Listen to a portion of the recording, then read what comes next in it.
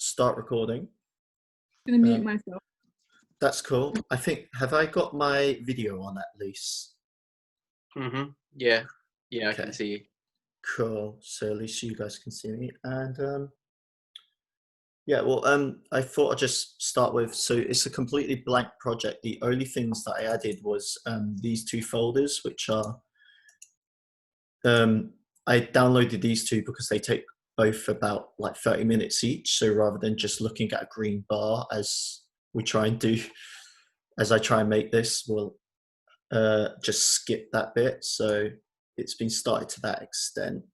And other than that, I'm gonna start the timer and I'm gonna start building it. And I guess I'll try and answer your question on what I believe productivity is. So when I think my issue is when I think about productivity is I don't necessarily think about it in a sense that being productive.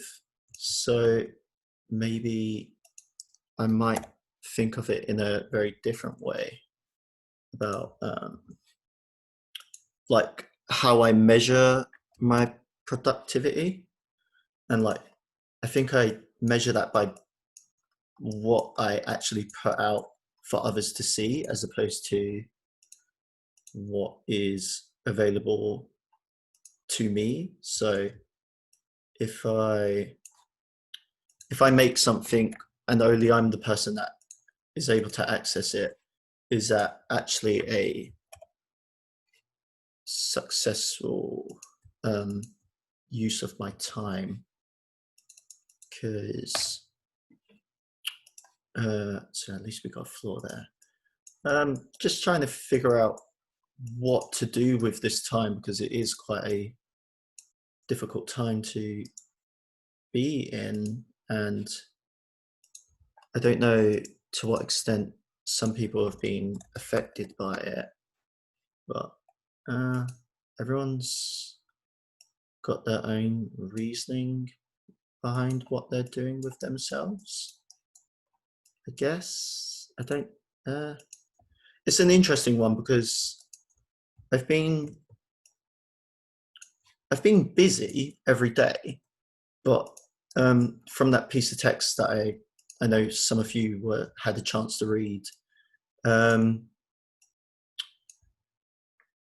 as much as I've been busy, I haven't really been putting anything online, which I consider to be like the level at which I'm successful. But that might be because I compare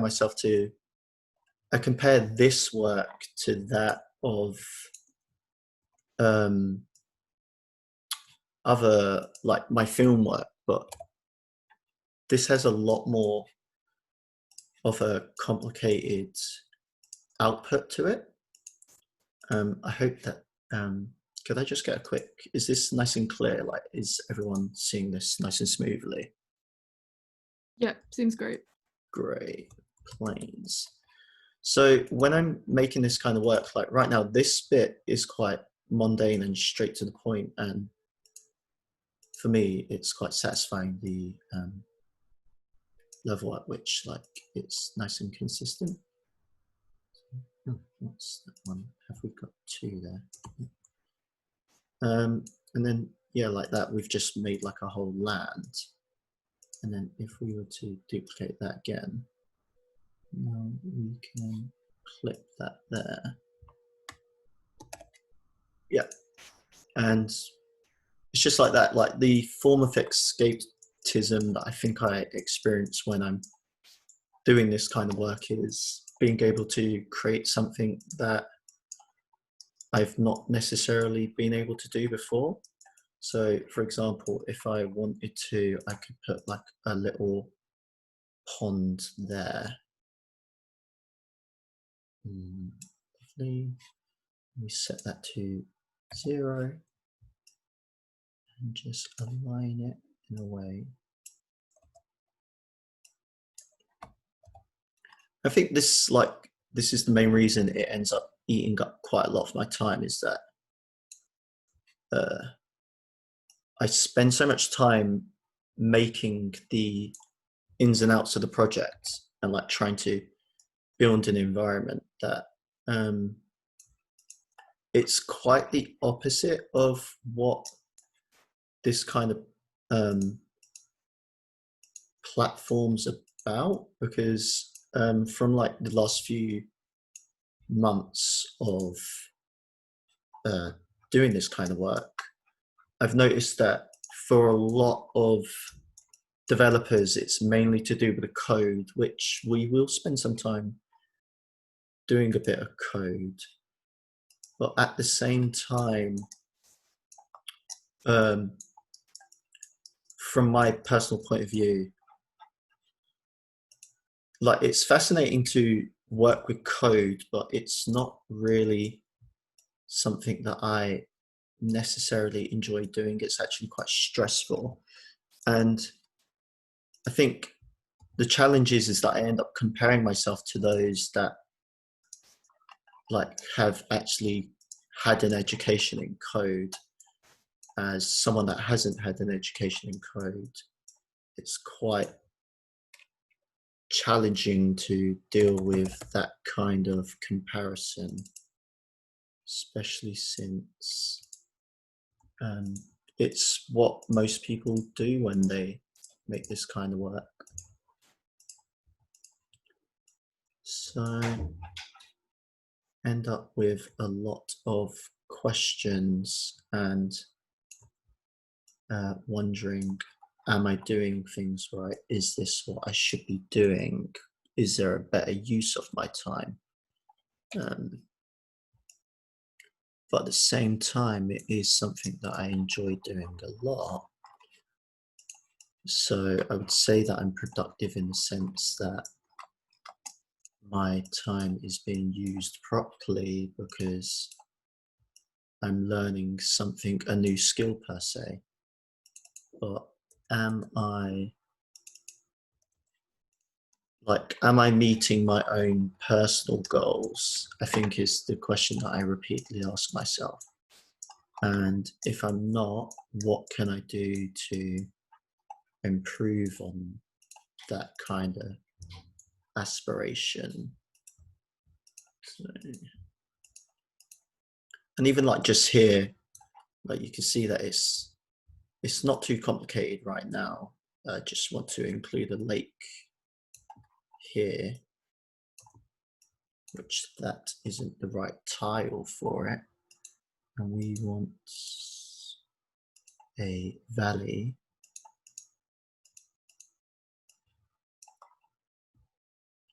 So we will insert a valley here.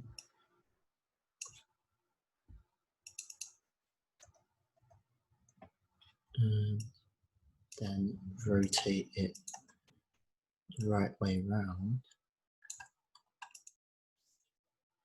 Sure that it slots in nicely, which that is not the correct one. So then we need to get the correct one so then we don't have any weird collider issues. Nor is that the right one. So then that's 2,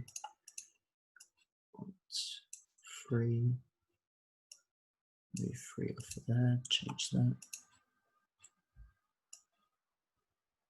I think another issue with a software like this is that you can very much spend a lot of time trying to perfect something as simple as just like a simple tile, which ends up making you feel like, because you can't really measure that kind of productivity because it's so mundane and almost meaningless, at least personally to me. It's like, what did you do today?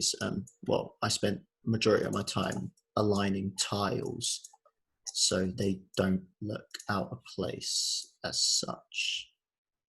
So if we just move this again, so now we've got another problem with this tile.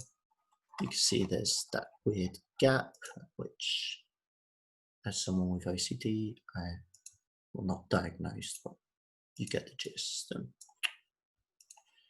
Don't necessarily want that gap there, so if we align that with that one, drag that out, delete that, and then rotate that around.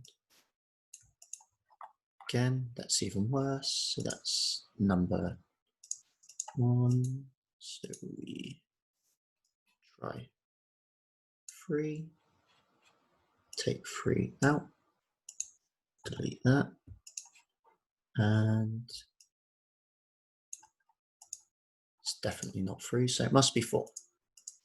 And it's just this same repeated action over and over until we make something as small as that.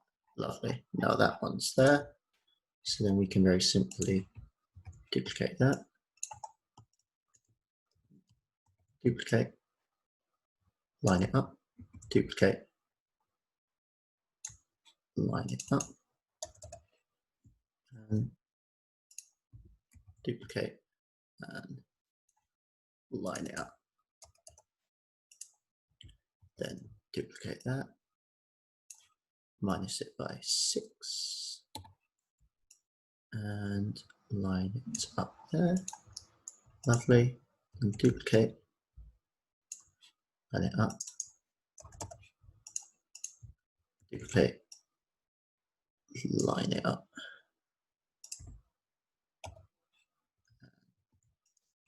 Duplicate and line it up. So if we just say for the sake of this area, we've got this nice large area here with a bit of a pond here for everyone to walk around in. So if we just make that 0, 10, and what would that be, 90?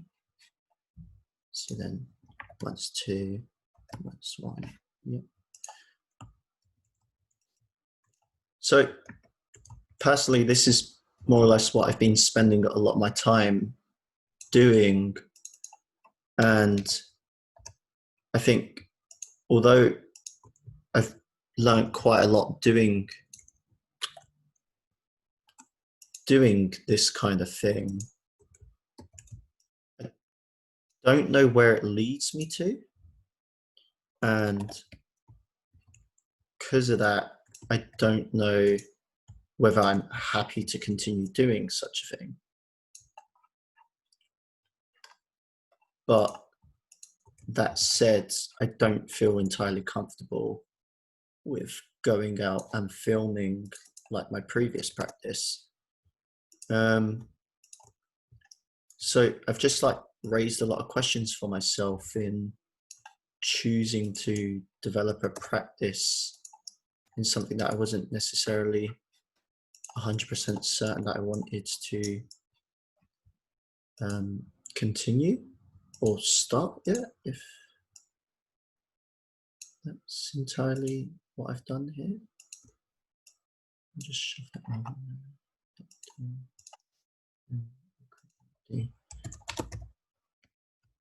And a lot of it, I'm probably just repeating myself right now a lot of the time, but I think it has a lot to do with the fact that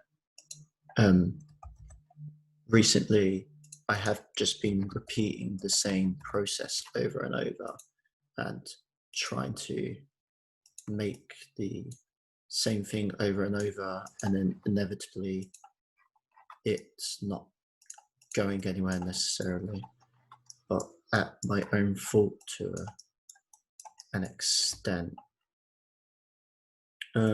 So that's why in doing a project like this, I hope to actually achieve in making something that exists, though just to finally push myself that extra step in sake of making a project and actually having it exported, whether it's perfect or not, which I think is my problem with why I believe that I'm not entirely being productive, because I'm spending so much time trying to perfect something that will always have faults here and there, and that I should just expect that to happen, and it's okay that there is a fault, and that in accepting that there's a fault, I'm doing much more long term and actually finally being able to get this project. What is going on?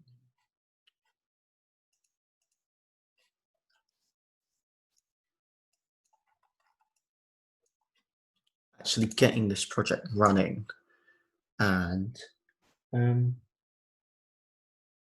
doing something about it. So hopefully the challenge there is that the project is made and something for someone to experience, similar to how my film work was done. And in doing that, we create an experience that everyone can enjoy, I guess. So we want the camera. And hopefully right now, when I start writing out these scripts, you can maybe get an idea of why I feel lost at times and what I'm doing. So we'll just call that scripts and shove that in there. Does anyone have any questions, I guess? Because I could just keep rambling and it maybe not lead to anything. But questions would maybe be a good place to start, I guess. I've been really enjoying your rambling. Oh, thanks. Okay. But it's been really satisfying about watching you do all of those, build something incrementally like that. Yeah. But, when you have projects for this, how do you decide on like a particular kind of landscape that you want to create? Or well, with my project that I've been making in VR, like the landscape that I've been making for some reason has like quite a Japanese theme to it, and I think I'll probably end up using quite a similar theme here. Maybe not Japan in particular, but it's with this pack that I purchased, which was actually from the donations that I got when I was advertising that coffee page for quite some time. There's just a nice theme that goes about the nature that I'm probably going to end up using, which I think has something to do with the fact that using this particular pack and the trees that are available in it, I think it's to do with the lack of being able to go outside at the moment that everyone's been experiencing. So, wow, that's really big. I didn't anticipate it being so large already. So we'll get that. Sorry. So I just been making scenes with a lot of trees because it's quite satisfying, to me at least, that I get to see nature and to the smallest extent create nature. So in here we want to add a script called mouse look.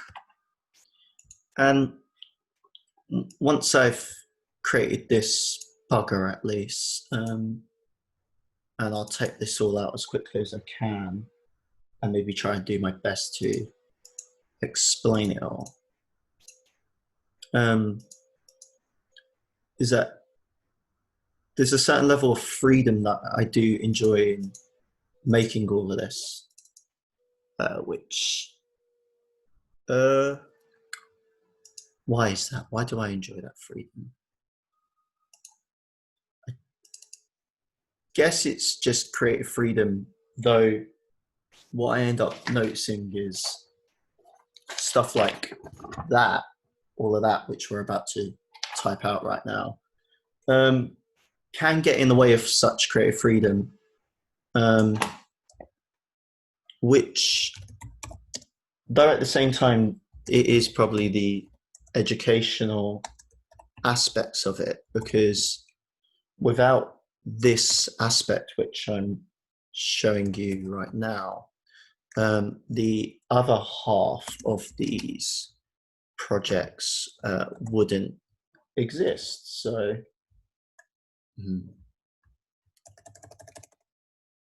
let's actually see that. And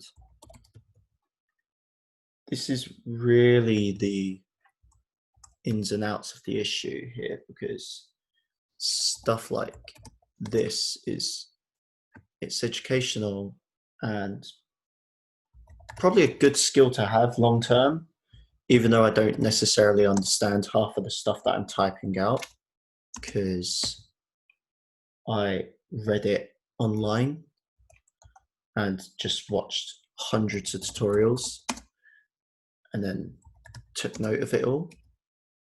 And that's great and all, but I mean, how beneficial is it to educate yourself in something that you're not 100% certain what you've just read? So, I mean, yippee. But like, as time's gone on, I would say like in the year that I've probably been doing this now, like I start to understand more. And even like this, like saying there's an error here, expected, which literally means do that, add a semicolon, which I believe means that that line of code is done. We are done with that, so we don't need to worry about that anymore. What we're doing here is just adding information. So these public floats or public transport transforms or character controller.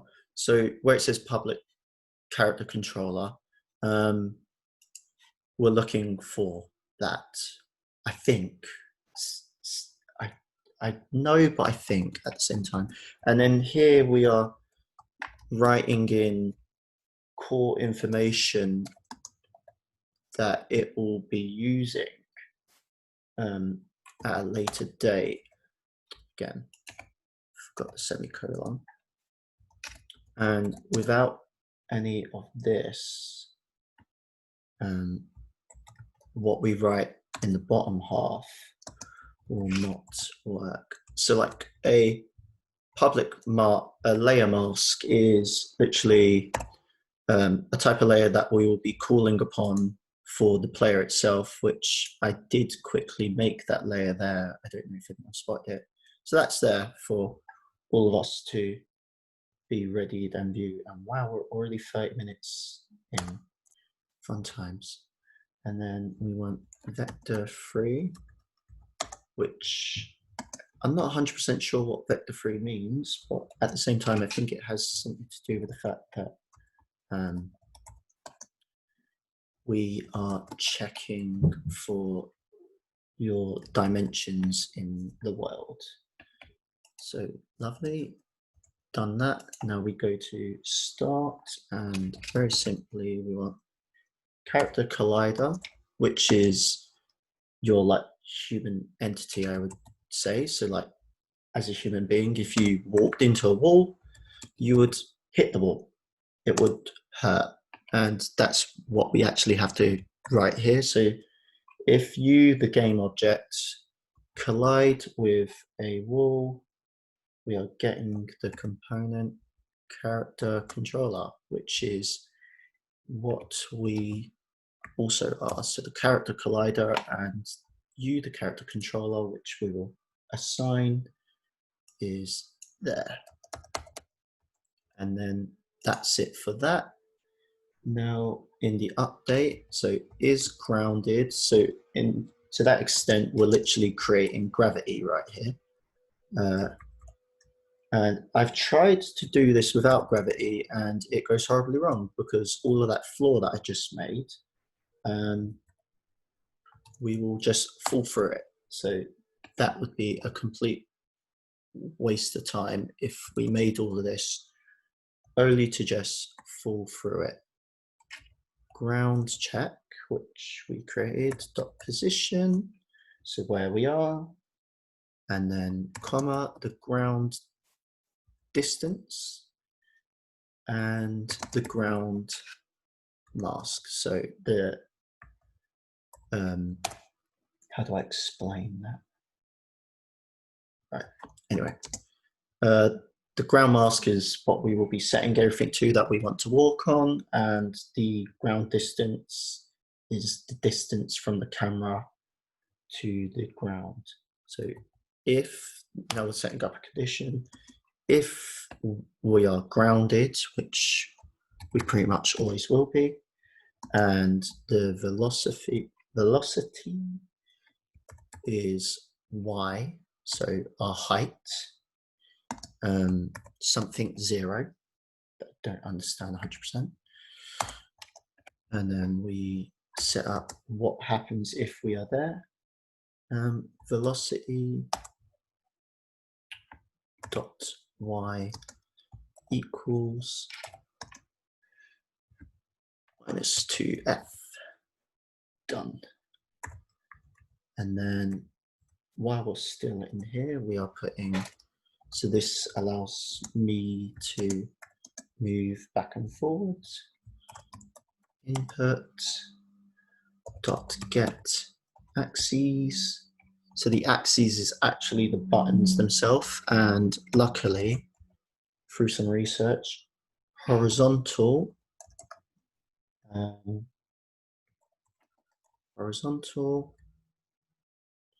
that is your up-down keys.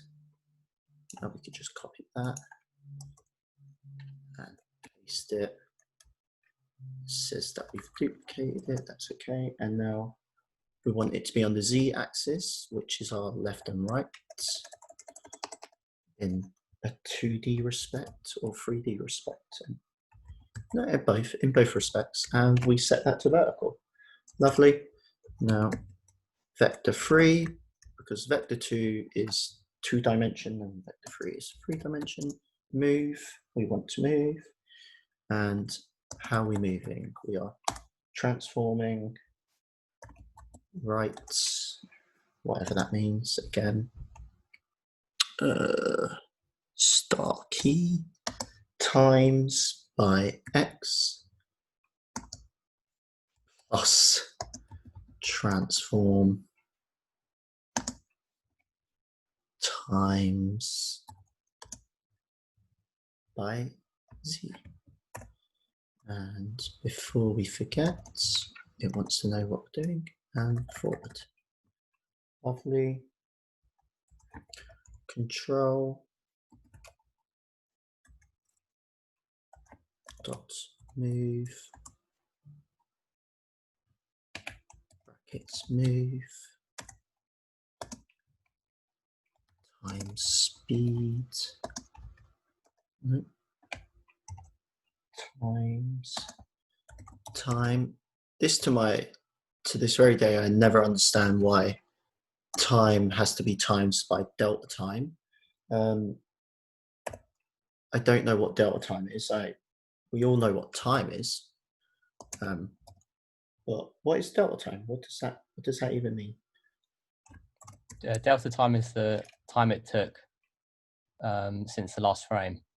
Wow, thanks. That's brilliant. Okay, well, I now know what delta time means. Yeah, it's important that delta time Okay, for like movement. interesting. There you go. So It's delta not time. got a simple. It's not got a simple explanation why you use it, but it's necessary. Interesting. See, that's my problem with a lot of this like coding part is that everything's so necessary, but it's not. Even like when you read forums and whatnot, everyone understands that it needs to exist, but no one really gets it at the same time. So even like this math f square, I don't get it, but I know I need it in order for this to just function normally. And I'm okay with it just being like that, but it really starts to set up the challenge when you want to finally create your own code, because for me personally, it feels that I am missing out on a lot of education to finally be able to create my own code, which... You learn about this stuff through forums. What's that, sorry? You learn about this stuff through forums. The Like, just... Yeah, that you would learn. Well, I don't know. I'm not 100%. The just what forum, sorry? Where do you learn to code? Where have you learned to do? So there's a few forums that I've looked at. Like a lot of the time, I end up, because this isn't always I'm normally doing a lot of VR work, so there's a few subreddits that I'm subscribed to that have some great communities that are all dedicated to like writing code and etc.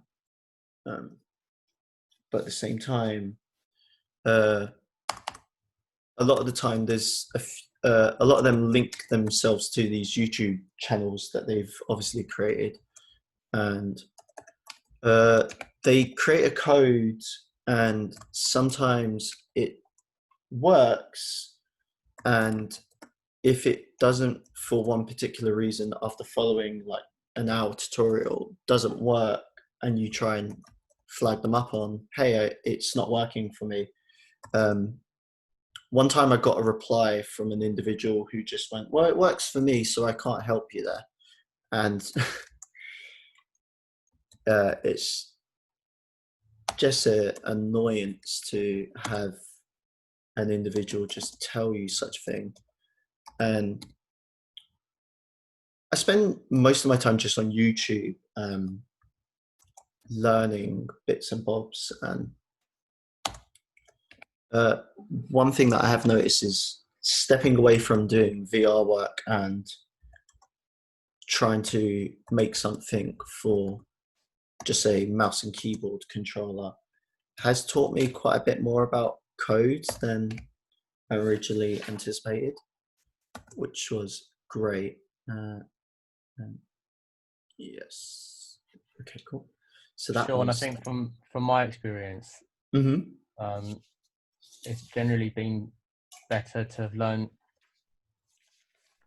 Unity from the outside in. So what I mean is like learning programming in the general sense, and then seeing how it's contextualized in Unity. Yeah. Because I know what you mean. There's the struggles of like trying to learn things within the video game design community, and like you're generally surrounded by people who are going to be learning with you, and that's like in principle okay, I think, but like when it's online and in like these kind of sparse communities, there's not enough like dialogue going around to like make these productive conversations about how to learn together. So I feel like there's a lot of misinformation gets spread, and like I do agree with you on shortcuts that. are taken, and like lots of like misconceptions are like shared. Yeah, because you get a lot of people, at least from my personal experience, you get one person that does something one way, and then you get another person that does it the other, but they both result in the same function but with mixed results on, like, one has this issue, the other has that issue. So pick, then you're kind of left with, well, which issue would I prefer? At least that's how I feel about it. I don't know if you have had similar issues in that respect. Yeah, it takes a while to fully understand Yeah. Why you make certain decisions.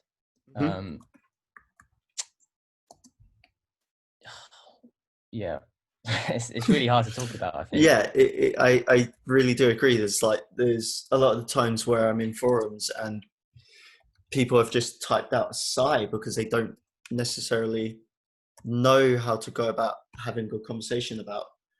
I mean, it seems like quite such a foreign language, even like probably reading it here.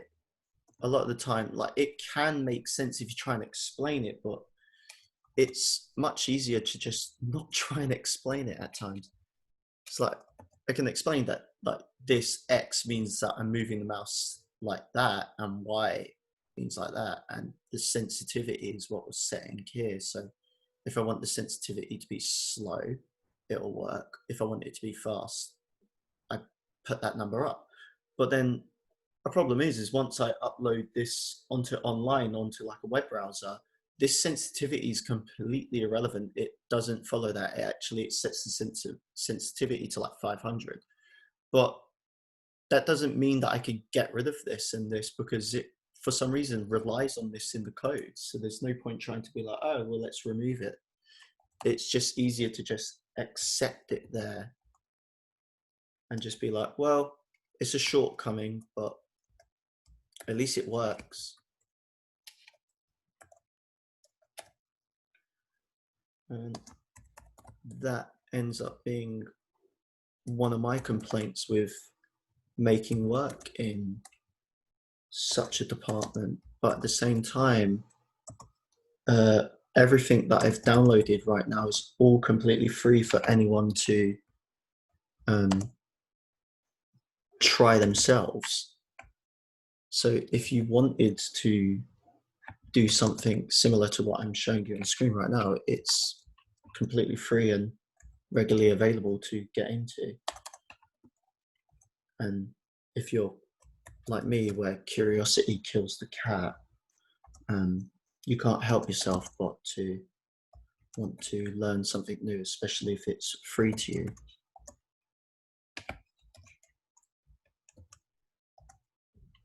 Just get this on its way.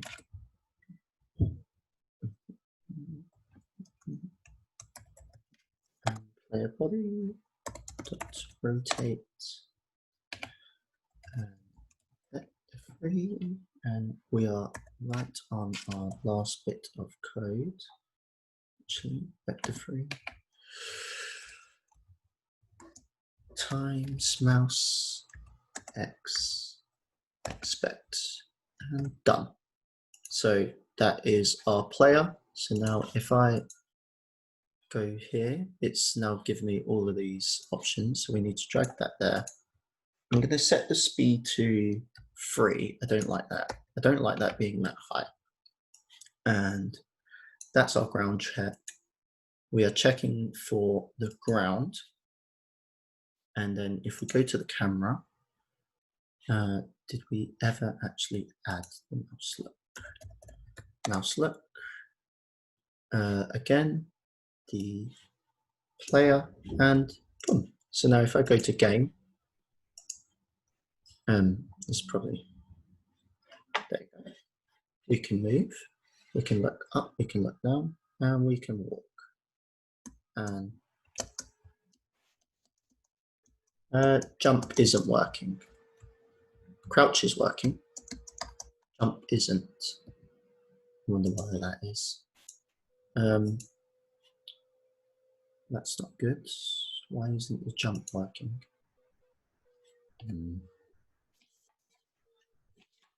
That is a predicament indeed. Let's go back, see if we're missing something. is grounded, which we are grounded.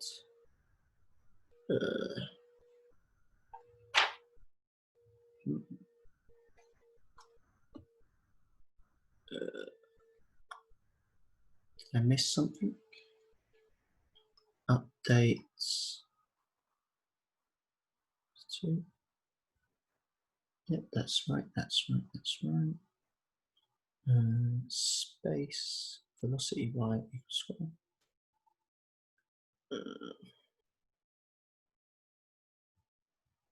Plus gravity, time dot delta time. Okay, I got that there. So I just grab that. That might be why. Let's try that now, for example.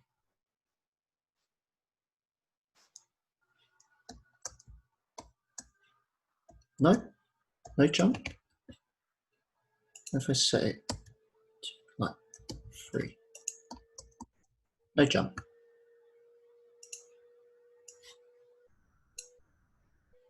That's very weird. Okay. Well, I don't want to spend. Jumping. Huh? Add your own jumping. How do I own it? Well, right now I've got. Why didn't you add your own jump thing? Like, as in bit of code, or what do you mean? Sorry. I don't actually know how to do it myself. So I've got this tutorial, and I know I've set it up before, so I'm not entirely sure why it's not working this time around, which is quite a shame. I'm just trying to figure out what I've missed, which, see, I don't want to waste too much time doing that. So I might just accept that it's not 100% a necessary feature, and we will try and fix it later if we get time, because there's other things that I want to sort out for now. So at least, let's just say, what are we gonna actually make this scene? Yeah, we can try and figure out the jump later. I think it's important that we don't spend all day doing that. At least we got the crouch working. Is it because that might be why.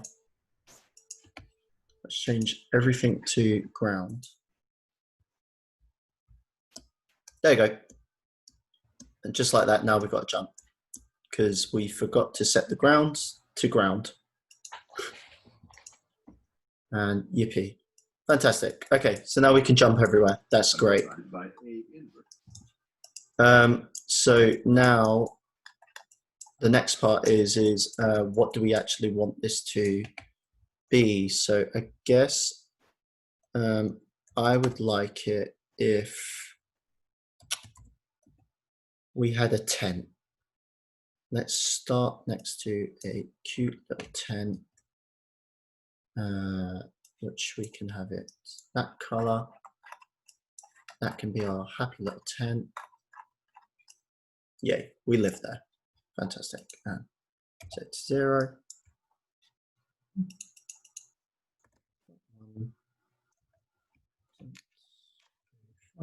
That'll do.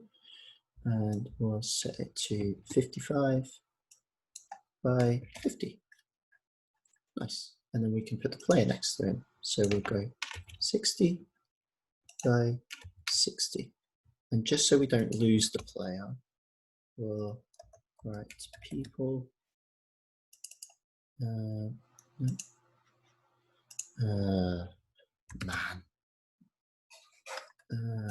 You? Yeah, you can do.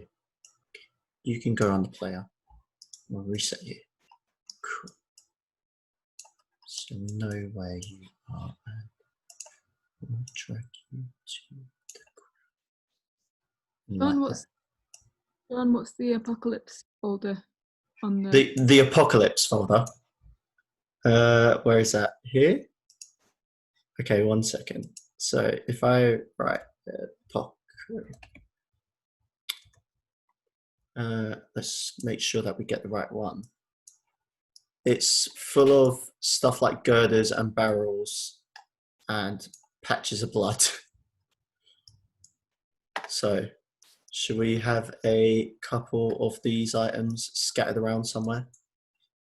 We can have it next to our little tent. We'll have a couple few fuel barrels while we're there and make it look like we're up to something, because there's also a bit of blood just outside our tent. Fantastic. There you go, Kate, that one's for you. And then we'll set that to, we'll make it a bit bigger. We can be more generous with our tent. And make it black. Yeah, cool, fantastic, that's great. Nice, so that's our little man next to his nice large tent with a bit of blood and some barrels on the floor. And then, you know what, while we're at it, let's change the sky, which I think this was, the sky is on fire, is actually one that I saw, which I quite liked. So we'll use that, but then at the same time is, where's the sun? So an important factor is that we, so we can't use that because of code, so that we have the rotation match that of the actual sky.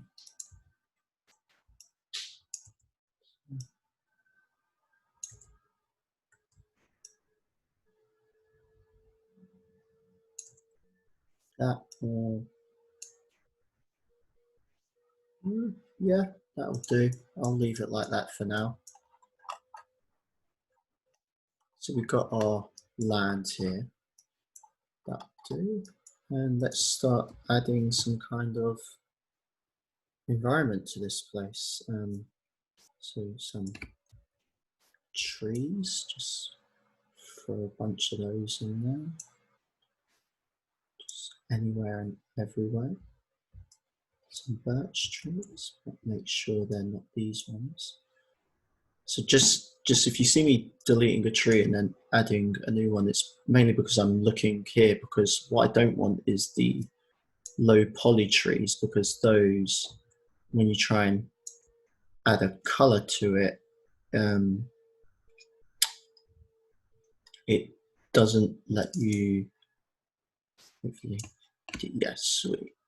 It doesn't let you customize them fully, which really sucks. I don't like that. I like to have full customization over my trees. I'll just try and slap together a really generic forest, and we'll change some of them to some kind of color. And we don't want those trees. We just want trees like this one. What other trees do we want? If we get some time, hopefully we'll try and do like an animation somewhere, or something of interest.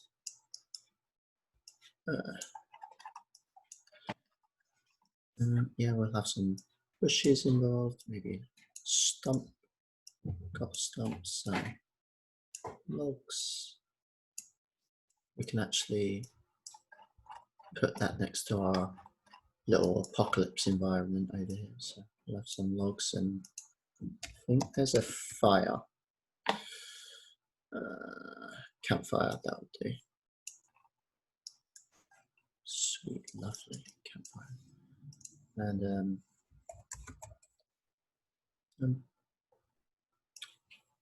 okay, I'll put a zombie there as well. Nice little zombie next to us. Right. Now, what is it I actually want this world to be? What do I want to happen? Do I want it to be a place, just a massive forest? Do I want some kind of interaction to take place? I guess we can maybe create a pathway. So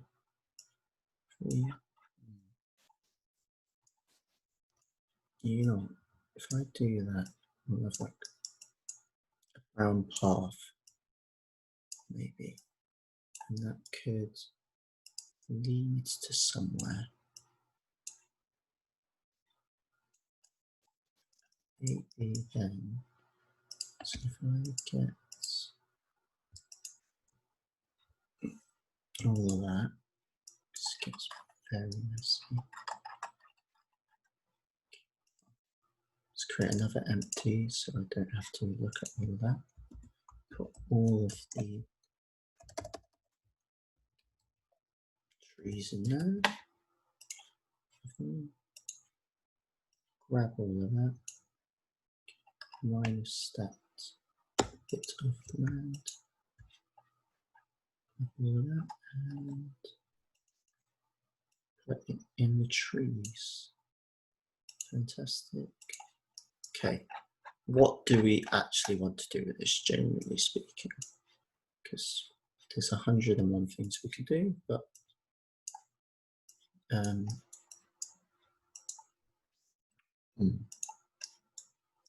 right. And here comes the lack of planning that I put into this. Okay. Guess we can have a cave environment.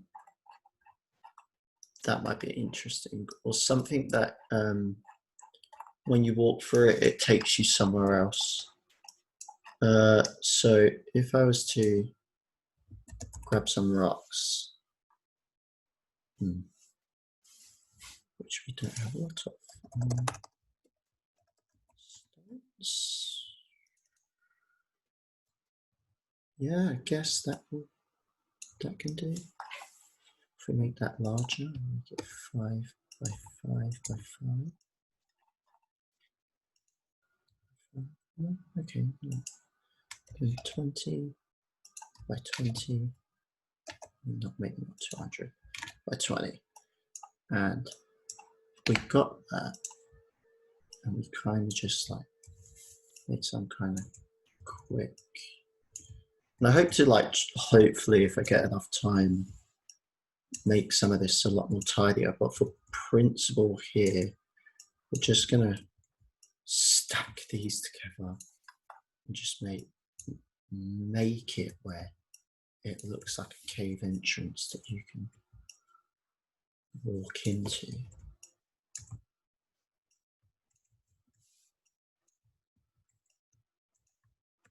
Come on.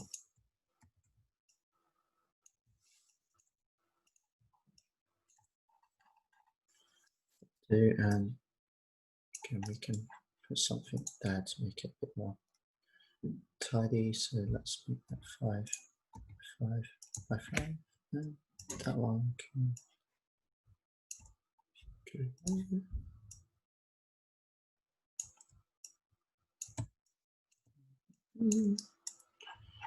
That could do for now. I mean, I'll make that look fancier later.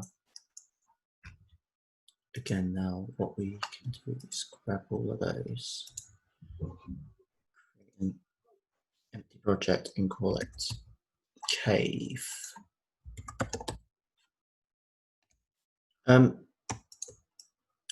Anyone got any questions or anything they'd like to input, say, talk about?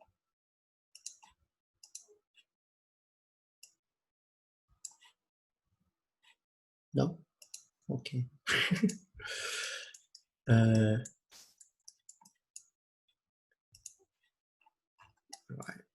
Okay, so we've got this cave there.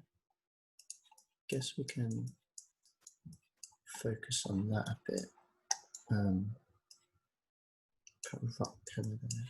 So can 5 by 5 by 5. Oh, no, slow down. We'll have that where it kind of like blocks up the entrance in a way. Okay. 4 by 4 by 4. somewhere. 6 by 6 by 6. Can do nicely there. I guess one thing that is quite good about seeing a timer which already says 4 hours on it is one of the more rational things that happens with me is a lot of these numbers here. I hate right now that they all have that many decimal points, and generally speaking, my OCD, which at this point I might as well have just self-diagnosed myself with, wouldn't allow that. I don't like that I'm looking at that, and I'm just trying my best to ignore all of that. I would spend the time and effort to try and make it all to 1 decimal point. Obviously with the grounds, if you were here at the start, you saw that I probably did do that with the ground to make that work, because it just had to be, because if not, would have like a bunch of gaps here and there, which isn't going to weld quite nicely with the character if he falls out. And even here, like just tent. We put all of that there, including our little zombie. And you know what? While we're at it, we can set this to 4, because oh, lovely. Hello, friend. Aren't you great? So I think because this isn't grounded. Oh, never mind. I was expecting to be able to just walk through it. That's a very big tent. But right now you can see that we've got shadow, but at the same time you can see into the player, which isn't great. I might be able to actually fix that. But yeah, we've got our trees there. We've got our elegant cave, and the sky's on fire, as it seems to want to describe itself. And there's a little pond over there. So I guess now we can maybe use a script that I read, I thought was good, and edited a little bit, and make it where when we walk into this cave, we will go into another scene. It's nothing spectacular. It's actually nowhere near as interesting as the other script, but you know, we'll do it anyway. So grounds crack. What I want actually is I want to, for the sake of the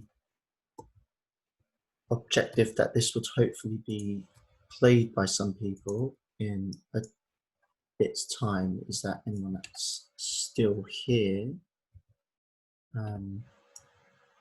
is that they know that if they step on this, that they will be sent to a cave. So let's just line up the ground a bit. Oh gosh, that's a shame. Okay, we'll put it at point.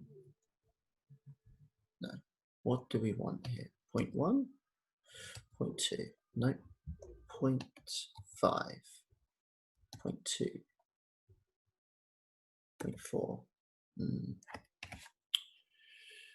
Fuck's sake.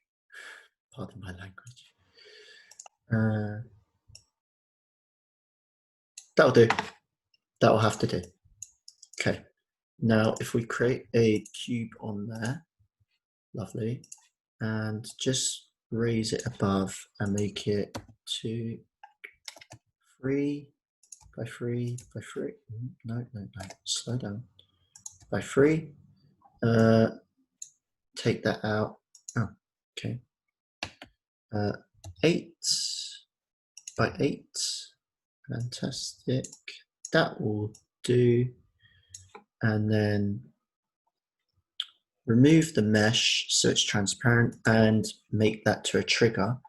and consult the notes. We are on the 4-hour mark.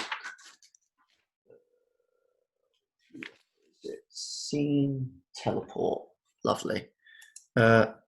So we'll create a new script called scene teleport. Create a new script.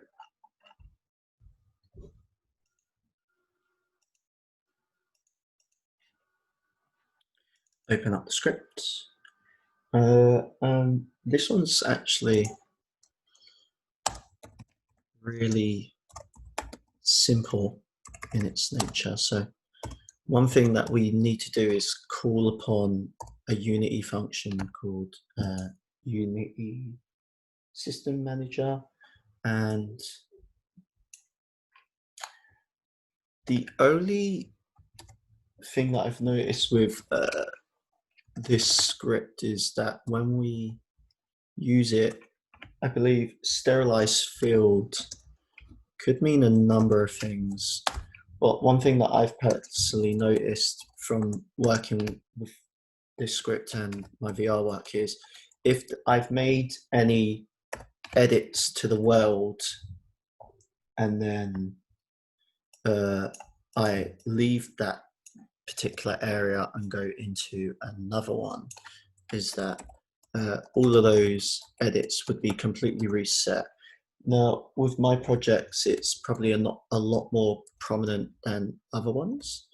And there's probably a way to save that data of, like, say if you knock over a barrel, for example, by really just shoving it over, which we won't be able to, like, use your hands to shove something over. But the barrel will be stood up again if we leave and go into here, for example. So yeah, just quickly write this. So I'm going to set it to player and another bracket. So if the player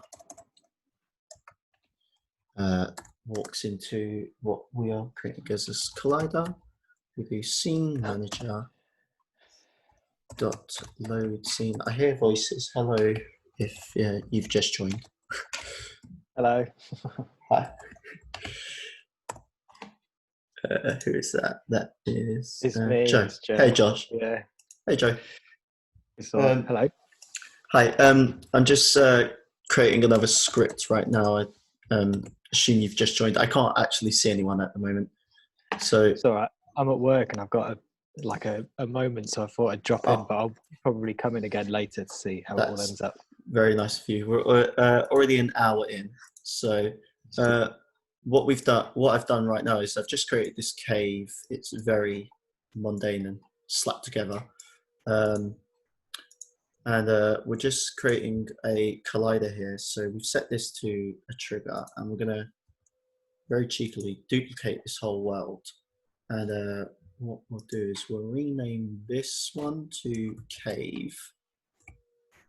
Yeah, that's fine. Oh, that's not how it should. Oh no. Oh, that's not good at all. Yikes. I really hope we haven't just lost all of that progress. Oh, that would be horrible. 1 second.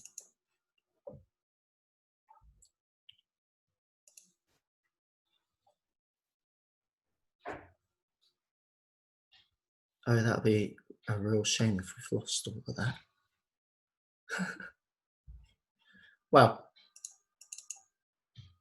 Wow, that's horrific. Okay, that's a tremendous shame that we've just lost all of that. Well, we haven't lost the scripts, which is a benefit, but we sadly just lost all of that environment that we just created. Ah, don't swear. Aye. That's never happened to me before, so let's, I guess let's go again. I've never had that happen to me before. That is horrible. I am. Oh. Okay. Yes, got something to do with that. That's wow. Okay. Ouch. Ouch, ouch, ouch. Step backs by a whole hour. Player. Add the character controller, add the player controller, set that to player, add the camera in there, set that to, this is horrible. This will be the highlight of the whole project. Actually, this will be the this will be the montage moment for me. Fantastic. Yay. Let's not let it consume me. Right, 12, yeah. Ground check. You are the ground check, which we will rename to ground check. Ground check. We lost that whole mountain. What a shame.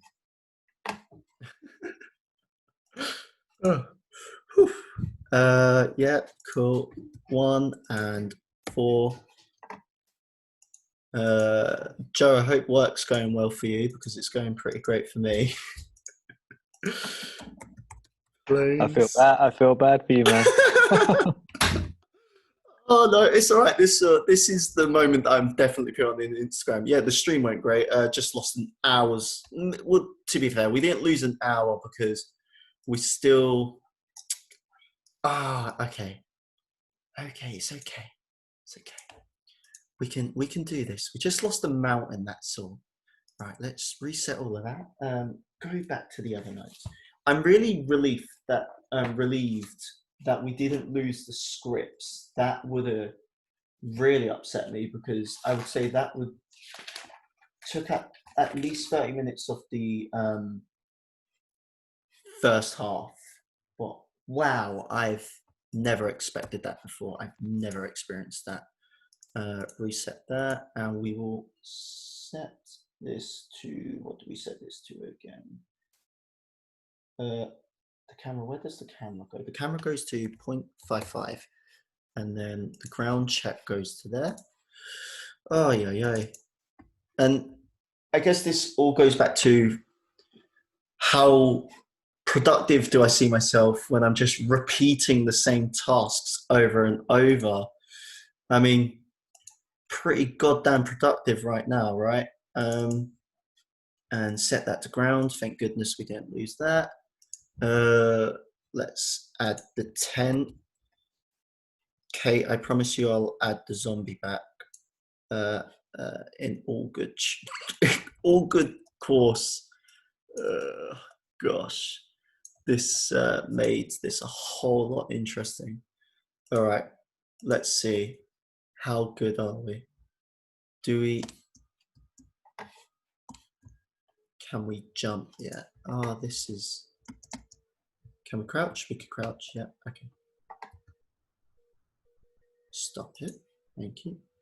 Player. What are you? You're set to ground. You're the player. You need to be set to player for our cave. Player Y position. Clipping. Ground check. Ground check. Let's drag that. Oh, okay. That's what we're missing. We're missing ground. Okay, let's make sure we got the function because I did want to try and maybe add like a platformer. Cool. Okay, fantastic. Right. Step backs. Big step backs. Okay. 30. Double click. Yes. At the beginning of this, you were talking about productivity, and you were saying that basically, like productivity is linked to making, like, doing things in public for you. Yeah, at least, yeah. That's actually, that's a good way to put it. That I would say, like, involves actually going out and having that like interaction with other people and being like, hello, this is something I'm doing. Because even like in my films, when I try not to talk, if someone comes up to me and wants to have a conversation, and it kind of ruins the whole production of the film for me.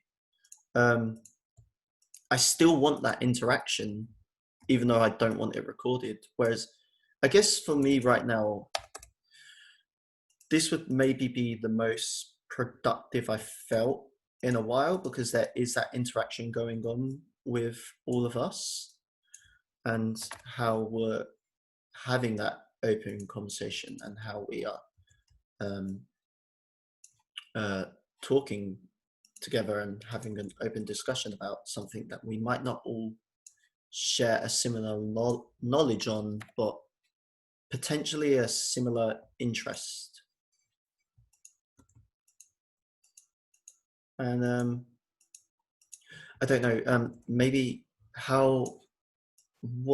sorry, if you ask the question again, maybe what do you think, not what do I go on? Yeah, I didn't really ask a question. I guess I wanted you to talk more about it, because yeah, you were saying that there's a connection between like things feeling productive and other people seeing them or doing, I guess, like in light of the whole thing being deleted.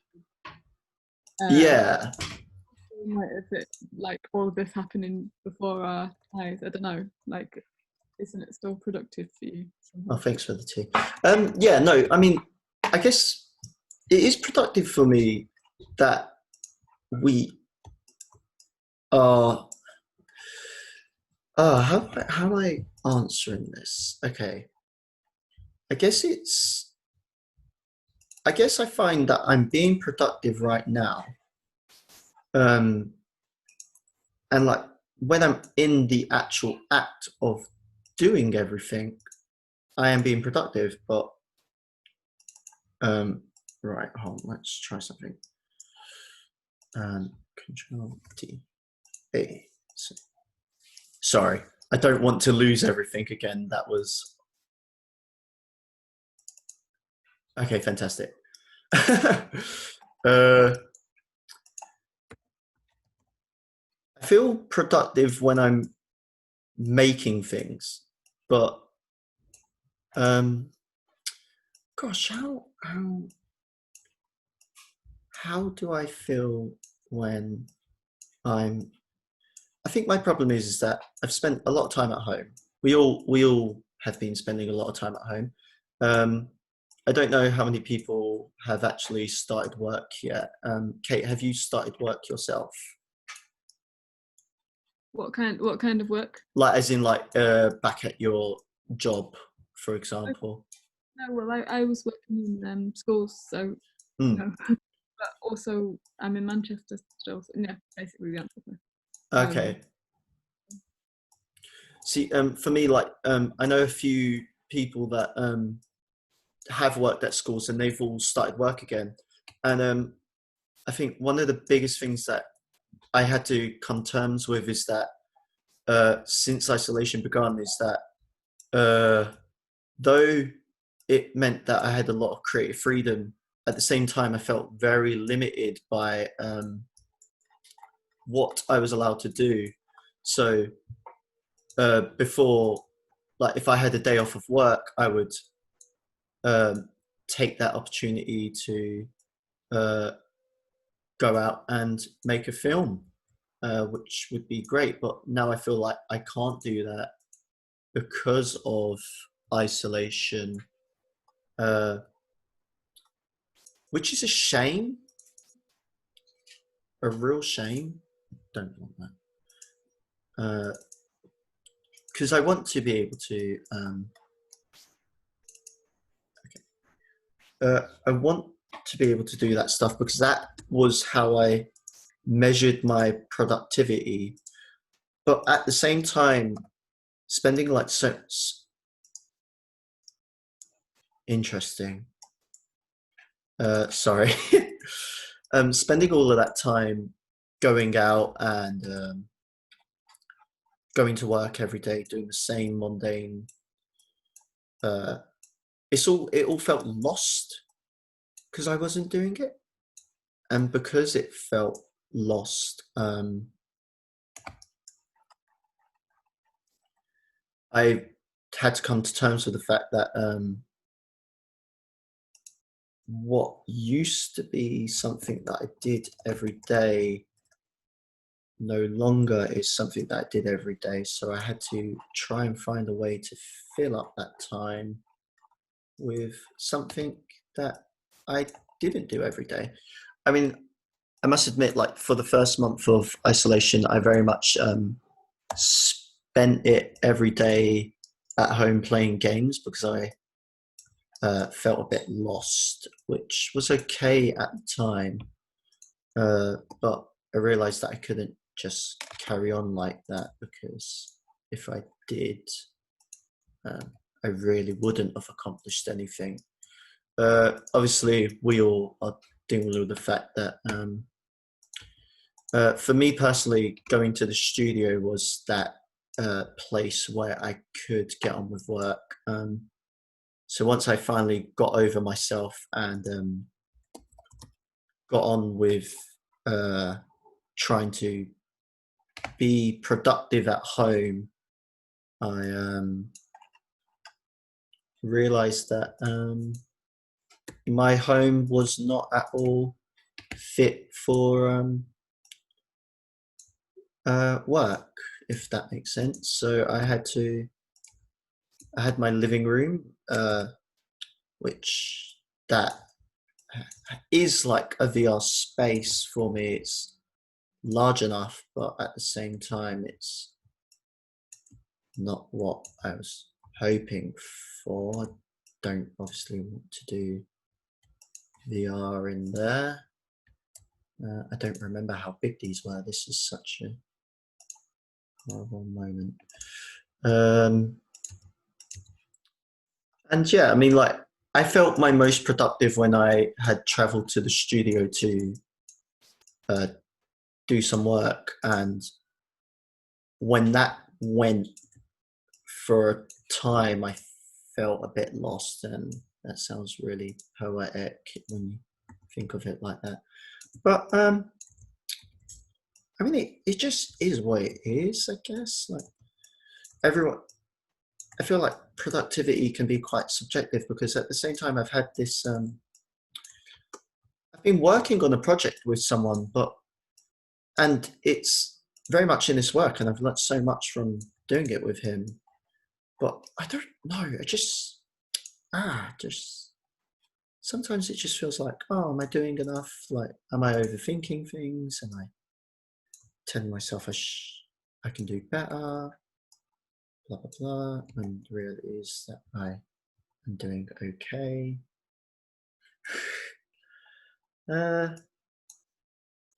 Where is a rock that isn't...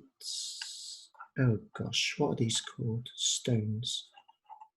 What's the stone folder? Stones? Stones. Again, I feel like I'm just rambling right now, but that's, I guess, part of the point.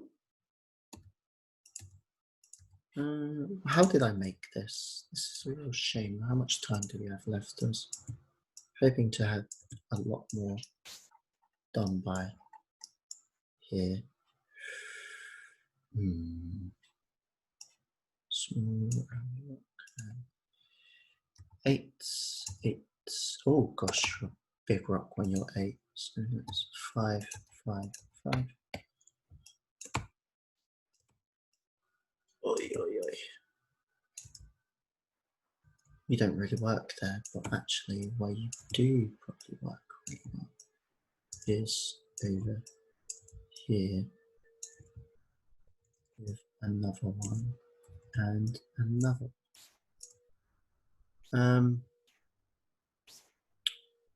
This is probably going to have to be okay for a while. That's fine. Right, now that I feel somewhat confident that I'm where we were originally, before Joe came along and ruined everything. I'm so sorry. That's all right. We're back. We're back. We're back here. It's worth it. It was okay. It looks better than before. Right.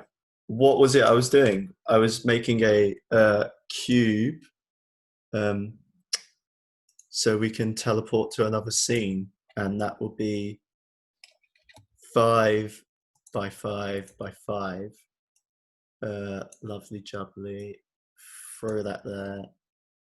Turn off the mesh. Make it a trigger. Call it a door. All right, and save. It's partly my fault for not saving. That would have been great. Scene, teleport, fantastic. Go to cave. Always really helpful. All right, I've got to go now, but I'll come back. I'm leaving at 4, so I'll be back after like an hour Cool. after that or something to check out what's going on. That'd be great. Look forward to So I seeing you just feel again. like I just arrived, ruined your project, and I'm left. No, it's all right. It's okay. It happens. All right. It's a new glitch for me actually, so I've never experienced that one before. So at least now I know to avoid that for next time. I'm just going to go. Yeah. Really. Cool. All right. Well, I look Yep. forward to seeing what happens. Yeah, See? cool. See you Bye. in a bit. Bye bye. Right. Now hopefully if we stand on this crack here. Right, why is that not doing that? Oh no. Did we set it to trigger? Yes. Right, interesting. Player controller, you're set to that. Oh, this will be such a shame if this script just doesn't work with this kind of player controller, which shouldn't be the case. Or did we even write cave? Yes, we wrote cave. There's the cave. Right, so we've got the player, got the camera there. We've got the box, we've got the door. Oh, that's going to be a right shame. Remove component. If that's the case, then we're just going to have one extremely detailed. Do I need to set it to ground, maybe? I mean, one can try. Let's just try that and see what happens. Because I was hoping that this would be like the main function of the whole project, is that we get to maybe experience a whole nother area with like different lighting and really change what happens. But I know that this works because of why is that happening? That should just work. Okay. Scene teleport.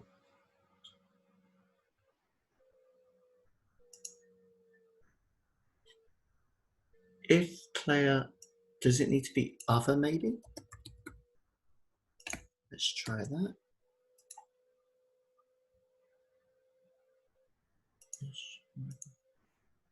Don't know what that means. Right, let's try it. Right. Hey. Save, yep, cool. Go here, close that. Door, other. It's an hour 30 left. 3 hours 30, what am I on about? Right, you're the player, you're tagged player. We know you're tagged player. Okay, let's go to the other scene. Cave. Go to the player, your tagged player. Fantastic. All right.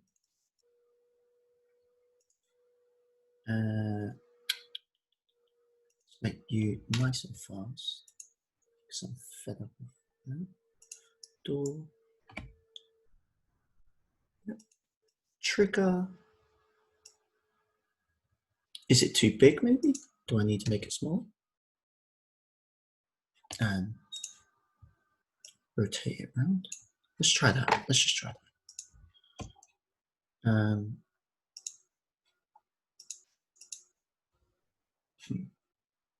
Hold on.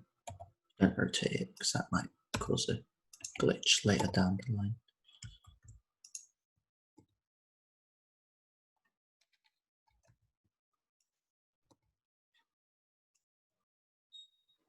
Let's try that. Okay. And then, because that's definitely all set up. Set up to go to the cave.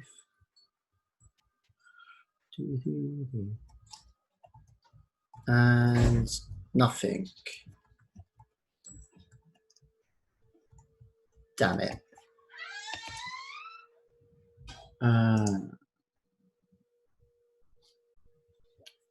We'll delete that. And we'll focus on that later. So let's actually just try and make this something more presentable than a giant field. Terrain. Well, I mean, it won't look as good as the other one, but we will try our best. So let's actually add some kind of mountains of some sort that will stop us from being able to walk off the edge, which actually I like that a lot.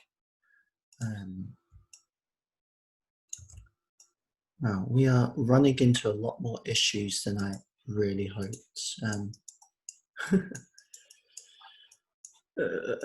Let's set the directional light back to real time and rotate that how I had it last time, which was 0, 0. Then we rotated it more like here and like there. And that doesn't look very nice, does it? So if we set that to 2, that looks a bit better.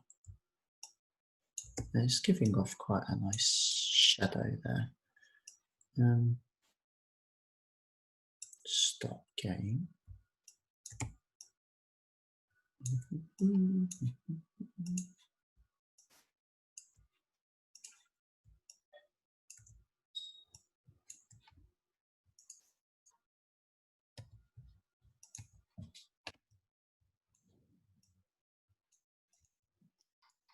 Gosh, I wonder why that's doing what it's doing. We'll really have to figure that out in a bit.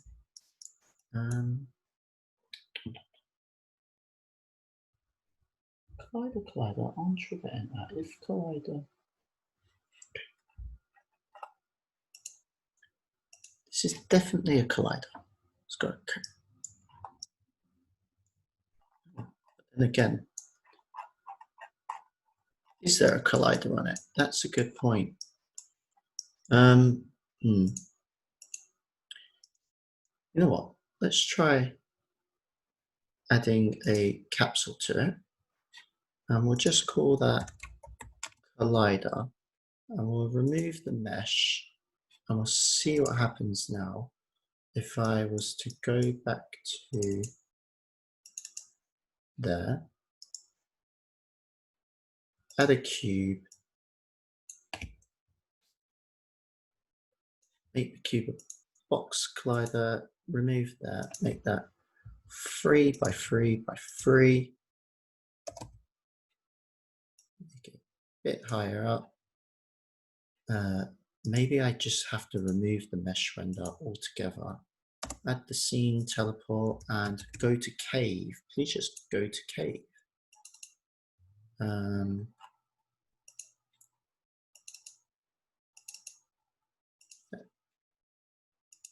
Because the cave, it would be nice if we could go somewhere else. That would be great. That's a very large shadow.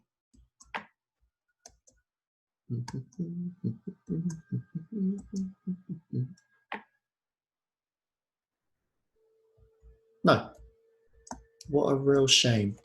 Okay, I'll have to check what I'm doing wrong later by going into my other project and seeing why it doesn't want to work on this project, but it wants to work on the other.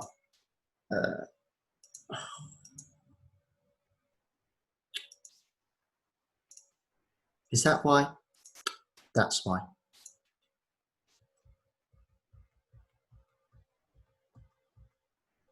That is why. Yep, that has to be why.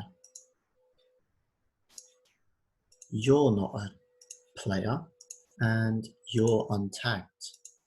So now, because it wants to go by the player tag. Now, if these two don't have a player tag, which I've never noticed, again, more issues from rushing, and we've got a nice cup of tea here that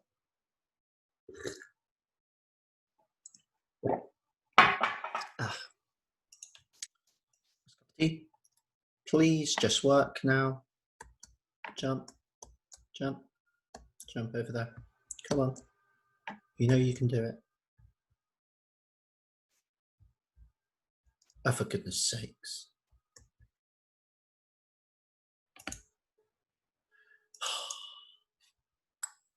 Whatever. Okay, we'll figure it out later.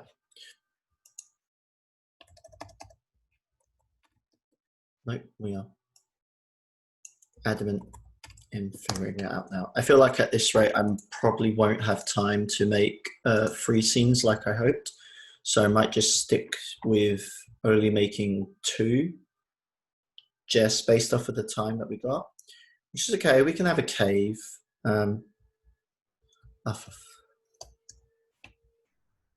What is going on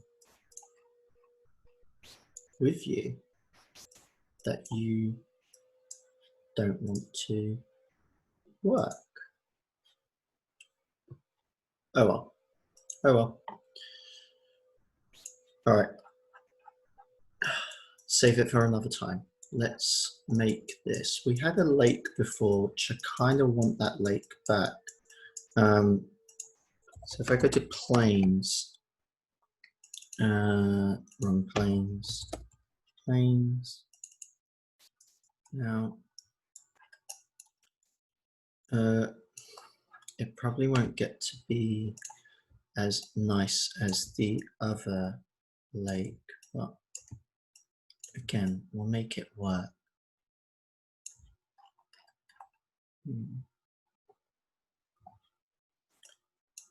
I feel like because of what's going on, it must be that one.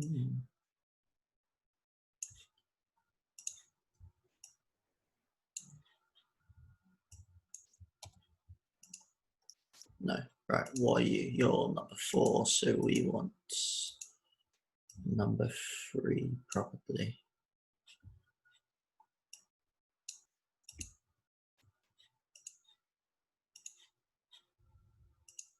Must be number 3. Yep, cool. All right. And then let's duplicate. Come on, duplicate. Slide it across.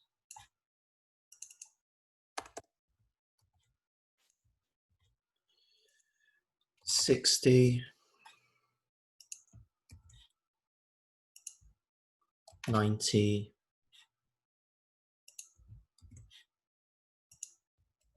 20,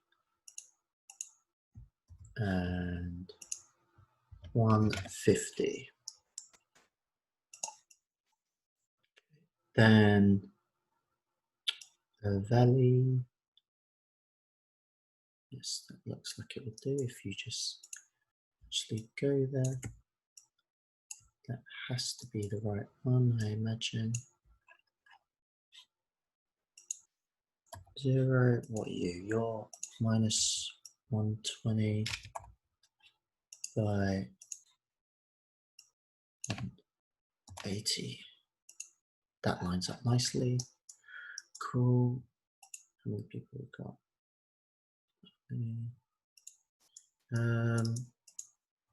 And then the other valley would go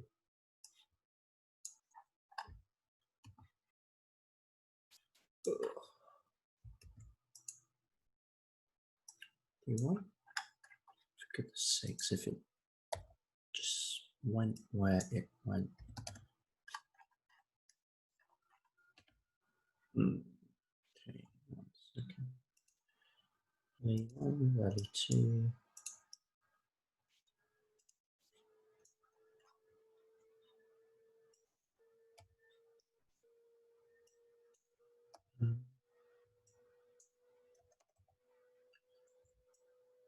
Does anyone have anything that I'll try my best to answer?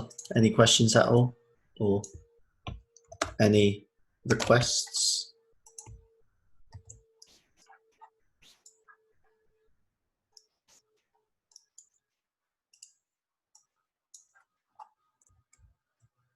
This one.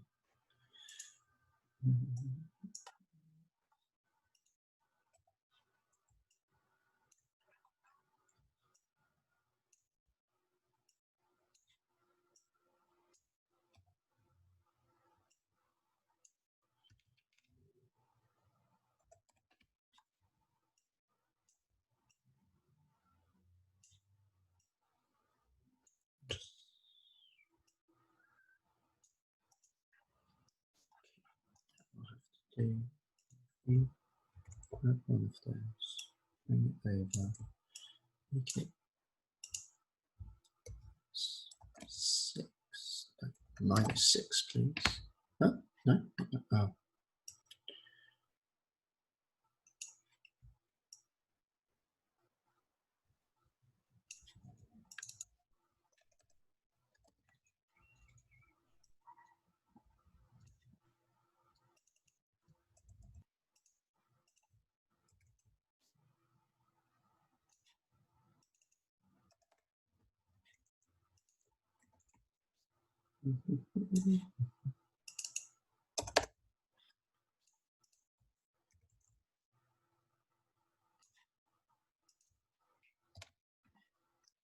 How much time we got? Okay, got decent amount of time.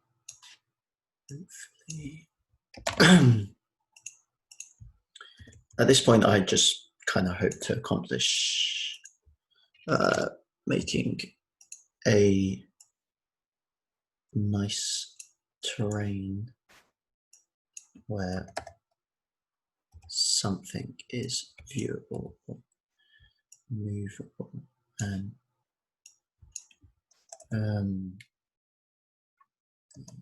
let's just shove it there for now.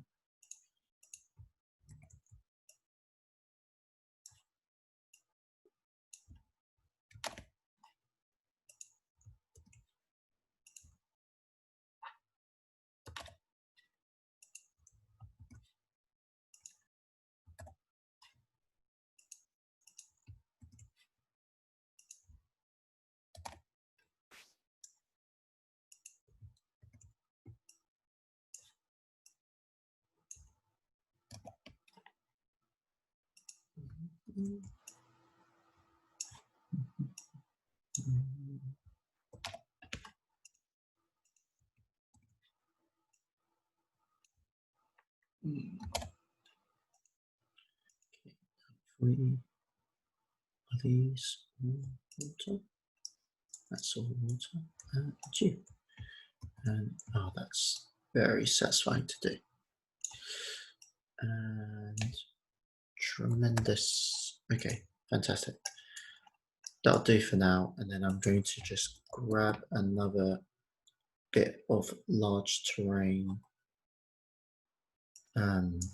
Yeah, that one will do. Rotate that like that. Yeah, cool. And shove it there. Make it about 3 by 3 by 2. Yeah. Kind of. Yeah, takes the water, hugs it a bit. Not hugs it, but stops it from looking weird, and we'll duplicate that, bring it around there. So yeah, and you know what, just for time, we'll update this later if we get more time, but that will have to do for that. Or just for a little bit of variety.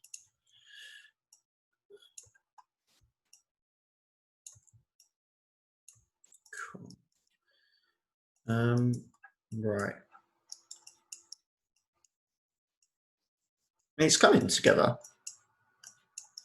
It's definitely doing something. What that is a little bit questionable because of is it questionable? I don't know.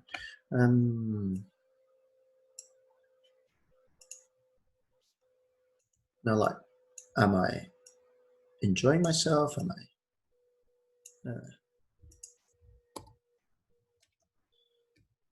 I doing good? Would I, if I want to,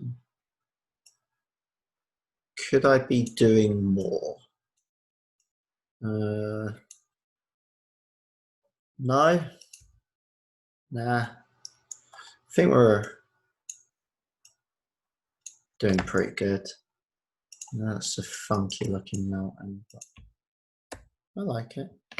Maybe not there. Maybe it can be wider. Yeah. That looks pretty good. It's kind of like a mountain in a mountain.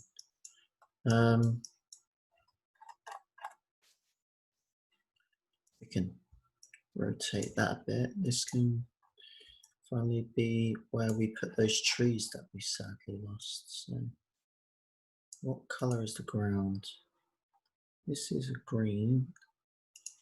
36. Was it? Go 36.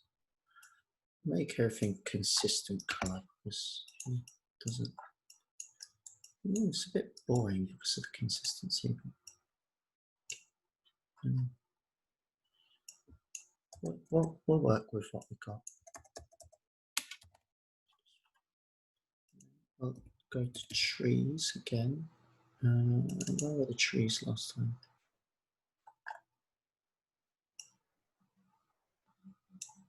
Could go there. That looks pretty good. Bit of free. So it actually dominates that whole bit of the terrain a bit. Make that 2 by 2 by 2. Yep. Okay. Right. Actually, that looks really bad now that it's all flat like that. So maybe 2 would make more sense, and then bring that tree up. Right, and now comes the interesting bit.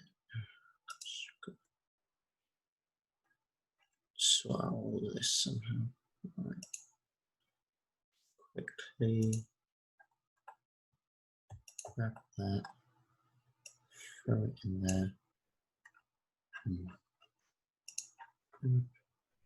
But we don't want the water. We want the water to be separate. So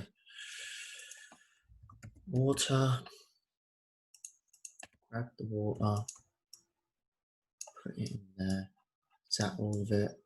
All but that piece. Where is that piece?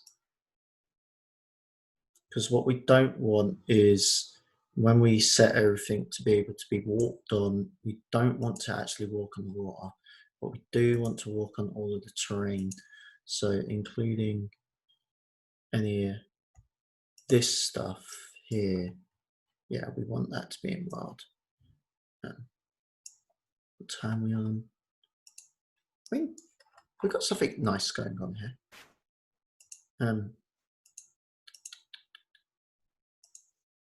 Let's create the cave. Cave quickly. Mountain terrain.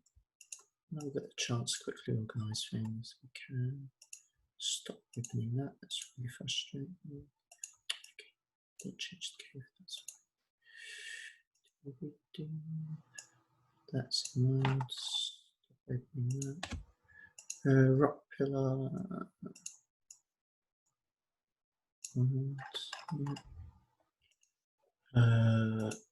Diamond, diamond, diamond, stone, stone, stone, stone. Okay. Cool. I think that's everything. Missing a few of the stones. They're in there. Okay. So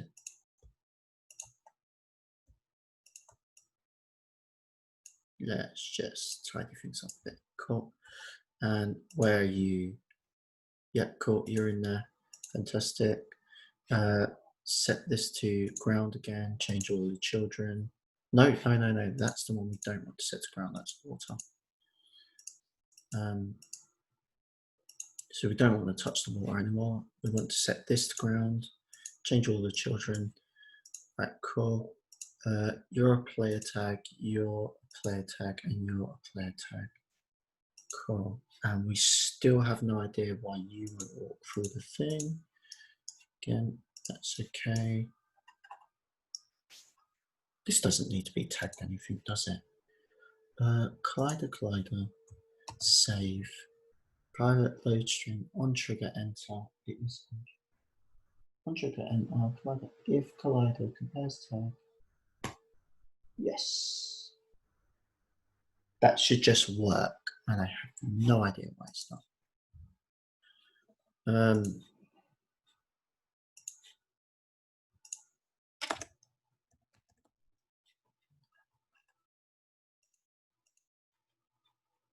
Is the scene?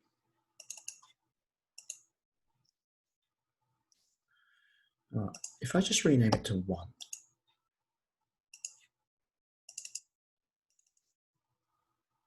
Scene 1. Huh.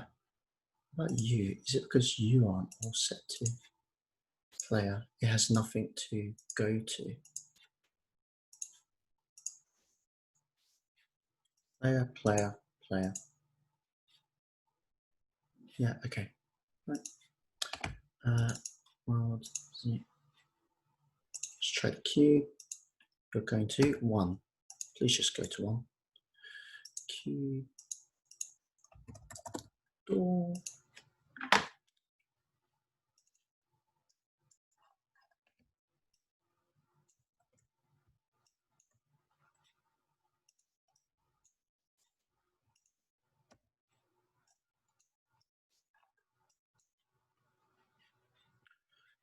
Sure.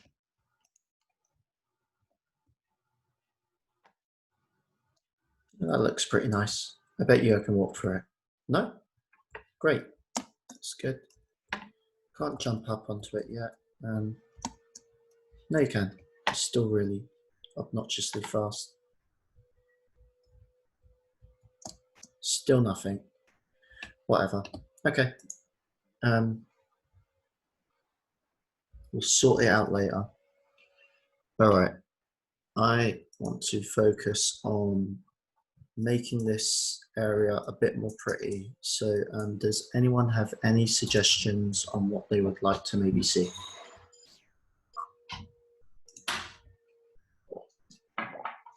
Because if I leave it up to me, I'm probably just going to scatter trees everywhere. So any requests is a good request.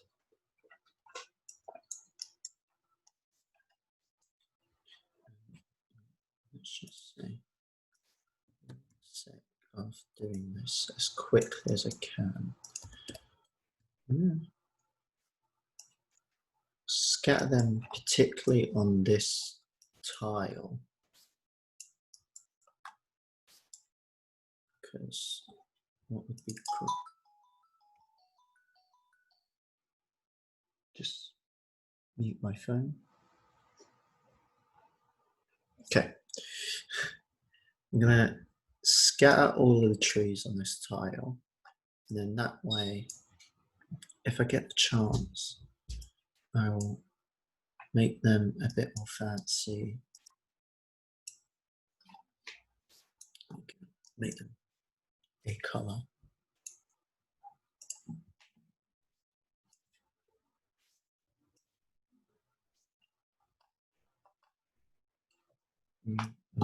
say, funny shaped square tree.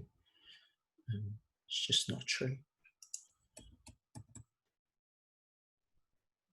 Personally, my favorite trees are the ones like this bugger. That one.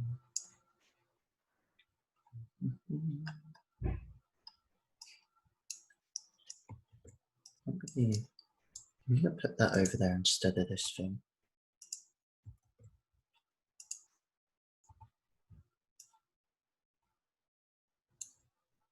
Yeah, that'll do. At least then that can be a bit more appropriate there.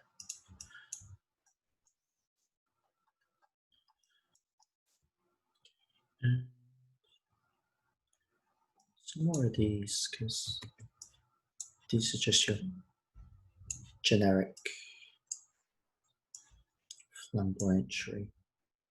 And some birch, some birch.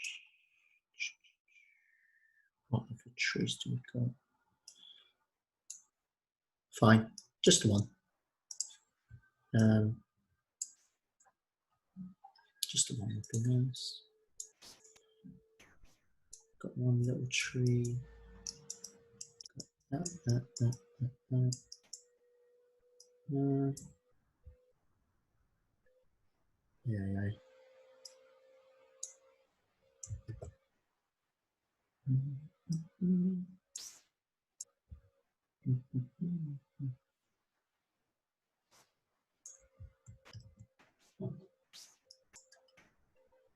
Okay.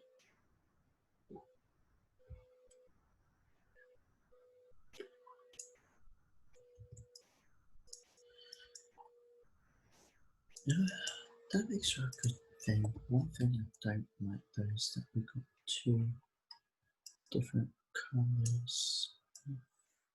Okay, it's very green. It's always very green.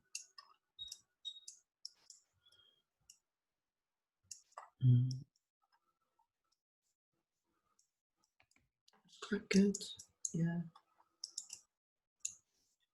What we could do is duplicate some more of the birch trees and maybe rotate them around a bit. Actually have some, pardon me, some tree branches touch other trees.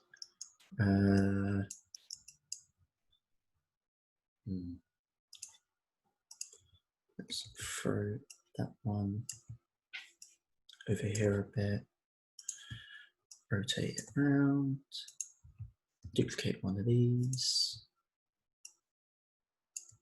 put it more here. Actually, we can bring it down a bit just for a bit more variety. Rotate that. Well, that looks pretty good as is. And then, right, so now if I was to, again, create an empty, set it to 0. What tile are we on? In that regard, we are not on a tile. We want to be, where's that empty game object gone?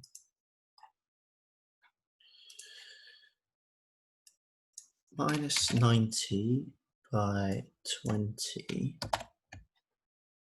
And we can call this trees. Then grab all of our trees, including the one that chose not to grab itself. Put it in there and just make sure we've got all of our trees. Lovely. Put our tile back in the world. Fantastic. Make our tile green again, like the rest of it. Stop our K from moving. Now, let's duplicate the trees. Set that to 60. No. To 90. Hair in my eye. Duplicate trees. 60. I mean, it works for the time being. It works a lot. Actually, quite happy with this idea. Set that to thing. Fantastic.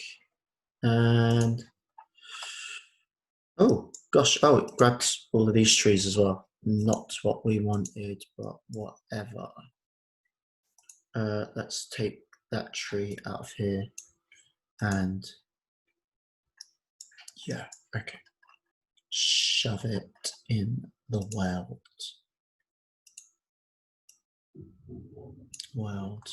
Cool.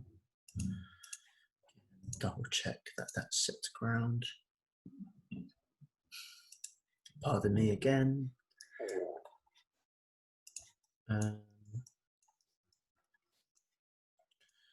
Let's make this a bit more bigger.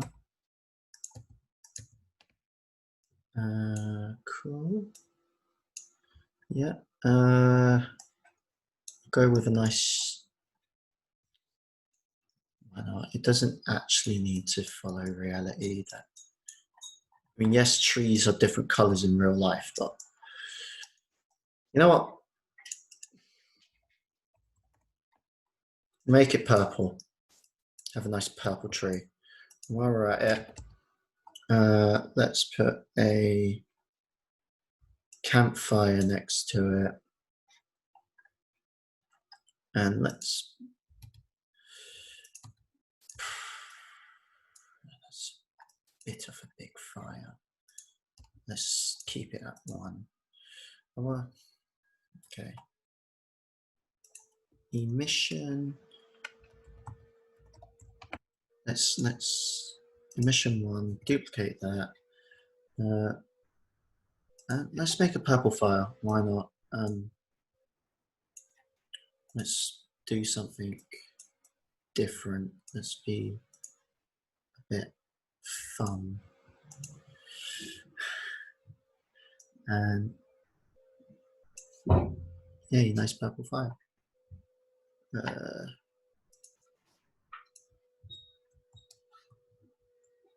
Maybe I don't really like the purple fire too much. But that said, if I was to maybe it's not purple, it's this shade. We can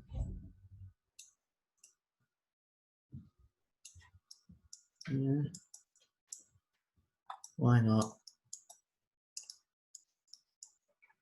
Screw it. Yeah. If I really hate it, I'll change my mind later. And while we're here, let's actually try and create some audio. Because it would be really nice if we at least got an audio source working, as the luck hasn't been fantastic so far. So that would be 5 and that would be 0.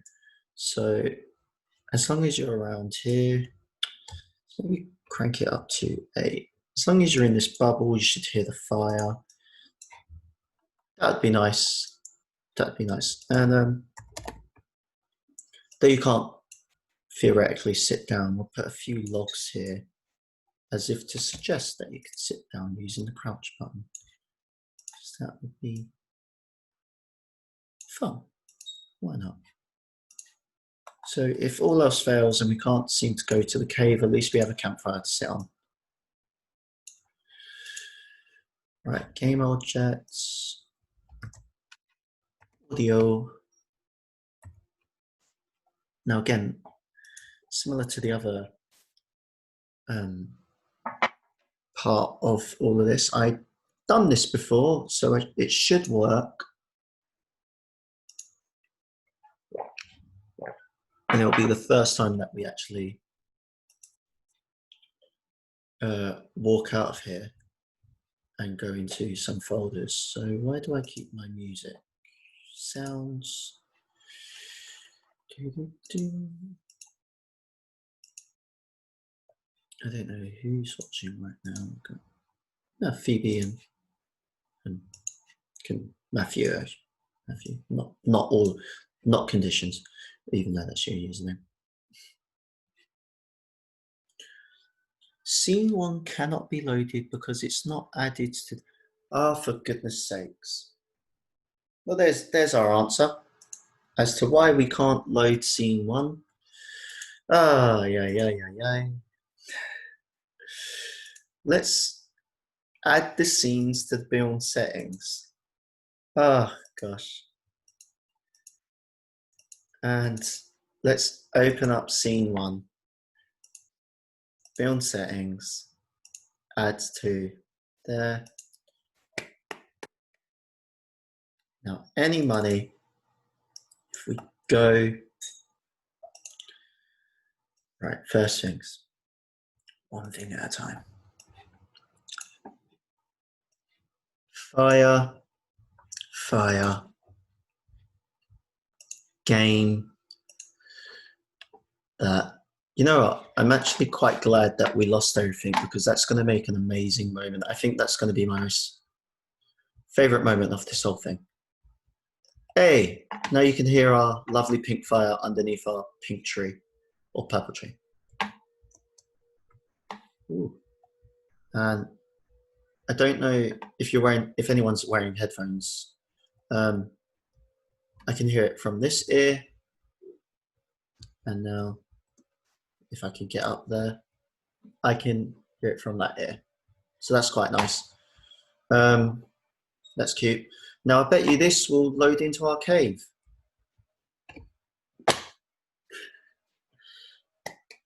Yay, we can do something with the cave scene now. So let's do that and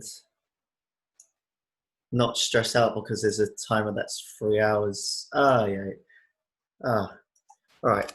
First thing I want to do is maybe make this a bit bigger. That'd be quite nice. So now that the cave actually allows us to go to the cave, which is really, really, really, really good. We can, I mean, this is pretty good. This looks good so far. If anything, where do we start from? So our only problem is right now is that we've got this tent. Let's add the apocalypse stuff that was mentioned earlier. If I could spell apocalypse. Polyperfect, poly, I think it would be under M, prefabs, apocalypse. Yay, we got it. A bit of spilt blood. Who doesn't love a good, let's not say that. Some barrels. Do we want the spilt blood? No. Okay.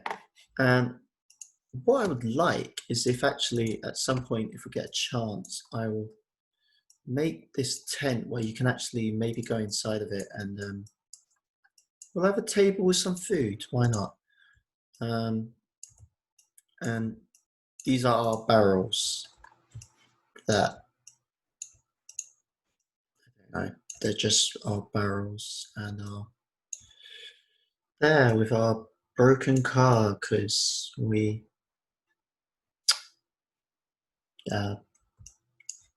here. That's why we're here. We're here because that car somehow broke like that, which is quite impressive. Maybe not like that. Maybe it can be upside down. Yeah, upside down car. I've got an idea actually. If we add a rigid body to this and get it to use gravity, then I don't necessarily need to stop. I want,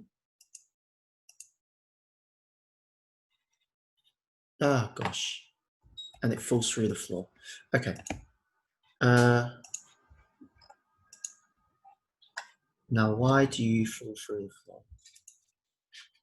Let's say if we just add a collider to that one, that one and that one on the rare chance that it gets there. Hopefully now it shouldn't just fall through the floor. And it fell through the floor. Oh gosh, not this again. Does the car itself have a collider on it? Probably not, which is why it's just falling through the floor. So we'll add a collider to it. That's wrapped it pretty nicely. Yeah, there you go. And now we got a car that we've fallen out of and it's a bit broken. Probably didn't need to make the floor a mesh collider, but whatever. Got a broken car. And it's not that big. That's an unrealistically sized car. Got a car and it's doing that. That'll be good. And we've set up an emergency tent. Fantastic. In this beautiful land. Right. No, I can't lie. I'm feeling a bit productive quite now. This is measuring up to be something quite nice. I actually like it quite a bit. You know what? What we could do to stop these from looking the same is rotate them a bit so they kind of, because we're rushing it. But I'm rushing it, but if we rotate the trees in a way that kind of makes them appear that they're not all the same, if we get something, yeah, look, we get something quite nice actually. That's looking a lot better. And as for our cave, we'll go back to terrain again. We'll put a piece of terrain here. Try and match the color of the cave and maybe try and bring some more shadow into this.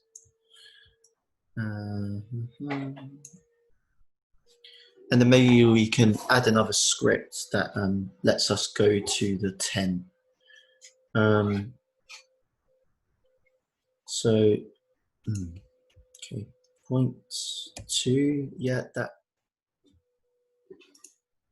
-6, because we don't want that to, don't want everything to look like that. I mean, we do and we don't, but it would be nice if some things looked different, right? Because in real life, things look different. Not all mountains look the same. I mean, these mountains look the same, but, you know, we're working with what we have. So let's unclick the cave and start focusing on this a little bit and trying to bring this together quite nicely. You know, if anything, we're slowly figuring out that at least I'm figuring out, in like doing something in a quick succession, I do feel like I'm producing a piece of text, not a piece of text, sorry, a piece of work that can be enjoyed by others. Because even if I don't finish this in time, or anyone that views this will get to experience what happened throughout it and the ins and outs of working on such projects. And if anything, I've noticed that working while under pressure is quite intense. It does make it a lot more difficult that I'm working on such a time limit, but not in a bad way actually. I think it's quite good that I've set this challenge for myself to try and finish this so quickly? Well,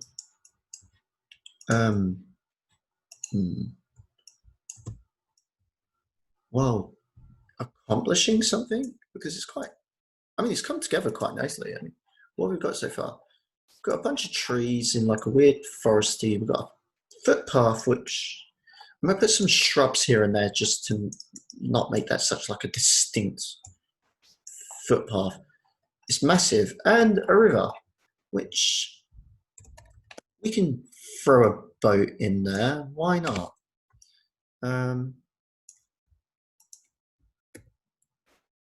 We'll make it 2 by 2 by 2. And you know what? We'll make the boat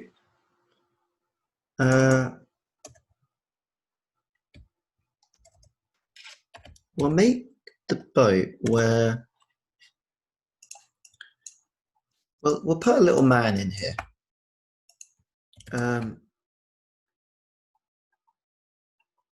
What man do we have? Not soldier. Let's not put a soldier in there. What's he? A swimmer? No. Soldier again. Man with tie.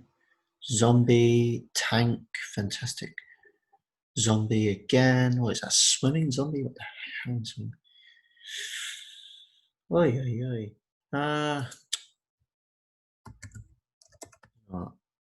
Because I've used this in my other project, and he's not necessarily a.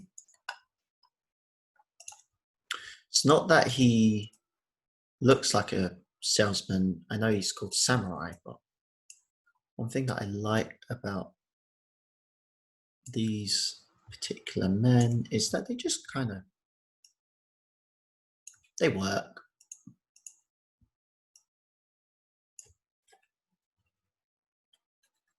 They work. Right. And in it working, are we doing what we can? I don't know. So I'm trying to think of something theoretical here, but it's not really a theory thing. Let's create a script and we'll call it velocity. Doesn't matter if it's spelled right or wrong, or sort that out later. Yeah, cool. And what we'll do is we'll set the velocity script where we'll have it where over time the boat is really boring. We could try and do a whole animation on it, but I don't really want to try and do that. Honestly, because I don't know how to do it quite yet, and I'd like to learn it over time. But as for now, we'll have it where this boat just goes in a real straight line, just like from one side to the other. And maybe I'll make it where it goes quite slowly. So it, it just looks a bit better. Again, that brings back the con of the fact that when we leave here, it will reset back to this spot. So it always look like the boats. I don't know, if we put it really slowly, it'll always look like the boat is just going down the same track. And again, if someone hangs around here long enough, the boat will just fly through the wall. Just for the sake of something aesthetically pleasing to look at, we'll have it do that. Why not? That will do, and I'll flick to that page in a second. There it is. Cool. But for the time being, we will go to the cave, which we've just named to number 1, and we'll start making a cave. I think what we'll do is we'll unclick this, we'll delete, because we've got 2 hours, so 2 hours 40 minutes. So I'll make the cave. That makes for a good cave. Terrain. I'd love for like a bit of a slope or something, some kind of platforming that could be done here. So if we had a rock,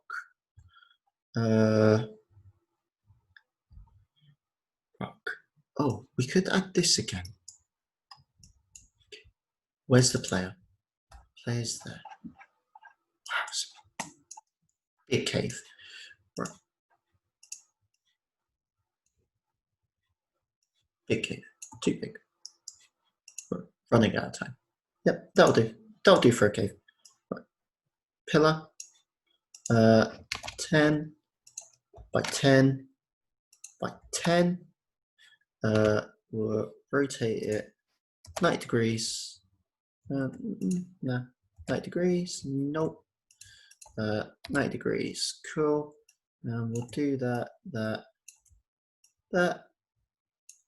So that could be our one wall. And so our one wall in the cave is that. And we'll have this there. We'll add another one. Some more rocks. I'm gonna make that 20 by 20 by 20. That can be a real big one. And we'll put it over here. So I would like for this cave to actually work. I would like it if you could go in somewhere. Maybe we can even add some music. And we'll have a cave that you can go into with some different lighting. That'd be also really nice. Add some terrain again. I think this terrain worked really well, mainly because it kind of has that like really ridgy aspect to it, which, oh, that's a bit big. Yeah, 3 by 3 by 3. Oh gosh. 2 by 2. Oh. Leaves me with an idea. Where's the other terrain? You don't necessarily need to. Okay, 2 by 2 by 2. And then we rotate that round like that. Do this, and yeah, because okay, well, that doesn't work out too much. But we could. Fine. Forget a chance, or maybe I could cover it up with this. But some rigidness might be good here. Maybe even if I hit that and I can make that wider that way and that way. Well, this might work out a lot better than the previously proposed idea. So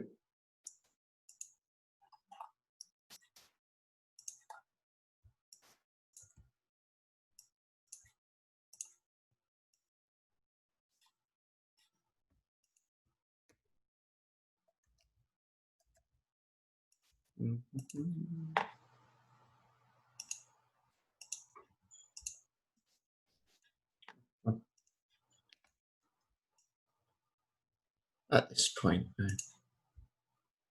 I'm less entertaining myself. Is if we are here, I'd like it if they didn't. Yeah, that looks kind of good. And then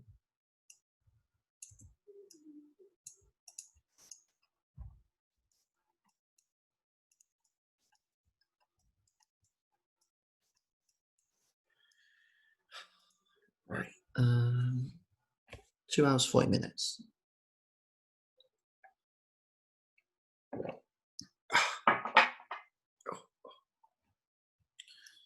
Hmm.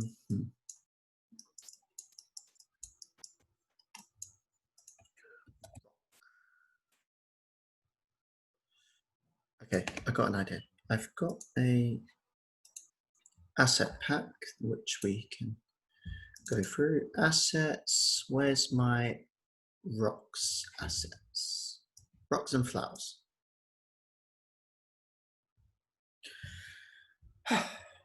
2 minutes 40, so almost halfway through, right? If my math's right. I think my math's right. Just not very confident. Okay. We'll throw her up there. Make it 10 by 10 by 10. Another rock. You going? In a moment. In a moment. Oh, okay. I think I'm literally just with Matthew at the moment, which is okay. I mean, it's coming again. I don't know if you. This is going to be the bit that no one sees, and it doesn't really bother me. I don't know if you heard what happened. At one point, I sadly lost everything at the very start. Like the first hour, it was quite tragic, actually. Yeah, you probably saw me die inside for a little bit. Oh dear. That's what I'm going to post on Instagram. That is the highlight of this whole project. Is the bit where I. It's okay. It doesn't matter. No one's here other than Matthew. Which that said, I appreciate that Matthew's. Whether he's listening or not now, at least it's like I've got someone to talk to.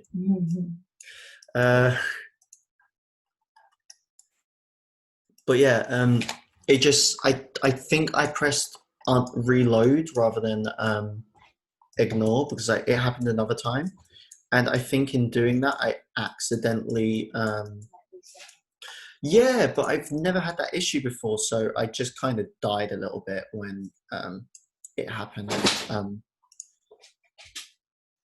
If I was by myself, I would have shed a few tears. Nah, probably not. No. Oh, I don't know. Would I?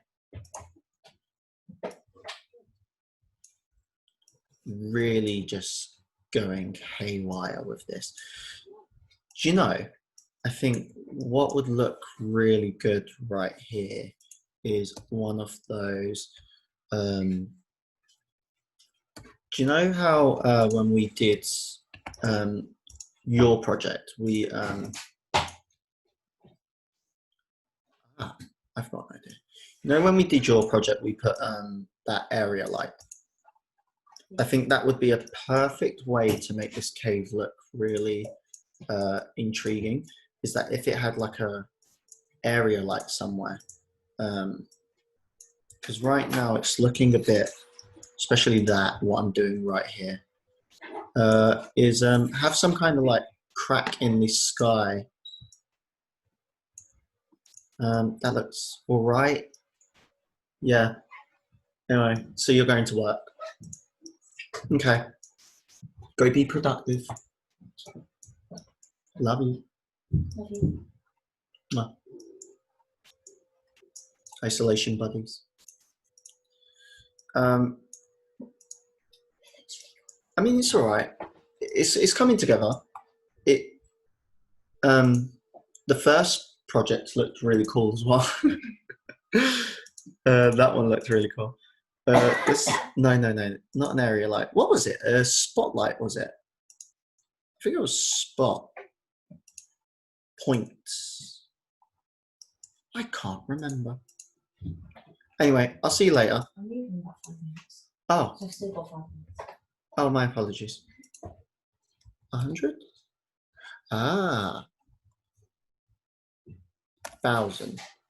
Ooh, okay. Now that's doing something that maybe I like that. That looks quite cool. What we need though is a light source that kind of makes sense in that regard. So I want it to be quite gloomy, but I want it where, oh, what's a good moon? Oh, that one looks quite cool. That looks quite good. Oh, thank you. So what I'm going to do is have it where, right, I want a,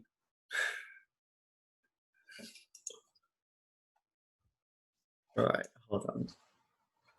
If I set this to 0, no, rotation to 0, 0, 0, it's not that I want to set.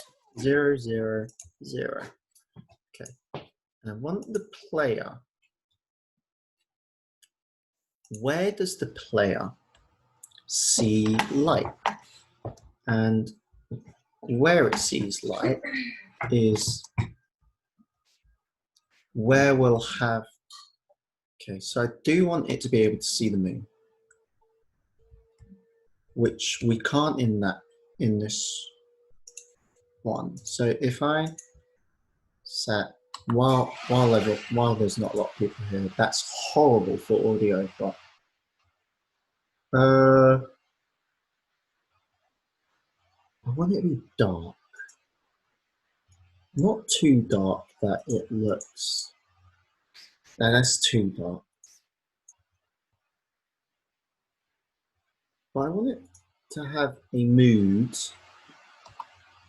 Oh, wrong. 1 hour, 2 hours, 30 minutes.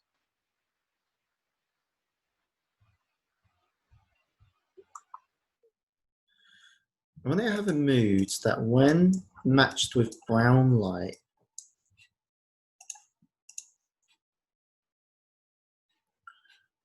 when matched with, yeah, see that looks pretty good because we've got brown and brown right now. And what we'll do is we'll make everything, yeah, make everything brown. We'll make it a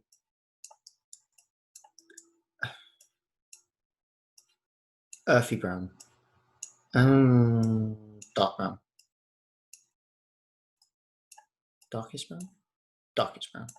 Darkest brown have to do.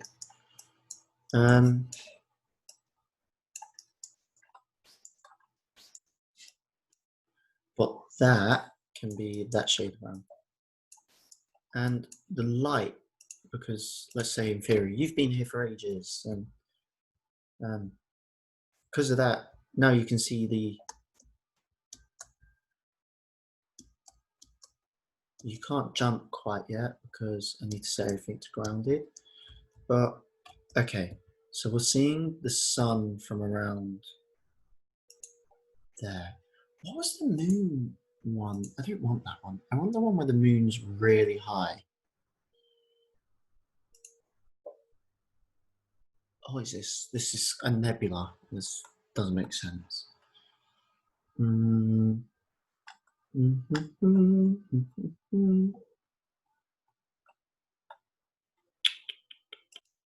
Fantasy? It's Fantasy Night Sky 2. Oh, that looks pretty good. Yeah, this will be our light. This can be our light. And so for reference, where is the moon? So the moon's there, it's above that.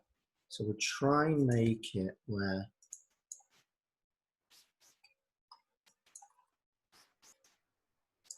let's try and line this rock as best as we can and make some kind of like windowsill. We'll call it a windowsill.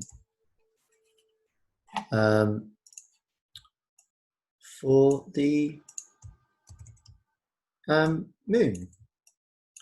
And then what we can do is we can set the area light in said windowsill as if to suggest that that is where light's coming out of with our limited amount of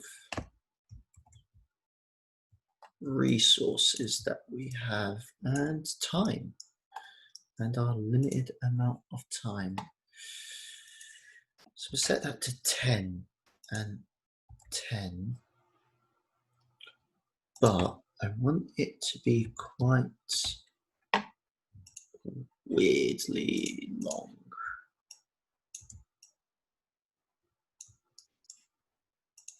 Maybe not that long, but you know.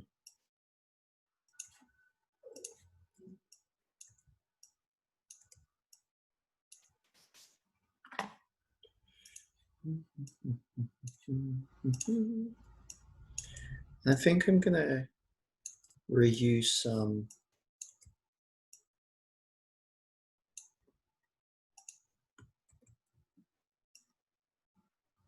pardon me.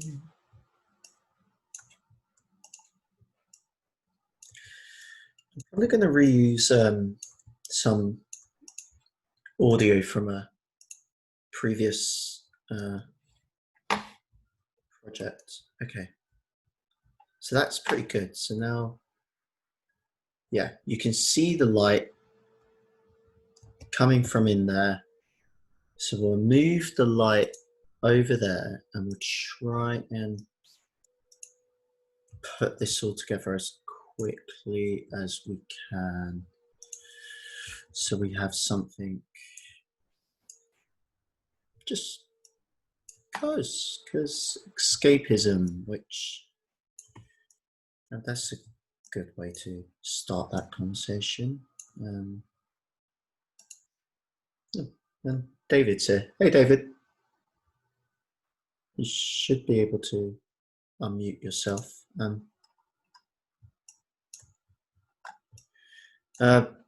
So I guess, I don't know how long you've been here, David.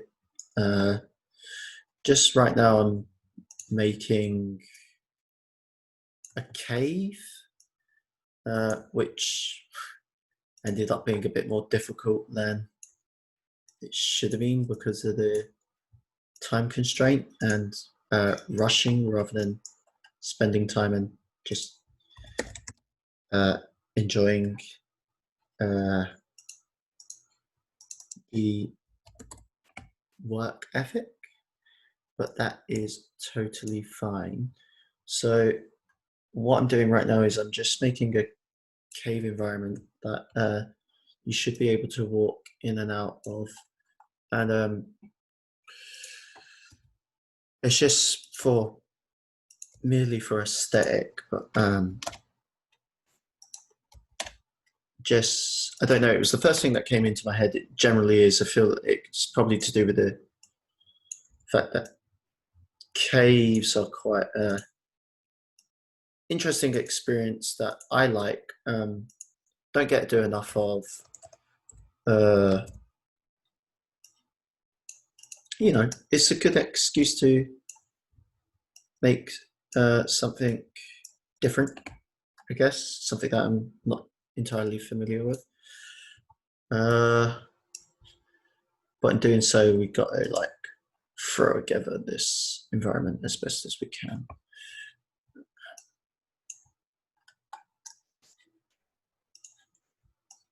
And it has very much been a throwing together stuff as best as we can.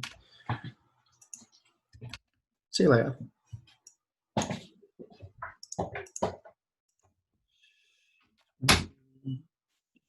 20. Hello. Bye, Mom. And that will go upright. We'll put it around there.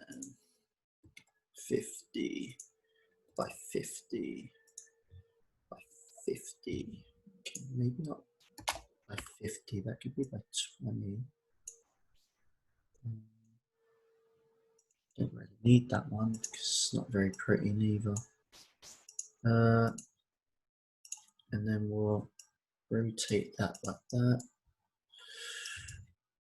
Sort that out in a bit. Okay. bring it forward, split down. There, yeah, hey presto, that'll do. Our cave is kind of coming along.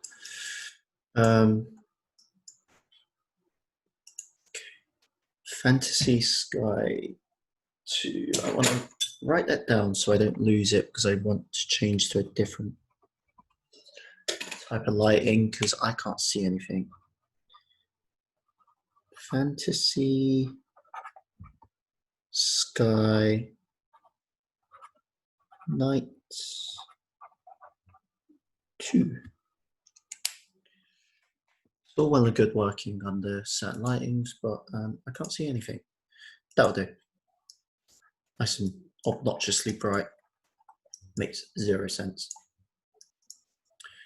Right, so let's grab some. Actually, rather than grabbing new ones, let's go back to the inspector.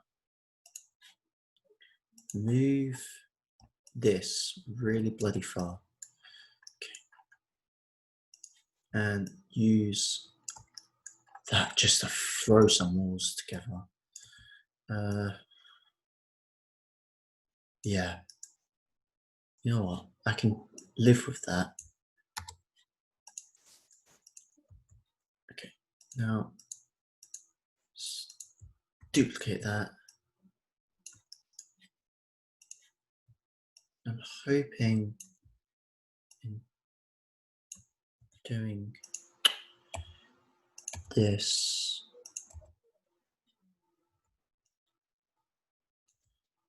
that we kind of just have the walls where people can't really escape, and if they do, I might be impressed. 2 hours 20 minutes. Yep. And duplicate again.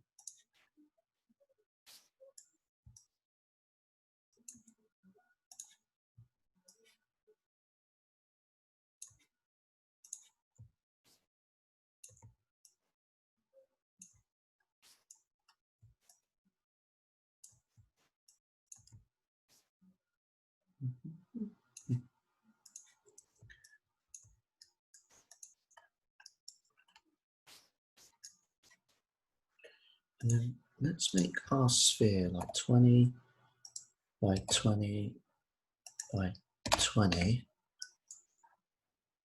Let's try and move everything into, yeah, because that's where we kind of want the light to be coming from. It's quite the influencer, but whatever. Cool. Now,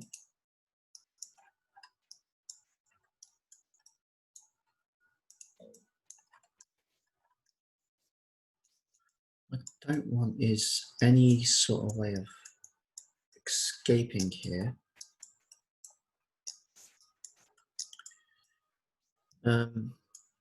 Right, so let's grab another world's tile, like this one. Drag it up a bit. That will do. Yeah, fine. Grab our terrain that we've kind of like slapped against the wall. Rotate that round again as best as we can in the time that we have. Throw that up. Cool. How's it coming along? Quite varying results.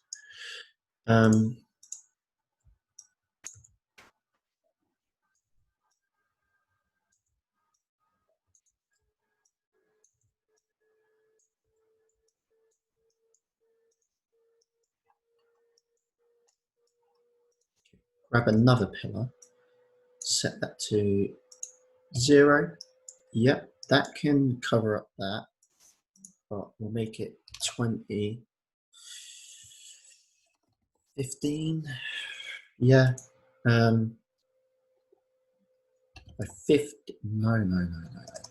15 by 15. And yep, up to make it shade brown because every cave is just brown when it comes to having great color palettes.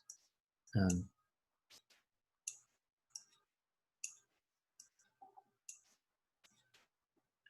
then obviously we want to try and have a chance to get out of here.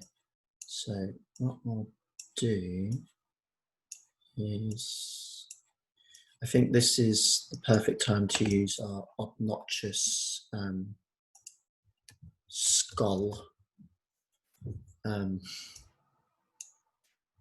Our obnoxious skull door that I try to refrain from using, but it's sadly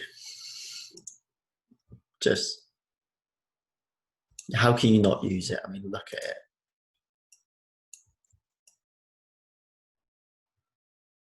Right, and then the skull door can go there, and like, ooh, look at that, it's a skull door.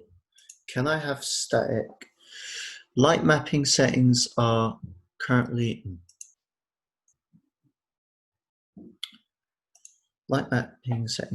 disabled. Enabled bake illumination, or I think that is because, so real-time illumination is not supported on nor using.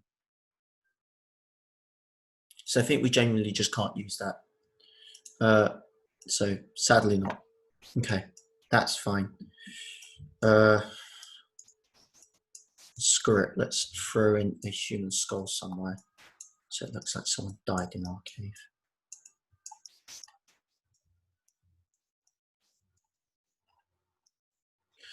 And this is probably a good time. I don't want it to, what we'll do is we'll add a mesh collider again, make it that. We'll add a rigid body. Yeah, we'll try and make it somewhat jump scary. So say if we put the skull in front of jump scary, I just said that, yeah. We'll put the skull in front of there, in front of the player, and we'll have it where when the player spawns, 1,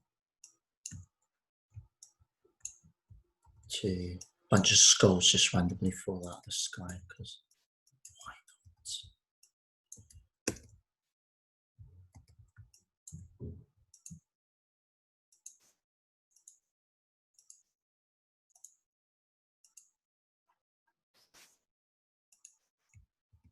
not? I'm hoping that they fall at random places and actually land in the floor. Yeah, that's fine. Yeah, that's fine. Cool. Right. No, we want everything to be grounded as well, because I'm realizing that's the very reason why we can't jump. So what's that? That's floor. We'll organize that in a minute. Oh. Right.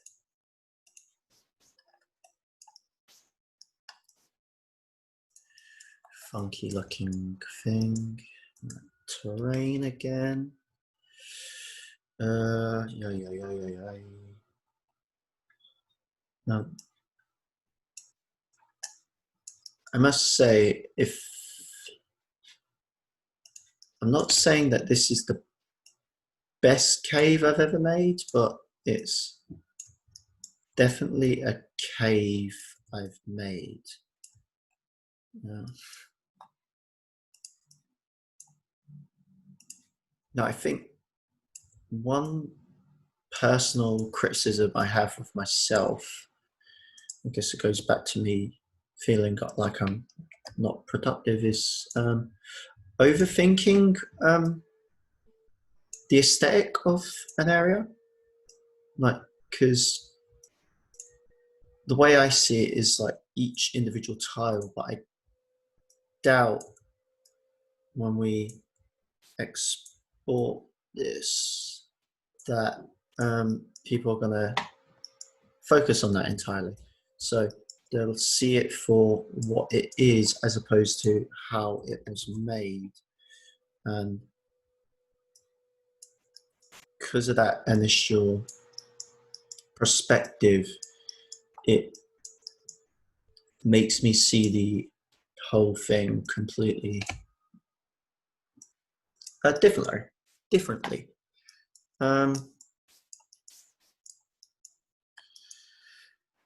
So I guess what I'm saying is that again, I'm measuring productivity and filling boredom with a task, I guess. A task. Let's go with that.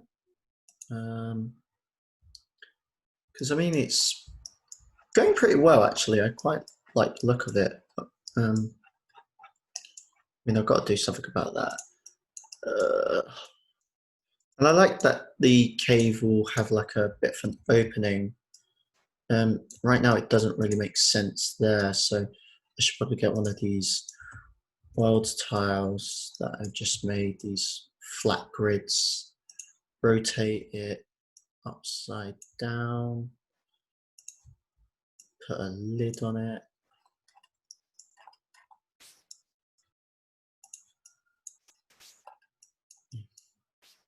Of course, it's the funky looking one.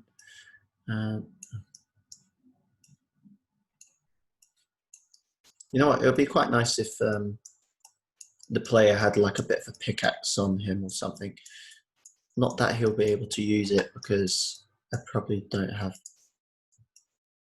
time to try and figure out how to do, you know, what we can consult to some YouTube tutorials if needs be. I probably won't want to, but hey, I mean, anything's possible. Maybe also we can set it up where this place has 2 area lights, or actually better yet, let's not even do that. Let's grab you again. Grab up. Rotate 20 by 20 by 20. Yeah, good enough for me if it's good enough for you.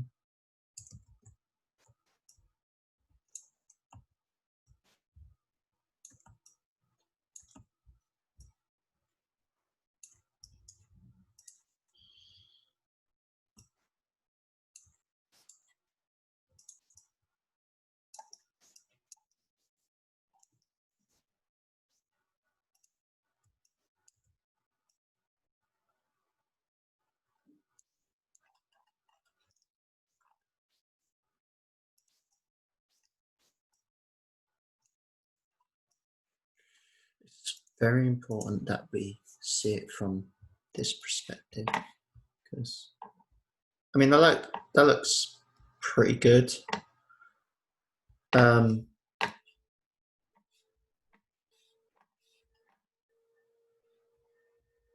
Yeah, I'm happy. I'm quite happy with that.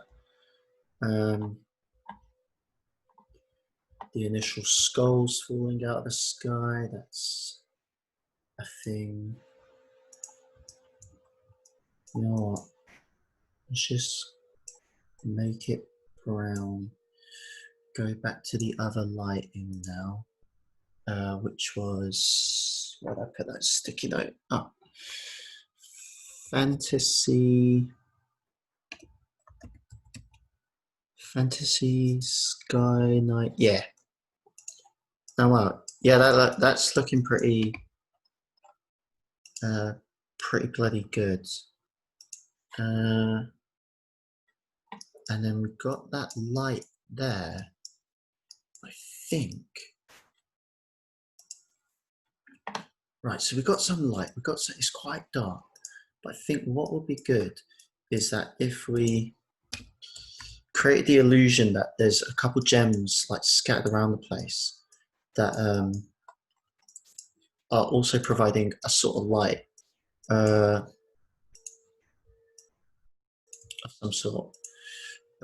So what if this walk over here and it was 2 by 2 by 2 again? Yeah, that will do, like last time. We can have some more skulls fall out of the sky. So a weirdo like that.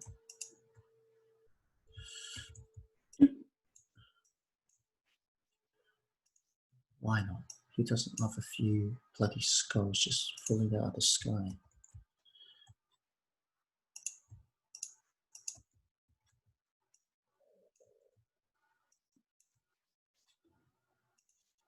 It's just mainly for that, just like that initial, like, oh, okay.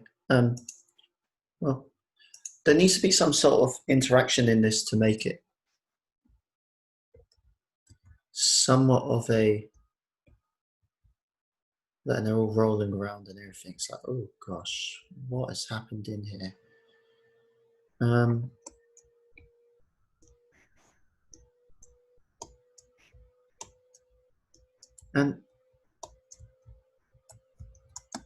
okay, all right. Default ground, ground, ground, and ground. Lovely, lovely, lovely. Okay, let's throw the gems that we're looking for. What I'm going to do is I'm going to just plant as many as I can, as quickly as I can. We could deal with details later. That could be like our little gem area. And then color, nope, brown again. Make this light brown by brown by brown. It's a great thing that this package just provided me with assets. I must say that it has made the experience a lot less stressful, because what used to happen before I had all of this is a lot of it used to just be flat objects, which I mean I didn't enjoy, and I mean I do genuinely appreciate that people are able to donate towards this, because it, though not my like own made items, it allows for a theme, and it kind of sets a style on myself. Now, it does mean that I could make whatever and everything I want, but right now I just still feeling out the whole thing. So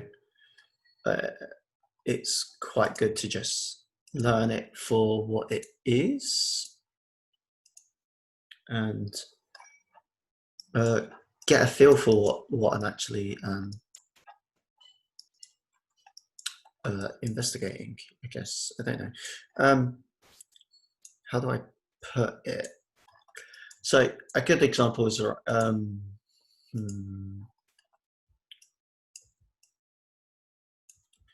is the fact that actually what I do. Right, let's create a light. Sorry, I can never seem to finish a point. What what light am I using actually? Like what light? Point. Right, so I want to create a point light on there. In using like something like a low poly asset, you kind of get this familiar environment. So obviously this looks real light. Well, it has to be real time. It looks pretty good. It feels pretty good, and I mean, I like it. I like it a lot. Blue, and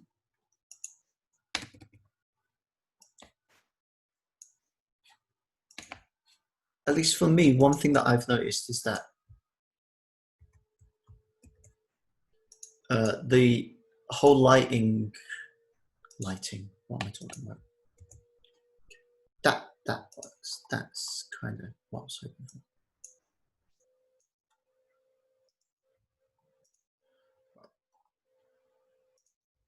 This type of environment and like low poly investigation is great because I was able to develop something that I didn't think that was possible. Now, in developing something that I didn't think was possible, I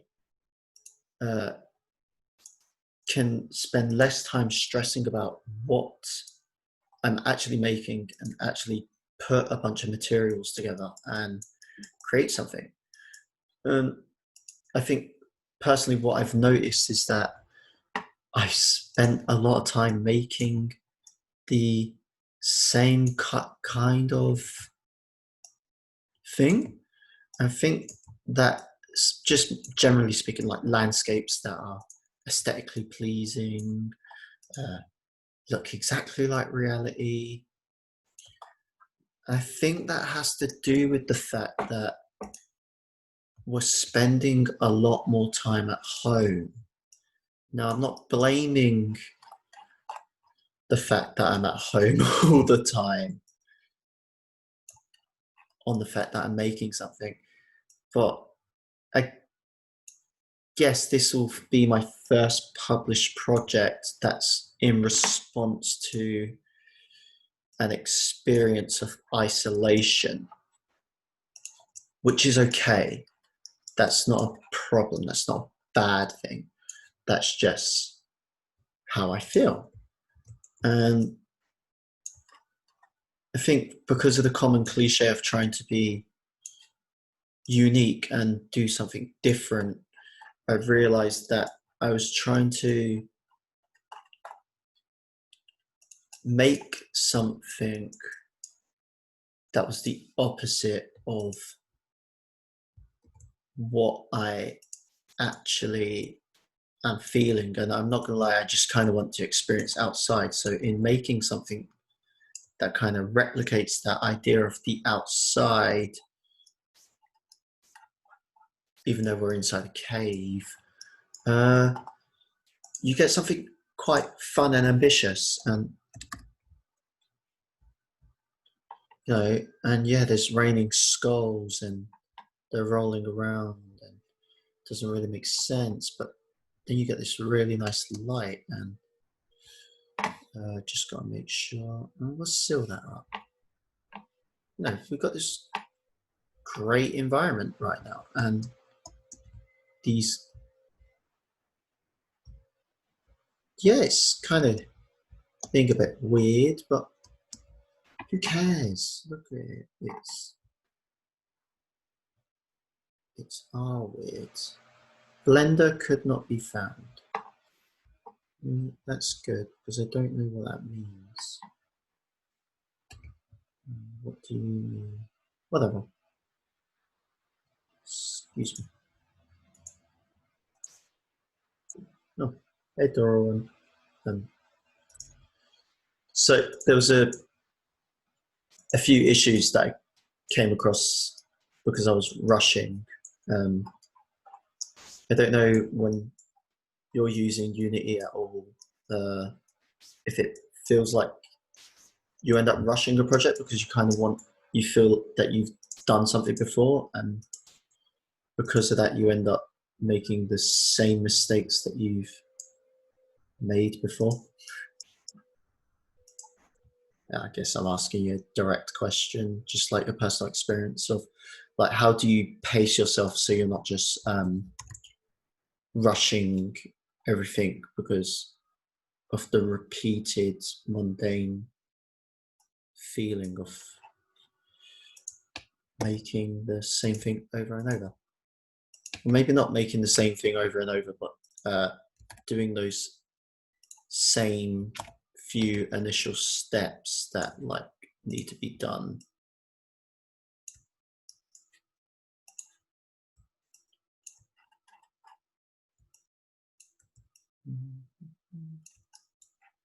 At least from my experience, I noticed that I tend to stuff like this. I tend to not repeat the mistake, but other times, you know, we could probably, other times I seem to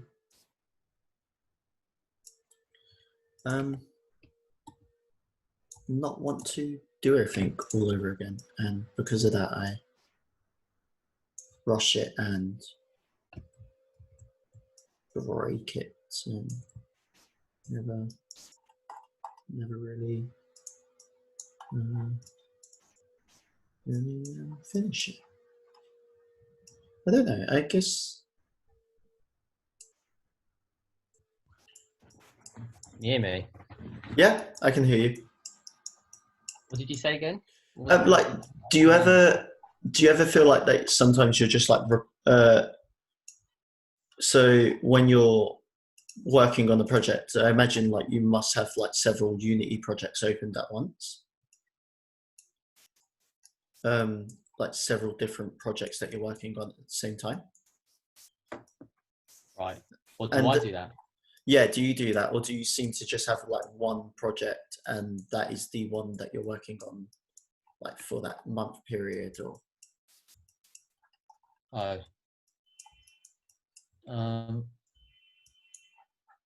so I mean, sometimes I might work on two things at once.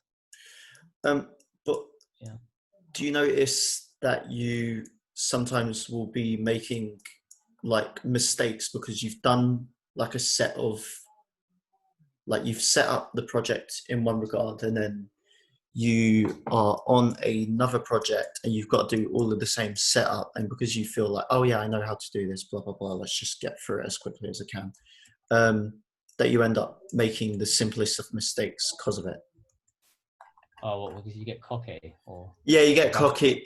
Yeah, you rush it because you're like, I can't be asked to like sit through and like make sure that the project settings are all correct, and then you miss one step. And similar to like script writing, like you end up writing the same script like 2-3 times, and then it's, yeah, like earlier when I couldn't jump in that scene, it's because I just didn't set everything to ground, and because of that I just ended up wasting a bit of time which didn't need to be wasted. I think I don't think you want to repeat yourself, like doing yeah things. So you want to do it right the first time, and then have that as a template, or something that you can copy and paste over. You know? Yeah, I don't want to do the same manual thing over and over again. You want to try and look for a way of, you know, automating it, or and I've noticed with like Unity, like a lot of it does feel quite automated in that like you're just repeating the same tasks over and over. I don't know if you get that feeling at times that like you're just like, okay, I've got to make sure that everything is like what? So say like for like VR work, like the project settings for like a VR player, like you have to go through Android and make sure that it's all like configured with like the correct like graphical setup. And like let's say if I So if I go to project settings, like luckily for the WebGL, I don't actually need to change any of it. But for like Android, for example, if I was to do like, I would have to make sure, at least for the Oculus Quest, I have to take off Vulkan and then change the minimum KitKat. And there's been times where I've rushed through it and not selected my minimum, and then it's not building. And because it, Yeah. And you don't know what happened, what went wrong. yeah, because I've spent so much time rushing through it all that I forgot that I didn't change that one tiny little setting. Yeah. And I've built a whole environment, and then I feel like I start overthinking and want to give up, and yeah, like stuff like that. I don't know if that like occurs often or if it's just like a thing of like self-rushing. It's probably me trying to rush through it, and Yeah. I think think everyone does that. yeah, definitely. Yeah, occasionally. I think one thing that you just said though that was I quite think interesting. being tired when you're doing the thing and you just can't be bothered to check through or step through Yeah, things, as that happens.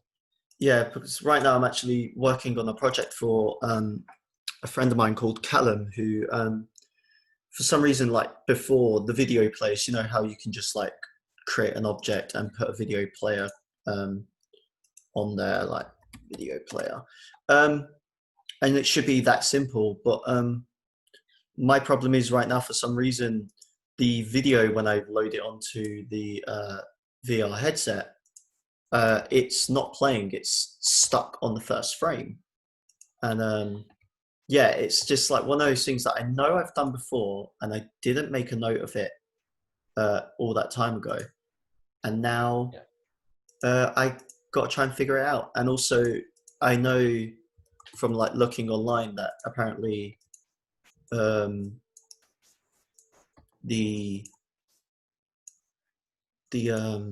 oh gosh, what am I trying to say here?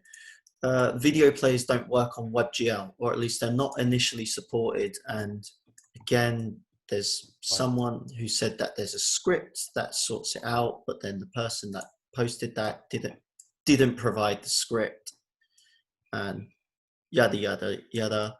And it's great working with this person, but what he is asking for isn't, not that it's not possible, but they're kind of like unaware of the steps that need to be taken in order for it to be like functioning. If that makes sense. So is that not a Unity built-in thing? Video. Yeah, the video player is built in. So like, if I was to go to like this like thing and just write video player, like I've had it before where I've put the clip on there, set it to loop, and the scene works perfectly, and it's just a working video player. I've had other time, like the other day, where the video player now refuses to run, which is rather annoying. Like it's frozen on the first frame, and I can't explain. On the same video file. Just yeah. So there's only one video file that he's provided me with so far, and it won't loop. But also, even then, he very much initially the project was meant to be VR, and then I showed him about how like WebGL works with GitHub, and the dilemma that I'm faced with now is that he really likes that GitHub's an option, which is great, but the initial like what I've realized is that with GitHub it doesn't work. Like it doesn't actually support video files. So it says. So you're using GitHub as like your like as a way of sharing a project between you. Yeah. So for this project, I'm using GitHub, but just like for exporting. So he's put a video file on GitHub. No, I've put no. So I've got the MP4 and MP3. The issue is that when you get the video and export it on a WebGL file, the video player just isn't recognized. So WebGL doesn't support video, Right. which is What? God, surely it supports some kind of format. yeah. I was looking online and it was saying that there's a script that you can use, and that script will support the WebGL. Yeah. So all right, that axe. Cool. We got a pickaxe. That'll do. So I was hoping that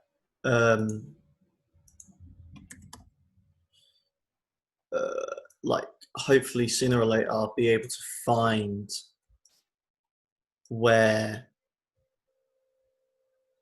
and why it's not being supported, which is quite a nuisance. Always worked before. No, I haven't actually gotten it to work before with WebGL, so I'm hoping now it'll start working.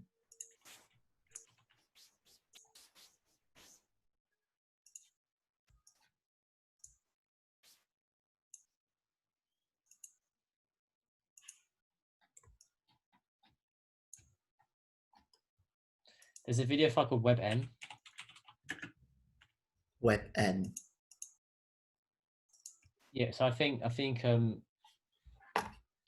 what's it called? What's that export thing called again? WebGL. Yeah, WebGL. Yeah, that's an HTML5 thing. WebM is So it will export it as a HTML. Hopefully soon. No, like I think it's all. I'm not familiar with like web based builds and stuff. But WebM is like the most modern video format for web. Okay. Yeah. It's HTML5, and I think WebGL is HTML5. Okay. No, it would be great. You need Go on, you were saying. How are you hosting the Unity thing? What you mean, the Unity project? Yeah. As a I can show you. Because maybe you need to like put. I can show you one that I've. You think that like the video file, any other media gets like wrapped into the build? That might be the issue. If whether or not when you upload the WebGL file onto the host, and you need to then take any media and put it in one of the other host files or something. Possibly. I think that's why people think that there might be like a script that you need to include into each project. That's why. So I think what they're trying to say is that initial script is the way that you actually get it to work, because without that script, like it just doesn't run it.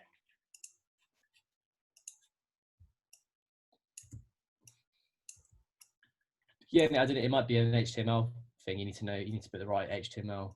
Yeah. So I think that's why people have like discovered that there's a script that you can make that sort of like provides a HTML sort of.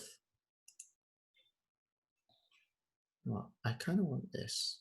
What I want is it would be great if we had a lantern. It was like here. So then.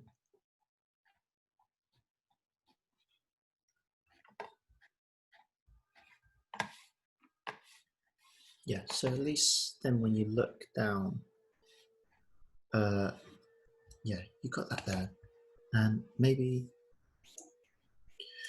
I'm trying to do my best to, at least in this project, is like add some kind of limited, like fascinating say fascinating, but some kind of aesthetic viewing. So that's what I wanted to happen with this project, at least, is that there's something to look at all times, because I think trying to add like full-on interaction, like game interaction, would be a bit too demanding. So for at least this scene, you'll have a lantern in your hand and a pickaxe that doesn't do much, but at least it makes for some kind of fascinating lighting. So actually what I want to do is have that lantern have a light on it. But I feel like the biggest part about one thing that I'm doing a bit differently to in this project compared to like what Unity really is all about is that I am making a project that is very much focused on art aesthetic rather than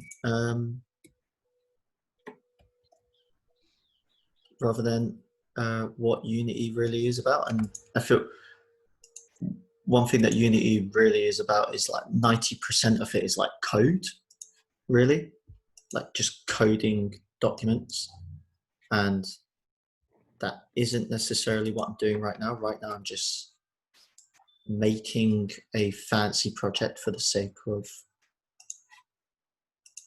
just why not. So like you're saying that it's not necessarily all the Unity stuff is there because you're using it to build out a level. Yeah, so like right now, like it feels to me right now that like as much as I'm making like something here that people will get to experience like by the end of today, I'm not necessarily making what would be considered like a Unity or like a functioning game. This is more of like a just like walk around experience. Yeah, it has some of the functions of a game, but it doesn't run like one. Yeah.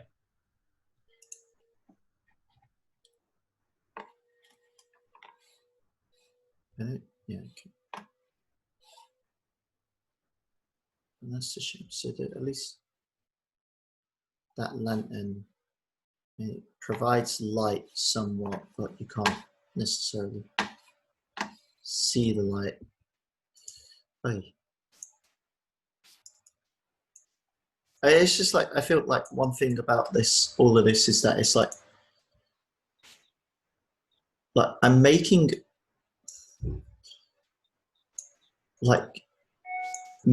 art using all of that, like this gaming terminology is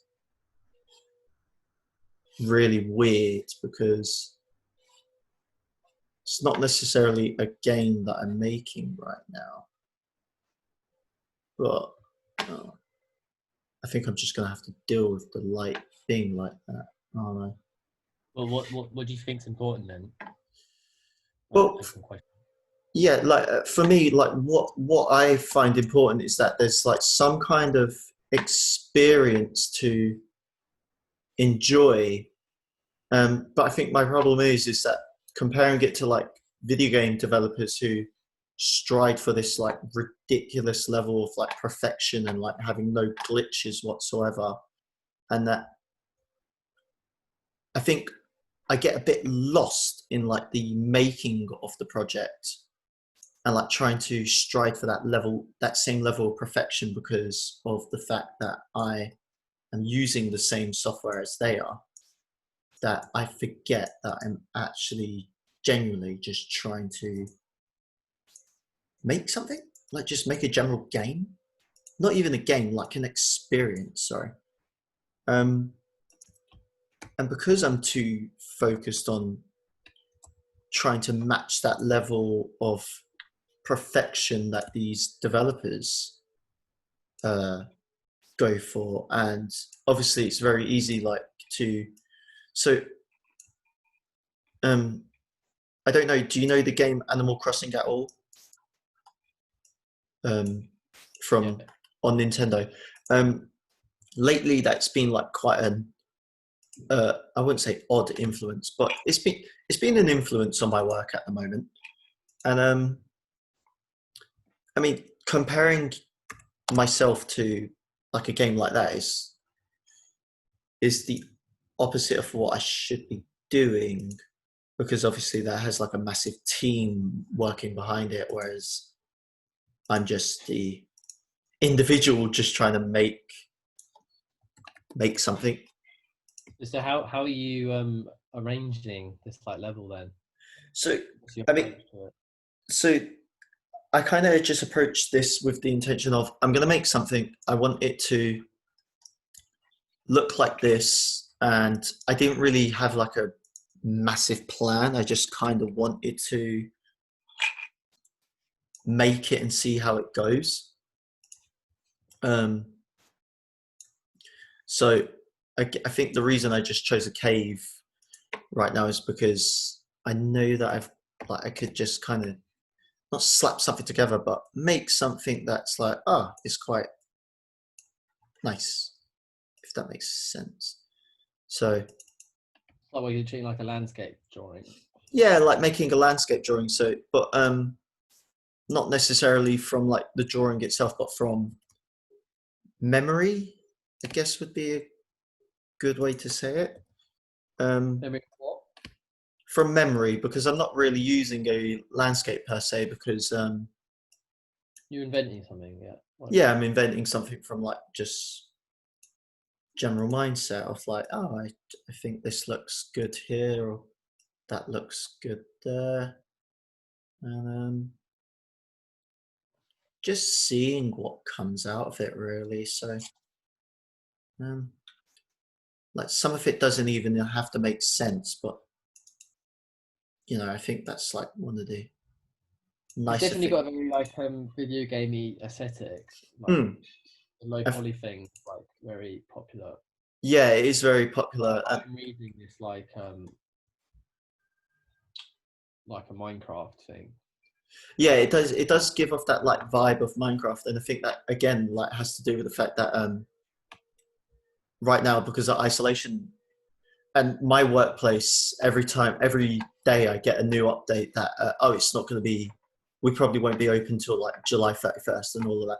So I've been left with the whole stay indoors, and as someone that is a gamer, I've just been playing a lot of games, like a shit ton of games. Have you played Beginner's Guide? The Beginner's Guide? Yeah. No, I haven't played that game. Yeah, you need to play that then. Okay. Sure, mate. I'll write that down. Is that on I mean- PC or Yeah. Beginners? I think you really find that game relevant to what you're thinking about, right? Is that on Steam or? Yeah. No. How much is it? I don't know. It's probably cheap. 20. I don't know. It's been out for like a couple of years. I would be surprised if it goes on sale one day. I mean, I played it without really knowing what it was. Yeah. It's like an art. It's an art game, but it's kind of got a lot of introspection about being someone who designs games, and like the decisions they make Mhm. about level design. Oh wow. And the stuff that is invisible to the player, which the game designer thinks about, Okay. Yeah. But it's still a game, so it's not like an art sculptural thing. It's like about video game culture, yeah. about more of an introspective, open-ended aspect to it, it's not really like a bullshit thing. It's like it's very precisely made. Yeah. But it's about precision, the game. Okay, that's quite good actually, because yeah, that would hopefully. I've noticed like one of the things about games is that they can like be quite open-ended in like how they educate someone. Like because obviously I've been playing a lot of mean, I've got my virtual reality headset, which is probably the Oculus Quest, and the convenience of that device, like, is such a,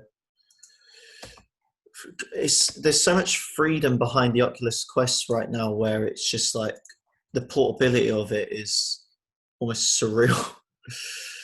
And the fact that like there's no like setup required really, so it does leave me playing a lot of games on there, but at the same time it is very much like a major distraction from like just trying to do things.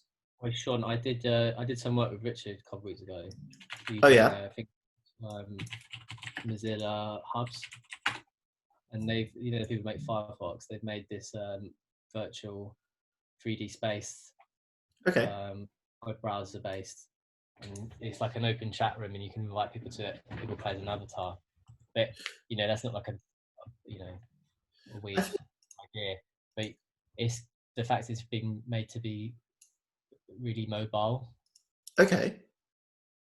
And I did some motivation. I made like a level, like an environment for something. But I think like you this, like what you're doing kind of seems like it could be an environment or space for people to be in. Yeah, and that's what actually like what I'm hoping for this to be. So by the end of it, I'm gonna upload it onto GitHub. So like actually recently, it's not the same thing. I don't know if I can just quickly get it up right now. How do I? Why does it need to be on GitHub? I thought it's like a browser-based thing.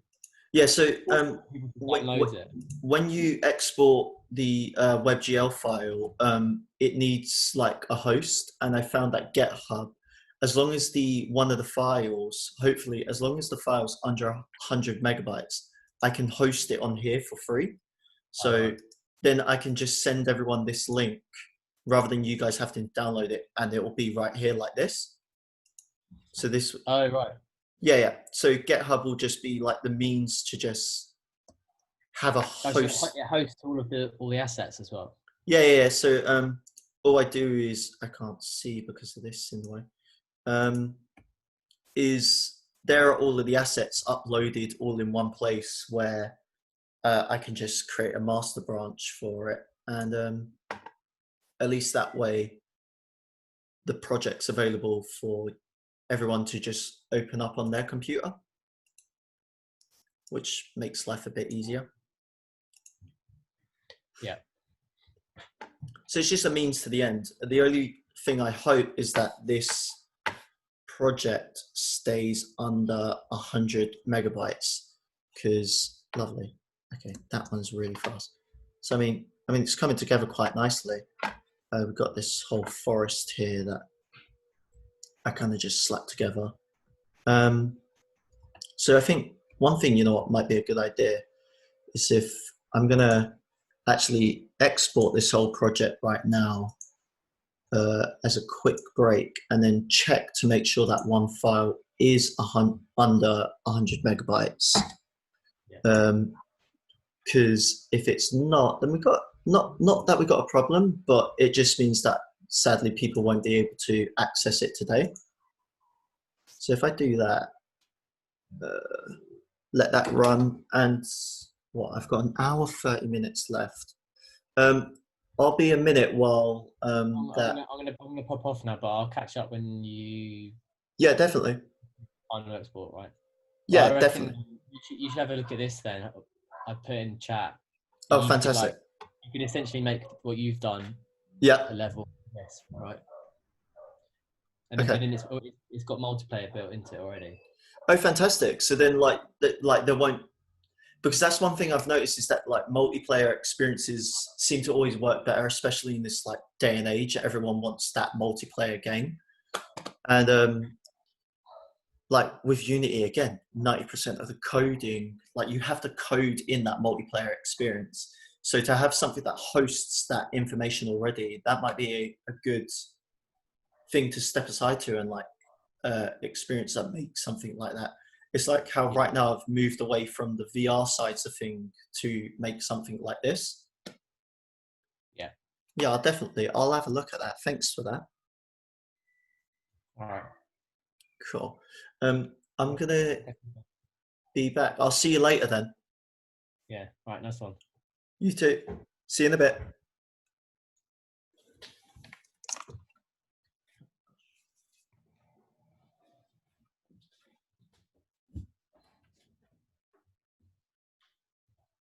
I'm just using.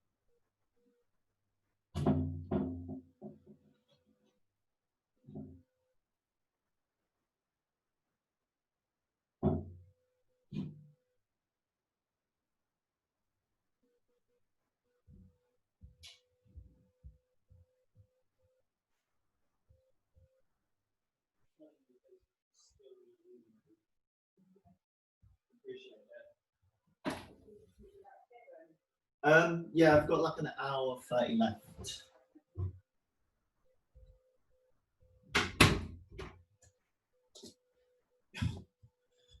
I thought so.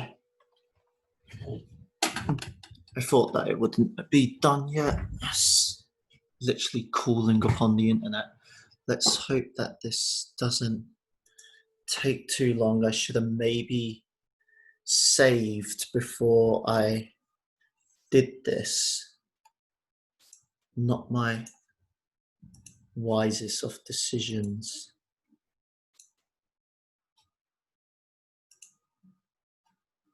Oh, okay, quickly.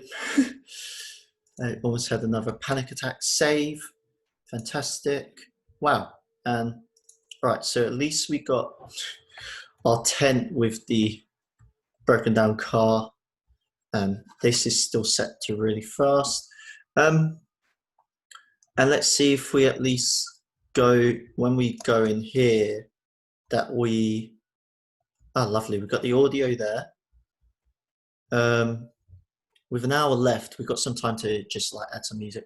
And our initial cave, hey, fantastic. Brilliant. All right, that's really good. Okay, so I was just thinking about the initial like major dilemma. I think we're done with the cave. So one thing I'm at least going to quickly do is that one thing that I'm quite happy about is that I didn't give up when like I think one of the biggest challenges of work like this, if anyone's listening, I'm not sure, it sounds like there's something. Joe's back. Hey Joe. Yeah. Hello. Actually, it's so funny that you come back when I'm talking about the fact that I could have just given up and concaved when I lost everything. You'll be very happy to know. Oh, it's probably looking better than before. So you'll be happy that it's not the end of the world, and we should. Oh dear. I was just talking about how, because I'm just going to make snippets of the audio where not everyone can make it all of the time. So if there's Oh, anything, yeah. if there's anything that I mentioned that someone wasn't around for, how do I copy a component? Hold on. So what does it look like at the moment? I'll show Don't you. do it. If you're going to lose it, don't not save it again. So Joe, what I'm going to do is I'm going to press Control S. No, it's looking really good. So this is at least the cave that we got going on. So at least cool. when you go in here, I made it where the light kind of like comes through that cave, and actually, so I was just going to talk about audio and deciding on some audio while we're on the last hour. But here's the player, and he's got a pickaxe and lantern. Again, just very simple, generic. And then go into the other scene, press save, go to world. And here's our other scene that I've got set up, which is just this nice open field, and there's the cave entrance. But I was just thinking about... Go on. I can't believe you managed to do so much in 5 hours.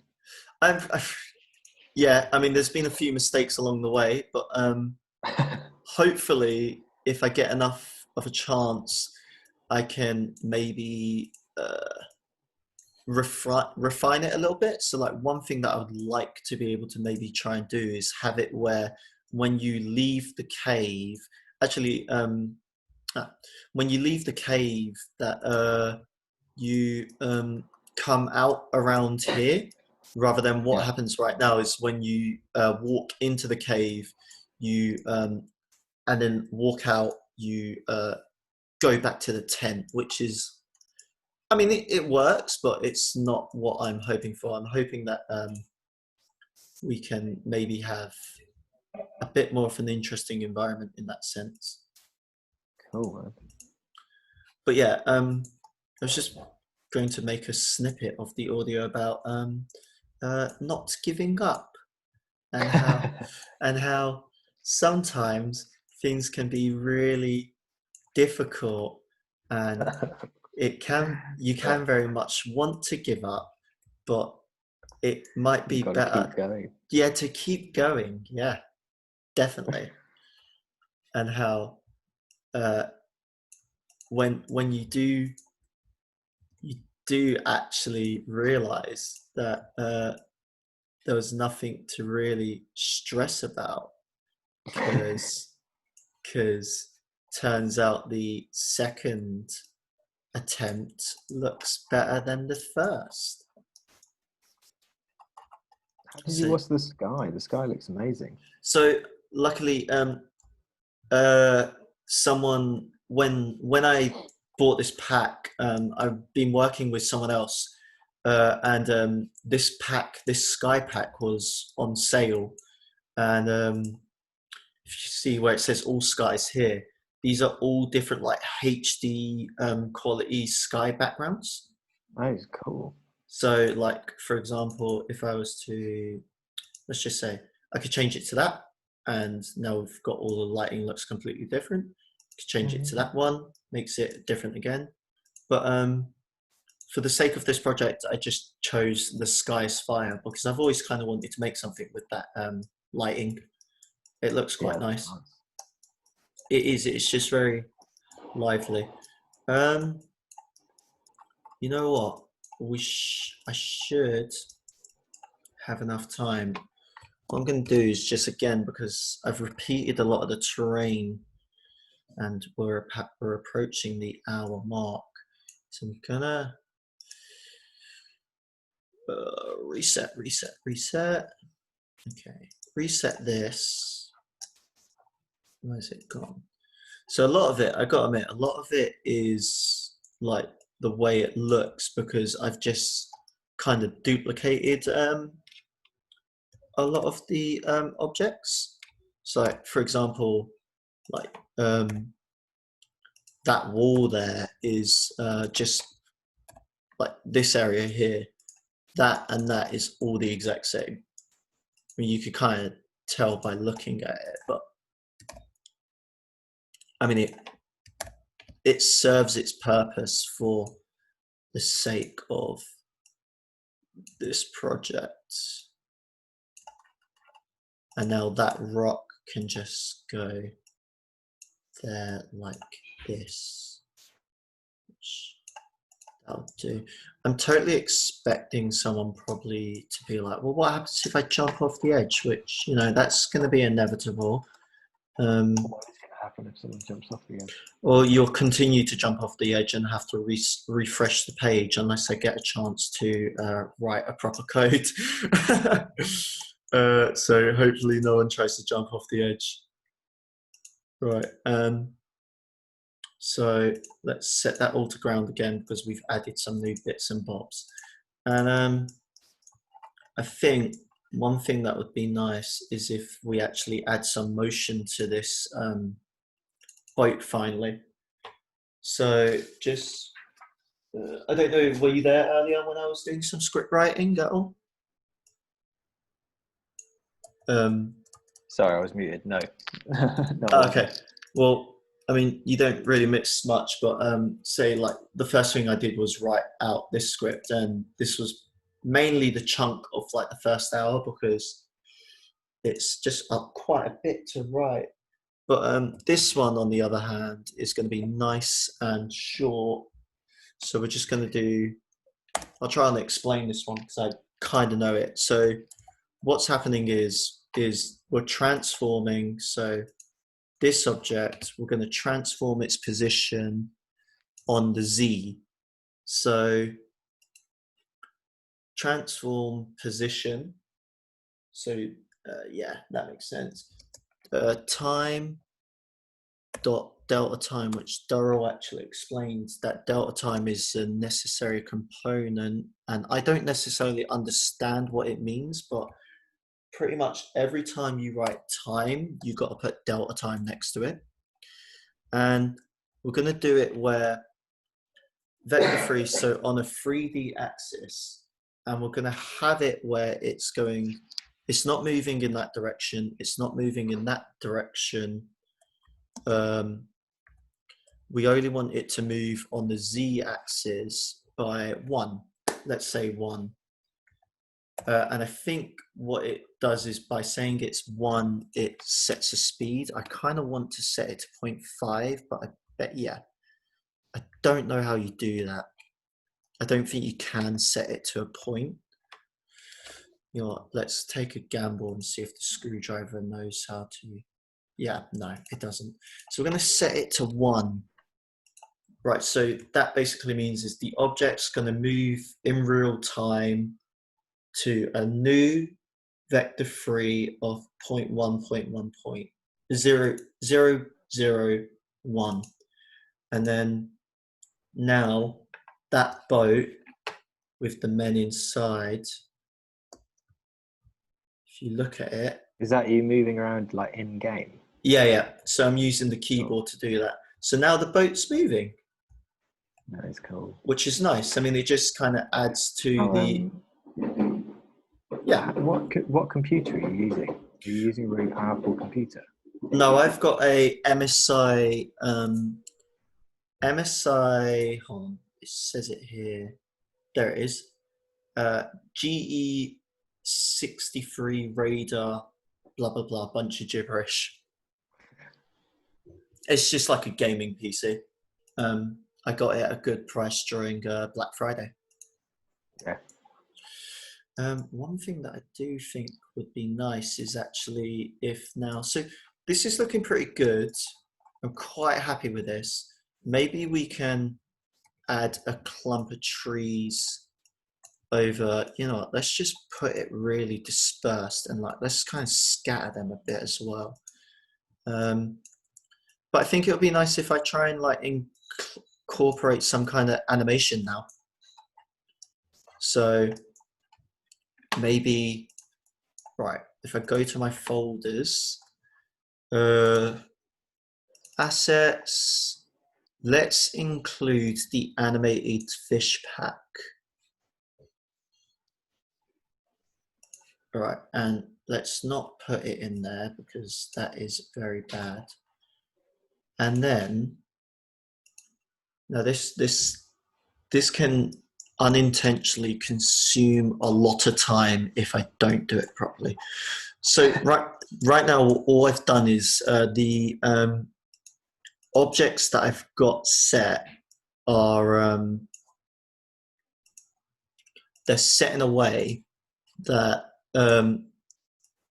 where that boat was moving, it's just going to go into the wall.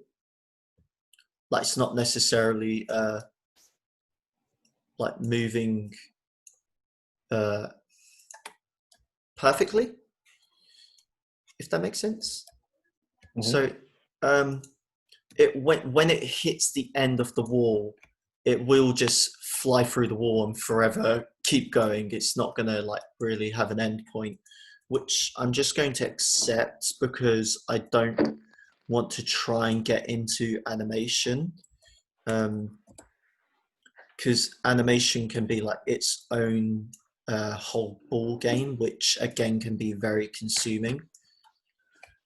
So just having it set where it's you know, just like on the going at a straight line, I'm okay with that for now. That's fine. Right, so I do need an animation window. So if I go to animation, yeah, cool. Then we're going to create an animation. We're going to call it whale. Cool.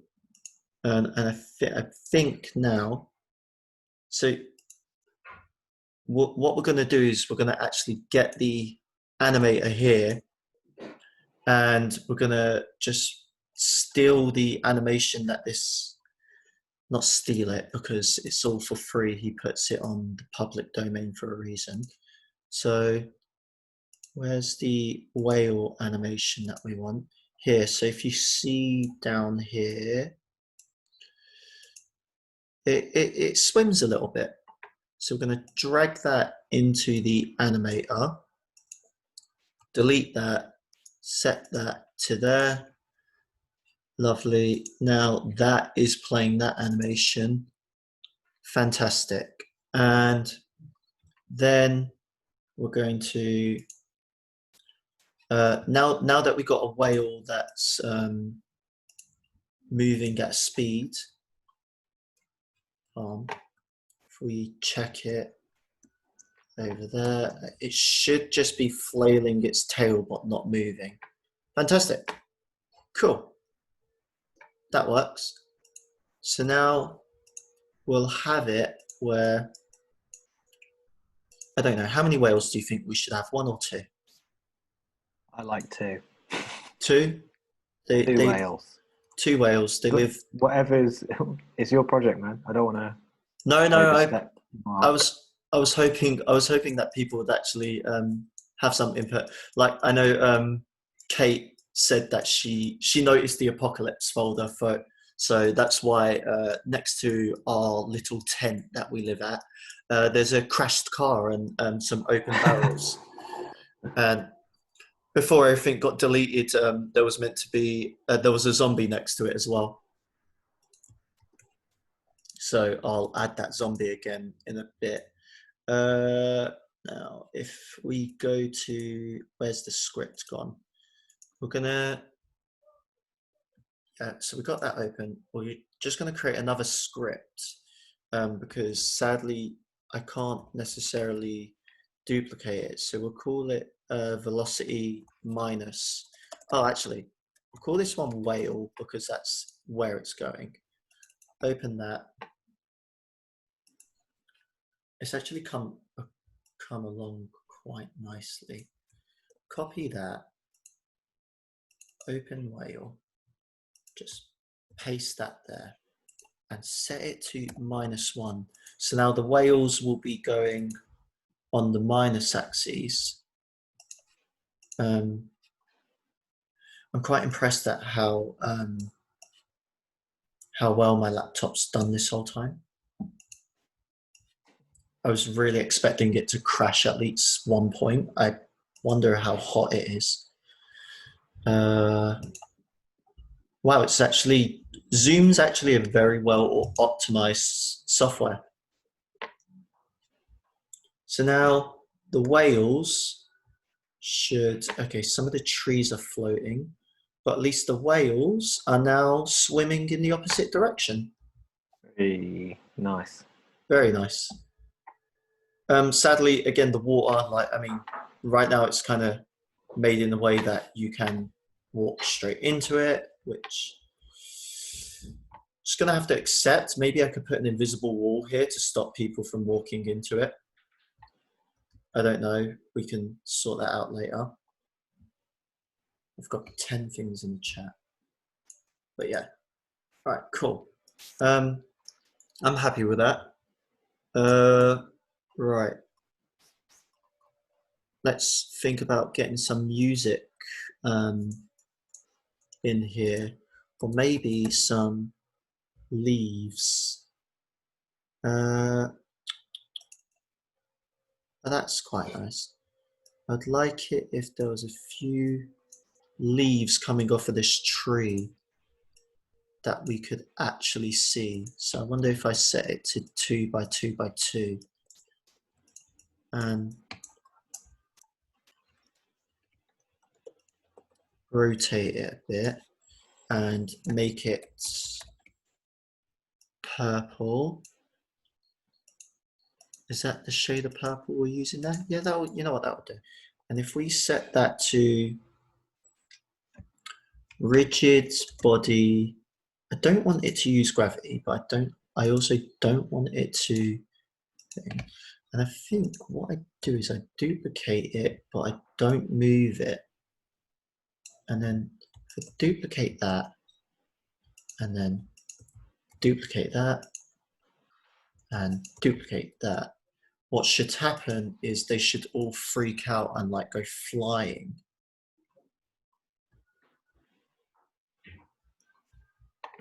Which they are not. I was really hoping that would work. Do they not have a collider on them? As leaves? They do not. Okay. So where's the other leaves gone? So I'll add a collider to all of these leaves.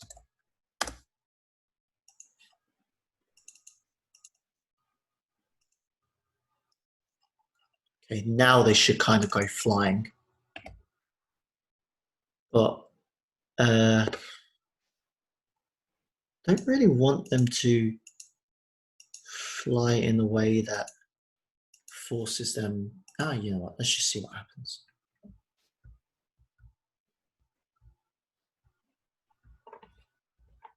That works. That looks quite nice. Yeah, that does look nice.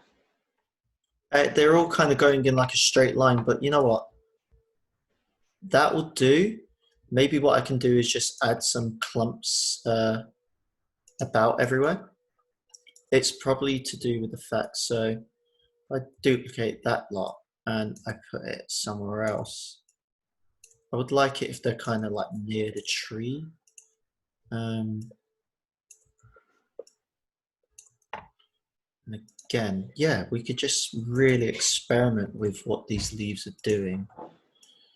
And just, you know, it's like in the other room. You know what? I won't spoil it.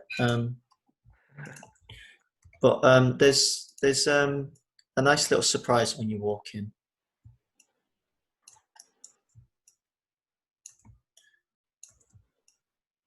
Yeah, that works. I think a good thing would be to maybe focus on some audio now while we're approaching the last hour.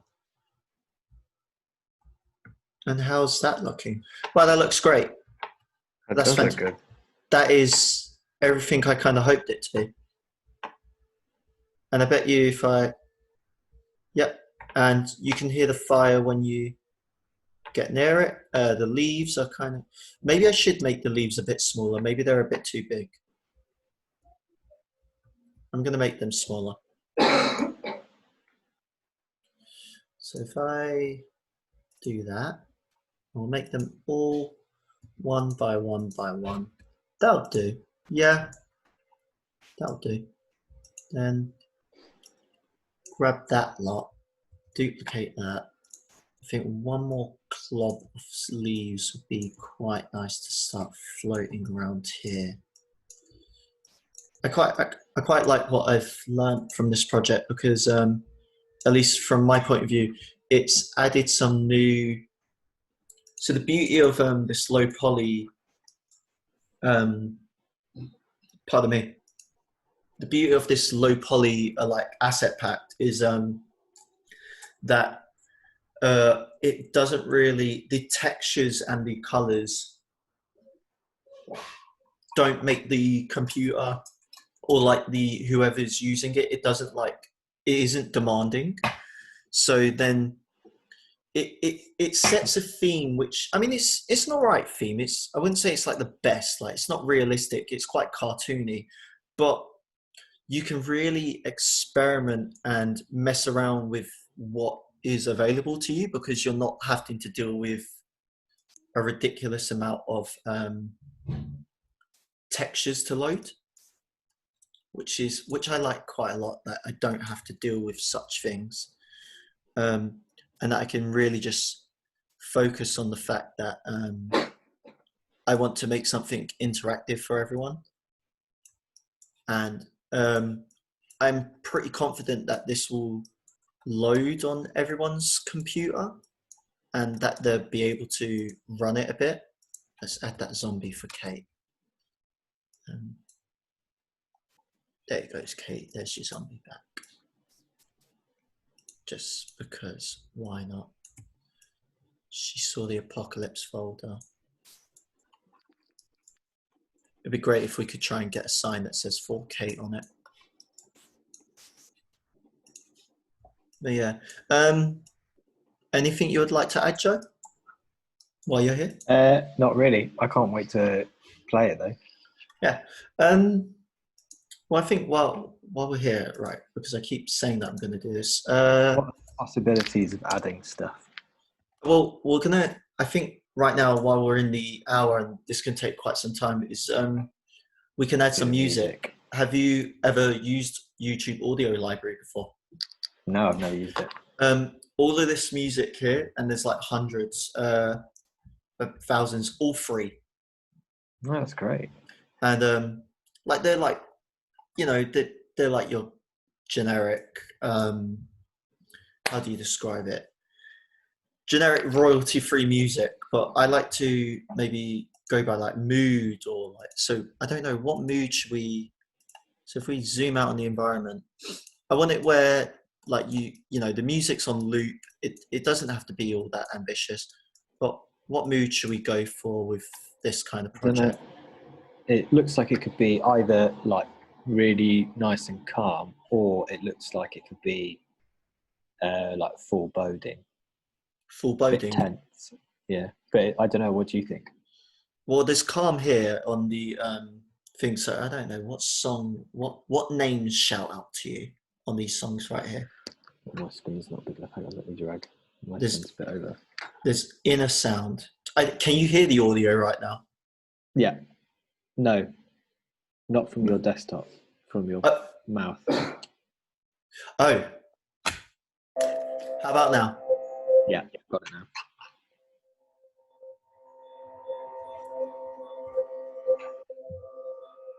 So this is like some of the music that we could use for the project. That's quite cool. That's quite. Do you remember the Mighty Boosh? It sounds like the Mighty Boosh. That. The Mighty Boosh.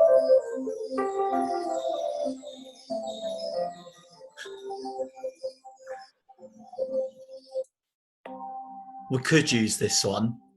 Yeah, we could. We really could. Might have to use that one. Just for the sake of it. What's that called? All right, I'll download it. If I don't use it for this, I'll use it for like a future reference. Wow, that's a big file. That reminds me that I need to make sure. So one thing I need to make sure of is that, where did I export this file to? I exported it into here, didn't I? That's not where it goes. Oh well.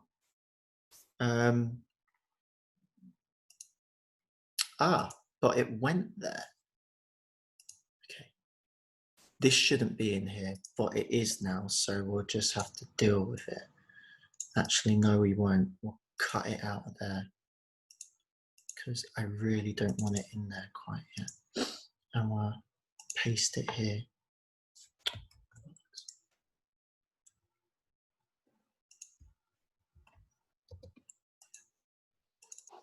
Because there's no point it being in there if it doesn't work. Oh. Where did it go? Yeah, well, it's in there for now. So let's see if how big is this particular file? 10 megabytes. That can't be right. Wow, that's actually really impressive. It's only 14 megabytes, so we're definitely under the mark on being able to export this project, which is great. I feel half tempted to maybe export it. I might do another export of the project while I decide on some music. That might be a good idea. 5 hours. 5 hours projects. All right, cool. Let's do another export. So be on settings, we've got everything. Be on the run. Yeah, I did. I just threw it into the wrong folder. 5 hours project, select folder, build. Cool. So yeah, we're on the 5 hour mark. We're at the 5 hour mark now. No, on the 1 hour mark, sorry. Ah, I see. What music can we find?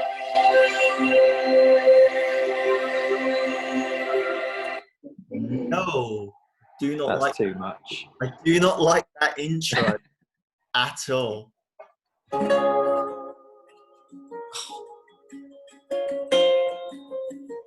mean, that's all right. That's all right. I don't know. I prefer the other one. What do you think? The first one that we found. Yeah. Yeah, I agree. I'm trying to wonder if there's any other, if there's anything else that I could maybe find.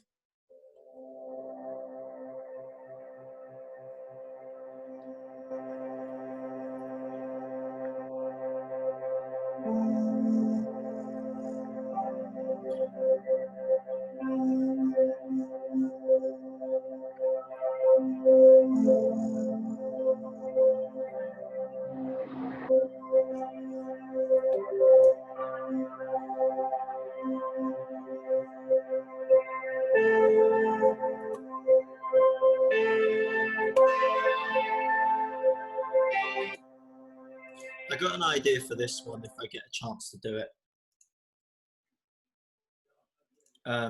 If I have the space to do something, I will add a very generic boat ride, because why not?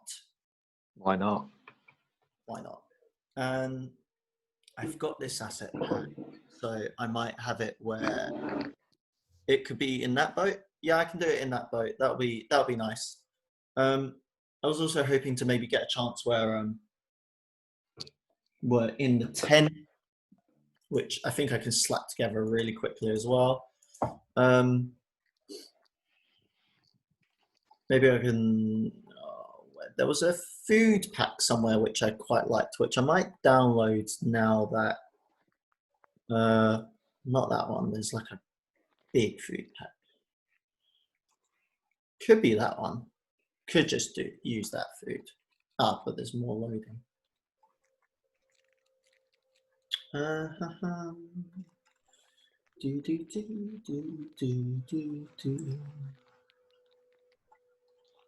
It's that one.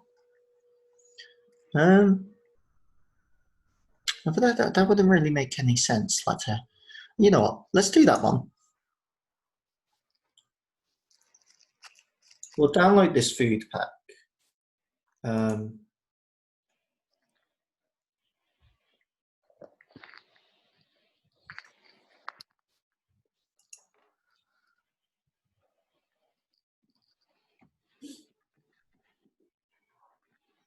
Oh gosh. Oh well, there's the project. Nice. So, yep, there's the boat. Lovely, cool. The whales are over there. The leaves are flying. Do they go into the floor? Didn't look like it. No, that's perfect. Cool. And then when you step on that particular platform, it takes you into the cave. That's so impressive. And I guess you just saw the spoiler. There's a bunch of skulls. Cool, cool. Yeah, cool. And then vice versa. Sugar. Okay. I can't believe how quickly you've done all of that. Especially after losing half an hour. An hour. Especially after losing an hour. I mean, it happens, you know, like it's not actually the first time. I think the thing that freaked me out is that's the first time that's happened with that type of glitch. So it really just caught me. It really just caught me off guard what had happened. Like I had no idea what had just happened, and I think it was just the poor timing that you joined, and then I It felt all happened. yeah, it just happened as you joined. I was like, oh no, why are you doing this to me, game?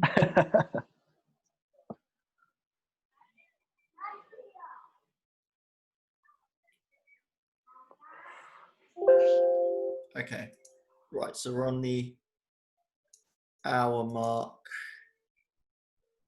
I've got, just letting you know, I've got to go in 8 minutes. That's cool. By all means, It's 6:30. that's cool. How was work? Work was fine. Yeah, it was quite exciting today. We put up a big mosaic by the entrance. Got some good footage of that.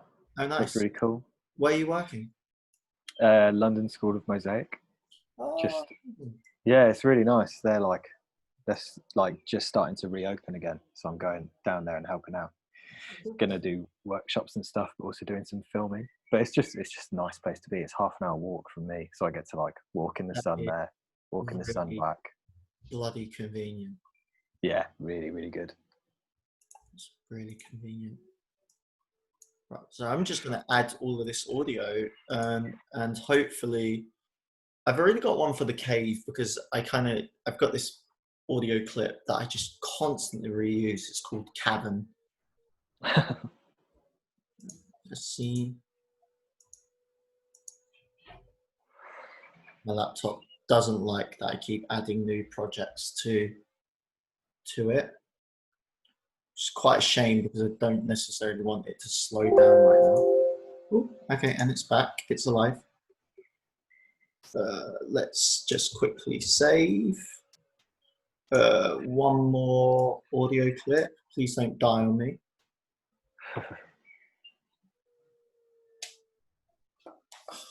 Ow, every bone in my body just clicked at the same time. Right, and now what I will do is on the player is we'll add a audio clip that at least, so we'll make it where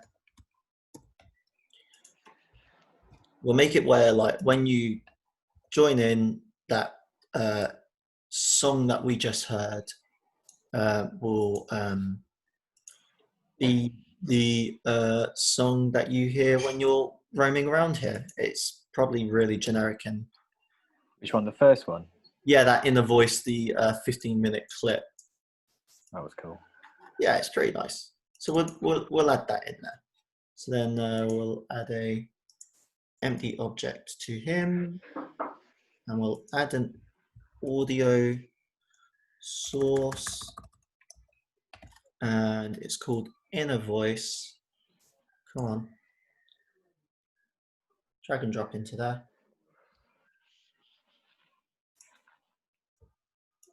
My laptop is not having a good time. Game object. Audio. We'll keep that set. You know what? I think we should set it to 3D, even though it's attached to the player. 5, 0. But one thing I want to do is see how low I can set it. So let's try that.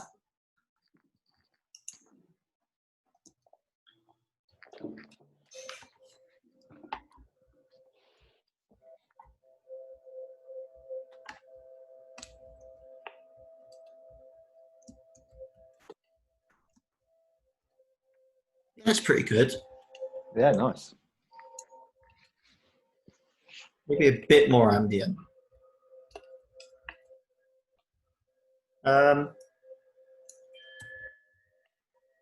Yeah, that works. I'm okay with that. How's 0.5?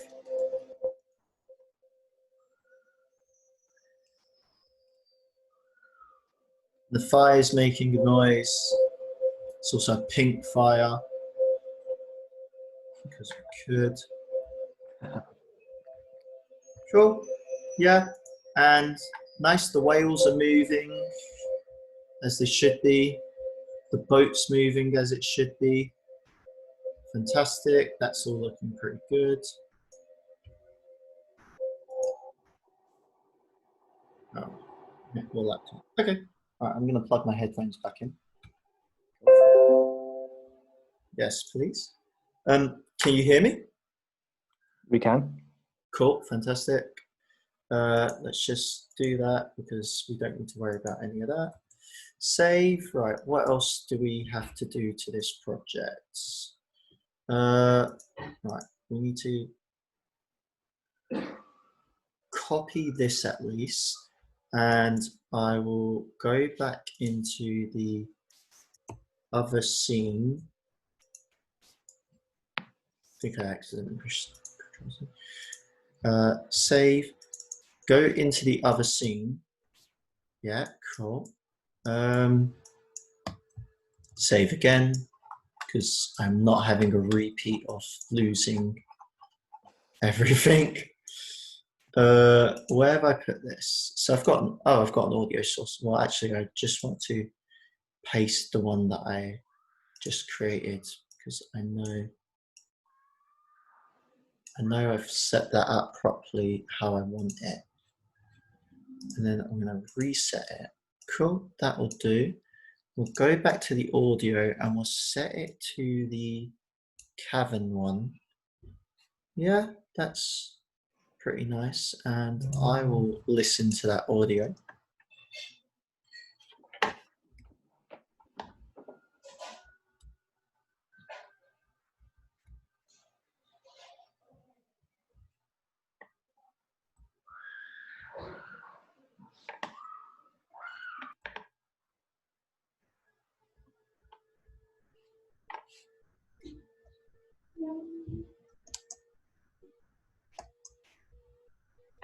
Yeah. Again, I'm happy with that. Make sure I set it to loop. And cool. Right, now here comes the cheeky part. So what I'm going to do is go to scenes, go to the world, save that. Cool. No. Save. Okay. I want to have it where there's a dock here, and we'll just make a really simplistic boat ride that again just goes in a straight line, but why not? And we'll have it where when you go here, cool, yeah, that will do. Bring it over a bit up. Cozy on. Let's double everything. Right, I've got to go now, Sean. See you later, man. Right. Nice to see you. I can't wait to see it all finished. Cheers. Yeah, it's going to look interesting. I look forward to it as well, actually. All right, cool, mate. See you soon. See you in a bit, man. Bye. Bye, bye, bye. Are they going to collide? That's what I don't. Oop.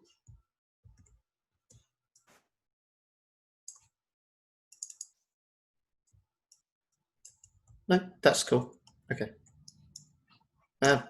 Screw it. That'll have to do. Let's go back to the doc. Don't really have time to organize any of this. That's all right, because it doesn't matter. Okay. Doc words. 45 minutes. All right, quickly, because again, I forgot to check. Is this actually going to run on thing? So is this the correct one? Open on Windows Edge, because that's the only one we can open it on. Yep, that's the right one. Yeah, we've got the leaves. Nice, that looks good, cool. Okay, is this project under 5? It's only 14. I have no idea how that's the case, but whatever. Hopefully, right, this little cheeky tactic. Boat. Ships. No, okay, did I actually put the ship thing? I didn't. Okay, I really want that boat because that is the one that we like. Again, it's just another, this is an idea that I'm kind of pulling from a previous project which I'm trying to make in VR. So I guess this could be the taster of that kind of project. Because it'll be quite a nice taster. Yep. All right. And then boats, FX. No. You're not boats. You're fish. Ships, FX. Boat with sail. 0. Why is it that small? That is repulsive. I don't know why it's done that. 10 by 10 by 10. That's a bit better. Maybe even a bit bigger. Let's go 15 by 15 by 15. You know what? That will do. I like that more. We'll put it there. We'll go there. And let's go to the browns. This project has used a lot of brown, if I must say so myself. But the thing is that I'm not necessarily a fan of having other shades. It's quite important to me that, personally, it's important to me that there's a consistent theme when working with color. So if you, this goes back to even like when I used to do painting, I used to only buy paints from one particular brand. Any other brand was not allowed. I refused. I don't know why, but it's just how I was about things. A samurai will do. Okay, Mr. Samurai, you cannot be that large. We'll reset you to 1, 1, 1. Cool. And you can be there. It's a bit of a big boat, so maybe I should have kept it at 10. 10.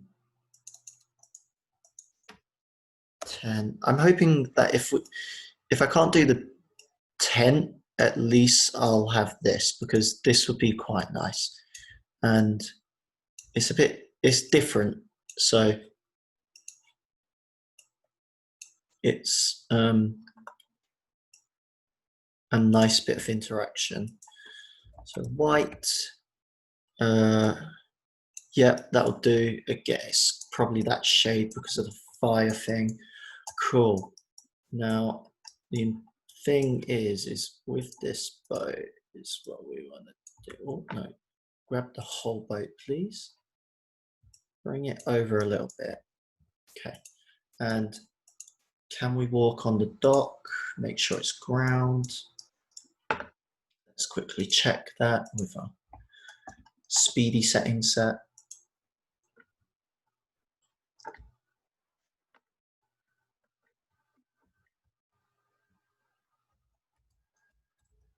Yep, cool. All right.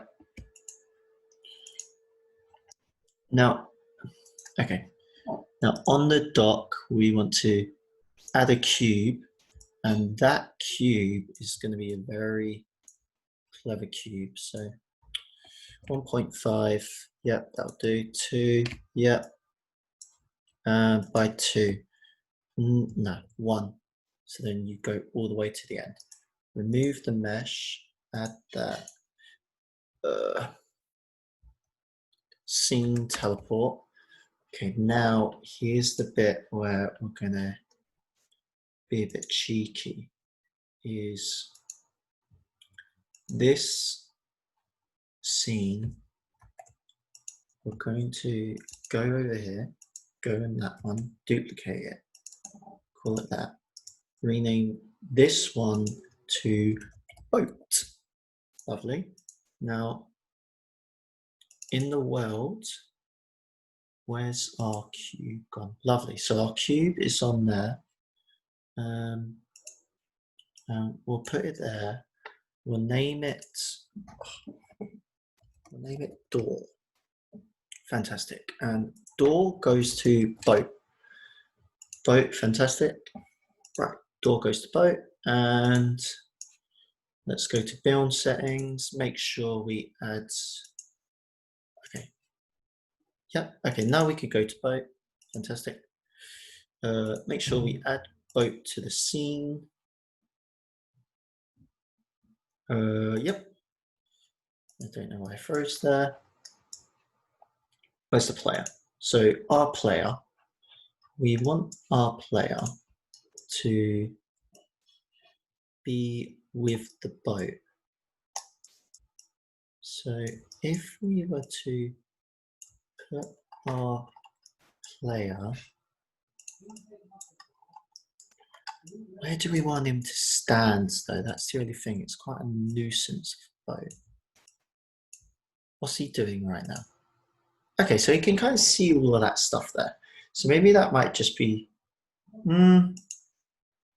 maybe this was the wrong boat. Not too sure. It's a bit of a shame that you can't really see both sides. Or he can sit at the back with the gentleman. Now, what does that do? That's pretty good. I'm quite happy with that. Okay, now we're gonna add the boat there, and then the player controller, I think, if I just mask it, right, then the boat is gonna have a velocity 1 script. Cool. Including the player. So now hopefully in doing that,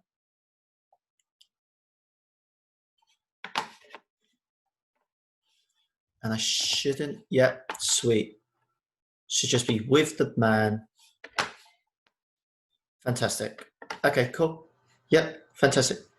Yay. But this isn't the song that I want. So actually we're gonna move the samurai about.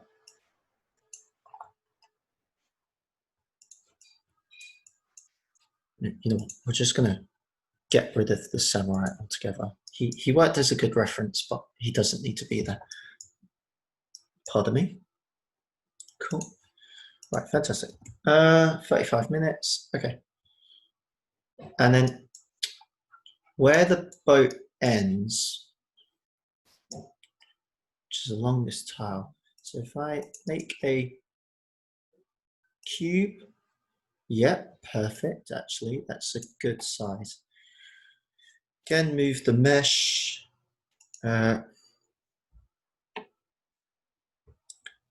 Scene, teleport back to world.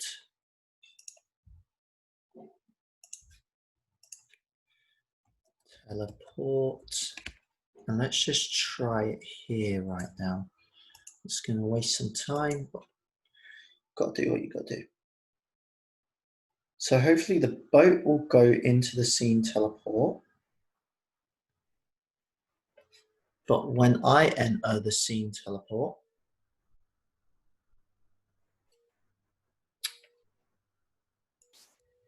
yep. So let's try that again. Well, this is coming together quite nicely, actually. I really like what I've accomplished so far.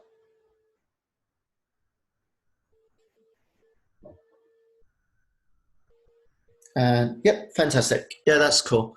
It's a bit sloppy, but the benefit of that is there's a boat ride. So maybe what I could do is where this cube is, get that dock, duplicate it, and bring it all the way here. So it's like, oh, I get it. You're like, the idea is that you're going from one dock to the other, and it's going to be cute because you're doing that. But the reality is no, we're not doing that. We're just kind of trying to justify, trying to be artistic. Well, yeah, that's fine. Trying to be artistic.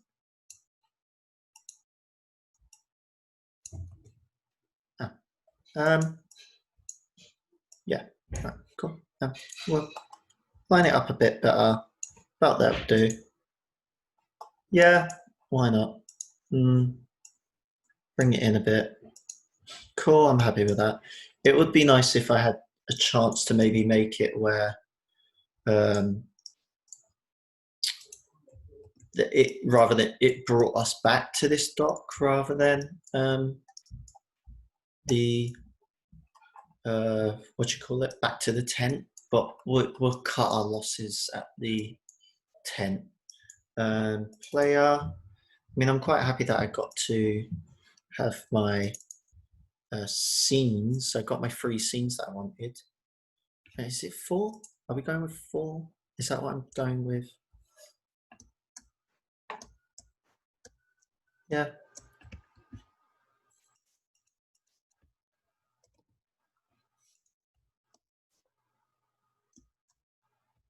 And yeah, you know what?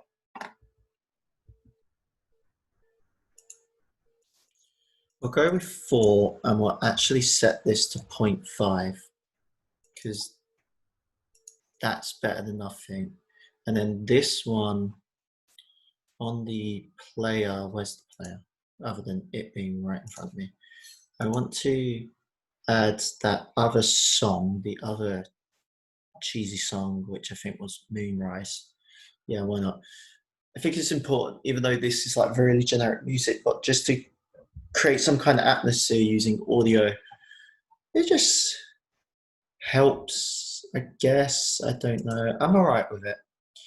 So at least Moonrise has that. And even though we're not going to be using this, which I think I should just keep it just in case, I'm going to set it to this. Fantastic. Then here, scene. Right, we're almost approaching 30 minutes. And delete you, old man. Player. You can finally be 4. You can be 0.5 like rest. Okay, what else do I want to do? It would be nice if I got a chance to make the tent, the inside of the tent. I think I should start doing that now. But I do want to add more leaves because they are really growing on me. I did also want to add some shrubs. Well, rather than trying to add, trying to figure out ways to add more stuff, I should probably just focus on here.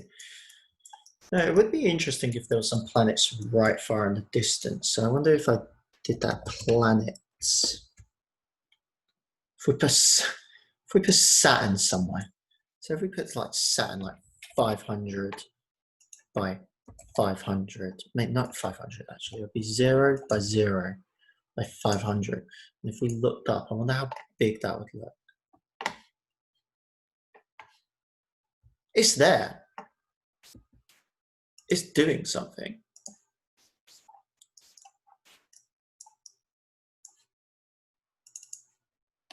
It's, you know, and if we just like did that and that, and then set it to maybe like 2 by 2 by 2. You know, fine. Yeah. Just again, just no one's going to be looking up. So I hope that that one person that does look up, they're going to see Saturn and be like, what's that doing up there? So that would be funny. The leaves are doing what they should be doing, which I'm really happy with that effect. 29 minutes. So it's getting quite intense now. Wow. Yeah, that's really nice. The fire. Pink fire. One of the first things made. Cool. Cool. Dock. Let's make sure. Where's that dock? The original. Oh, gosh. Where's the original dock? That actually takes us to that scene. I should probably check that. And then in the last 5 minutes, I think it's confident that we just build it.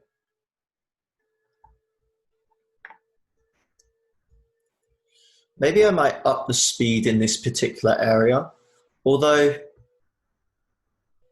I don't know. I don't think I want people to rush. I think I really want people to be able to just take it in.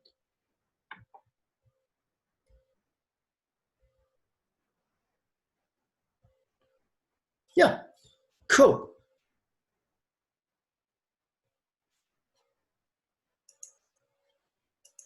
For me, I find that quite loud, so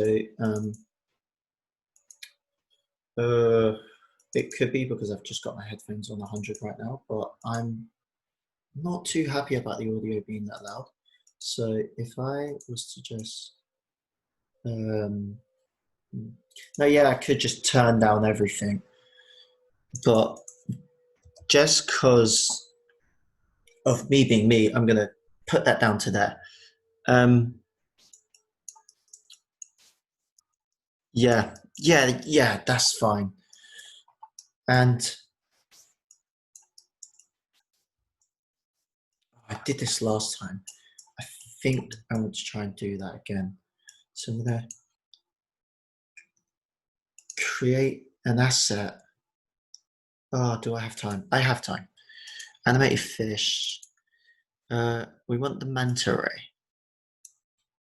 Okay, but we don't want the manta ray that big. So we want it 1 by 1 by 1. Cool, that's good. Then I'm gonna have it around here. Yeah.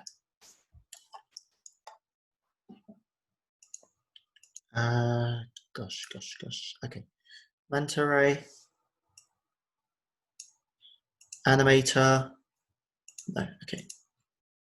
animation, create an animation for the manta ray. So I'm just going to call it ray, just so I don't have to rush.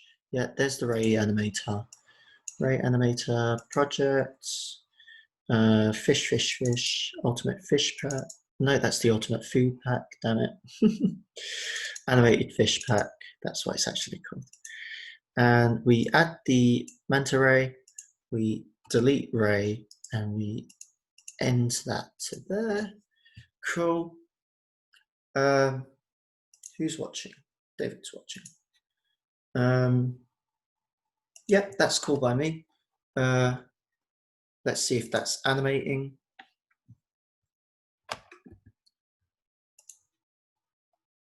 Yeah. Wow, that's really loud. Okay, I'm okay with that. So actually, I would like it if the ray was a little bit lower. That will do. Okay, now what I'm actually going to do is start them here. The reason for that is maybe even a little bit. What was it on? I'm going to set it to 7. I'm going to put the rays like, so they're kind of like swimming around next to you. And I'm not going to try and like keynote it or set it so it's like there. So what will happen here is, is these rays are going to, in a way, actually, one thing we can do, because we're adding extra stuff, is delete these from this world. Okay, I'm gonna script. Create scripts. Ray.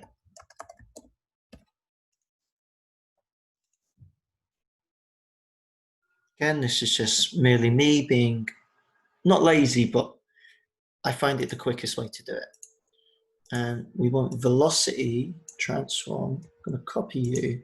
I'm going to put you in update.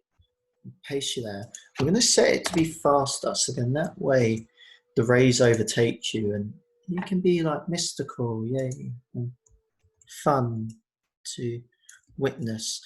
But I won't know. All I know is I don't necessarily. Not that one could go there, but I think a bit lower would be better. So it's.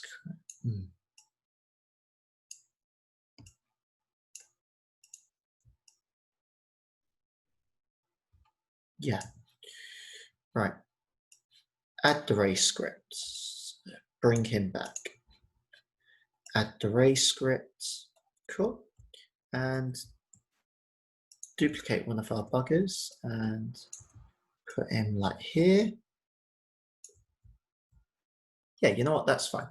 So let's just quickly play. So if you are looking behind, you'll see that the rays literally come through the walls. That's too loud. There they are now. And in time and due course, they will overtake. At least so says the theory. Yeah, they're already overtaking. That's cool, that's perfect.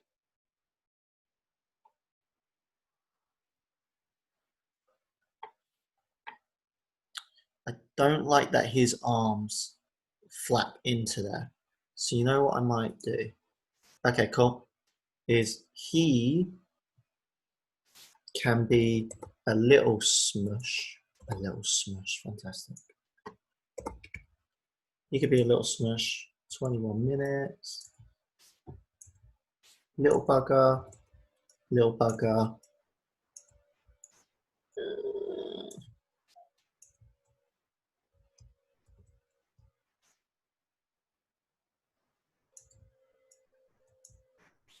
Yeah, why not? Why not? It'll do. It'll do. It'll have to do. What else can we add? Right, I guess we can add some shrubs.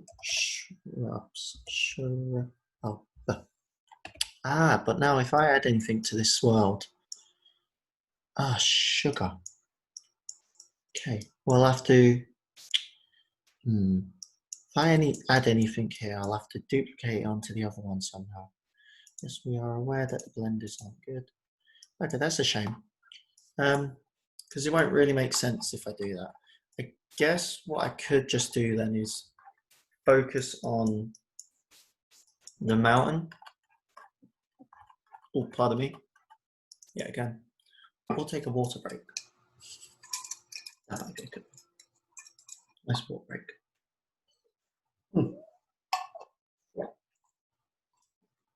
I didn't think this through when I duplicated the world twice.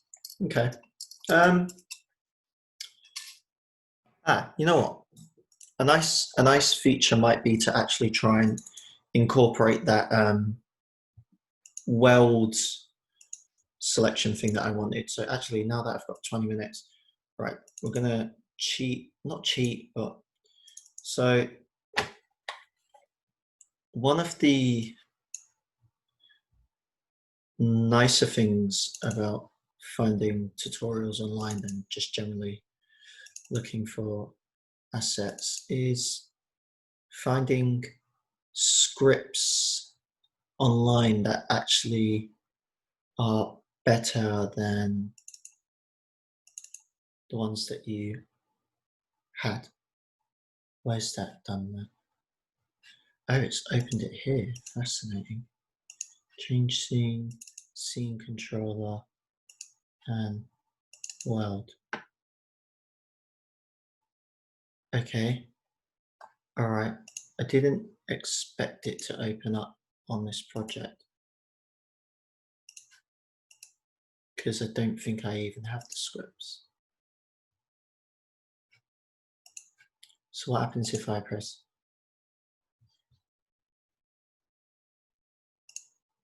What does that do?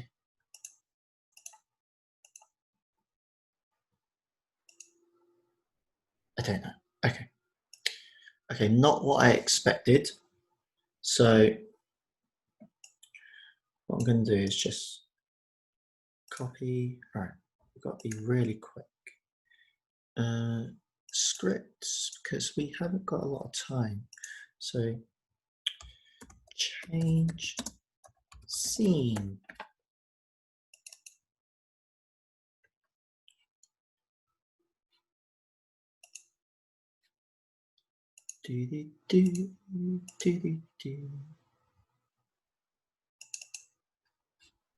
Change scene and paste.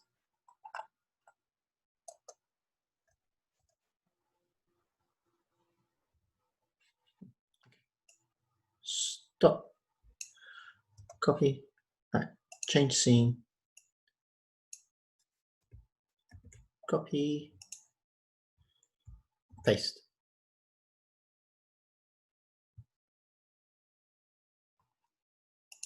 That's fine because I think that's that. Okay, cool. Right, so that one's done at least. All right, so we can close that and that. Scene controller. This train is the bus service to London Bridge, calling at Norbury. Hi, Mark. Common, Bedford, Tulse Hill, North Dulwich, East Dulwich, Peckham Rye, Queens Road Peckham, South Bermondsey, at London Bridge. The next station is Norbury. Hey, Mark.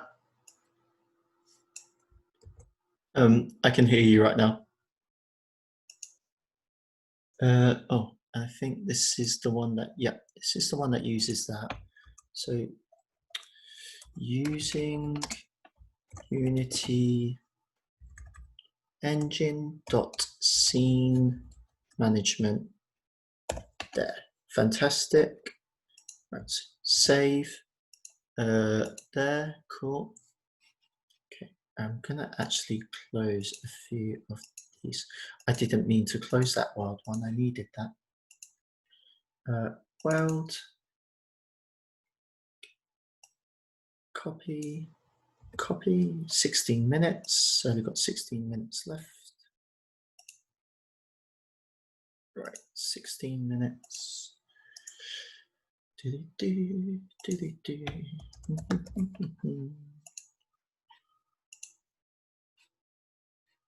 That's fine. Yeah, I don't know what that does, but it's about it. World.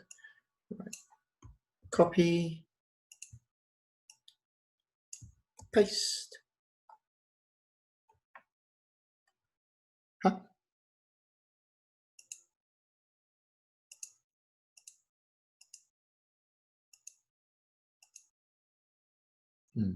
Okay.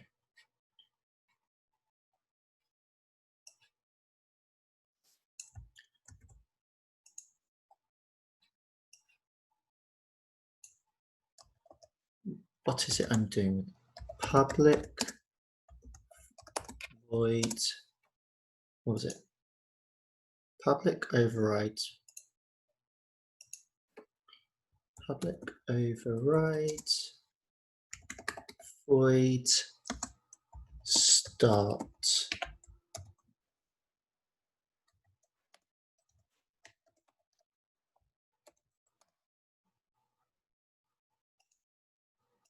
I don't know what you mean. Oh.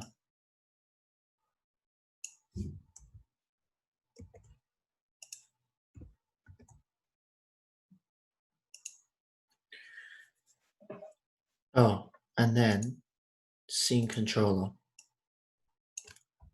Scene controller. Fantastic. Okay. Save. Right. Minimize.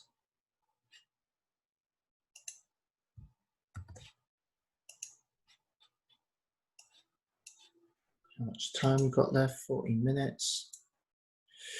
What was the one that was being wrong? Change scene? Okay, now change scene's all correct. Okay. Now where was this? Okay. Cool. What is that? That. Okay, I think you can go away finally. So now I need to what scene are we in? We're in the boat scene. We don't want to be there. So we want to scene, world, fantastic. Create a, first step is to create a world controller. World controller. And then in the world controller, add the scene controller script and in the scene and what else? Oh, add world. Fantastic. And the world we want, oh, the player is gentleman here. And then world controller. So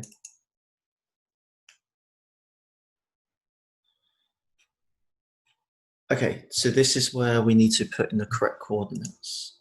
I don't need you anymore because you're not right.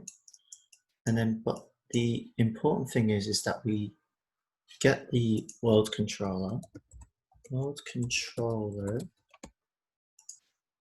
But then if you create a cube, set it to change scene. Okay, cool.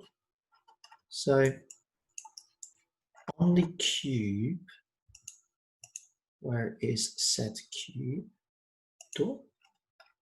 Sugar, I can't find that door. Where's that door gone?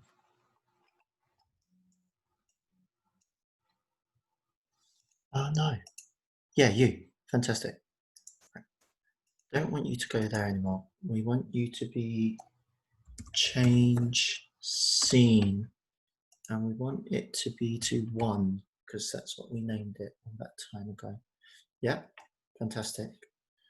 So now one more thing is we want to have you set to 160 by 180.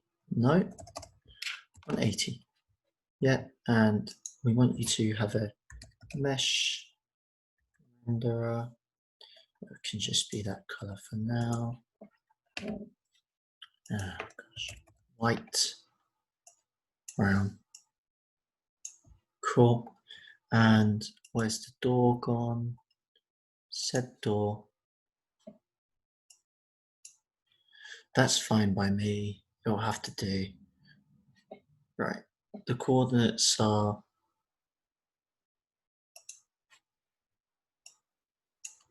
60 by 1 by, what was it? 180. 180. Save. Fantastic. Okay, cool. Nope. Wrong thing. Save you. Go there. Door 1. Ah, okay, you're just whatever you are, you're that. Okay, cool. Yep. So now copy, go to the scene 1. Oh, so close, cutting it short. Paste that. Player's missing. You're the new player. No, where's our door? I don't know why that's. You're our door this time. So hopefully, no, we want to move that. Change scene to world. And I hope I've done that right. I think the previous scene, so it wasn't, it's 1. So let's see if we've done this right. In theory, what should happen there is when I walk onto this plate,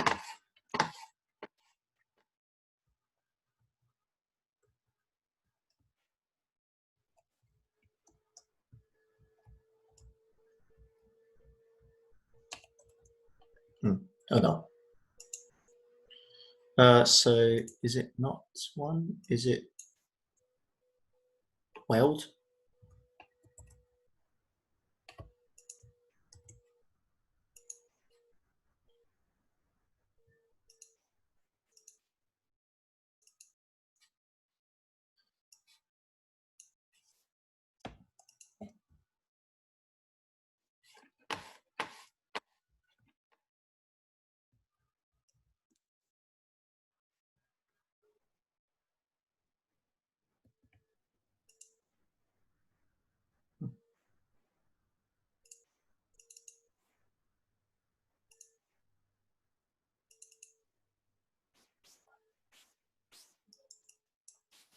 That's not good.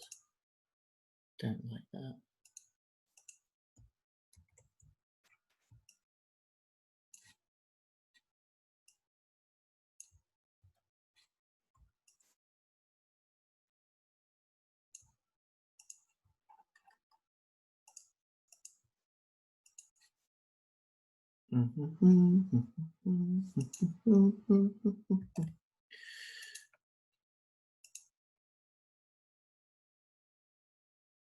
Okay, if not, we'll change it back to the other one.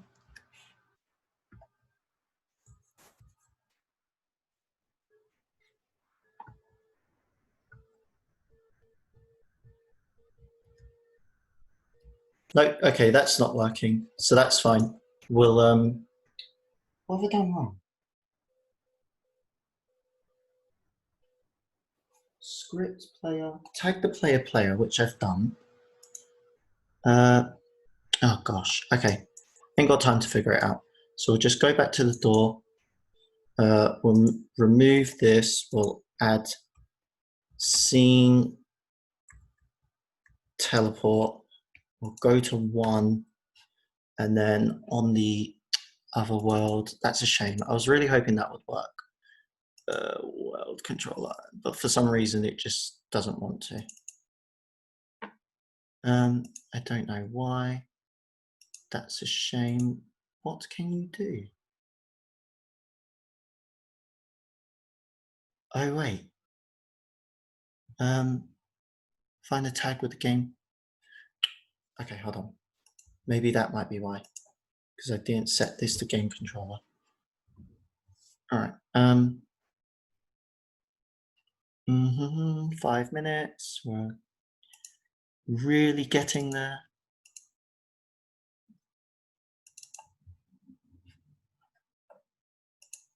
Boat.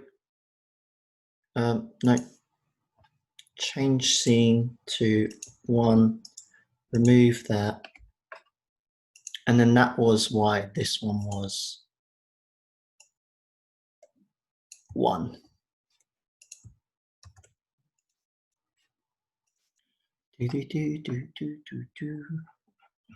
World controller should be set to game controller. Okay, cool. And load and fly. 5 minutes. All of a sudden, this got really intense.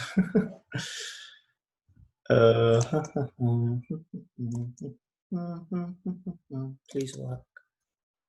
Yay. Oh, fantastic.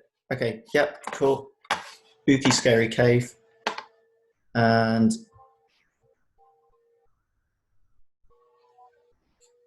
no. Stop. World. So should that be world?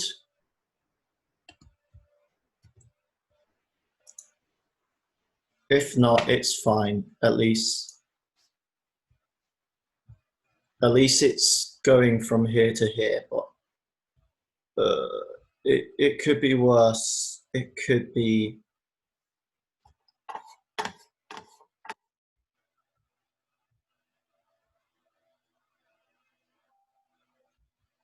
Yeah, all right, okay. It's not having it. I don't know why.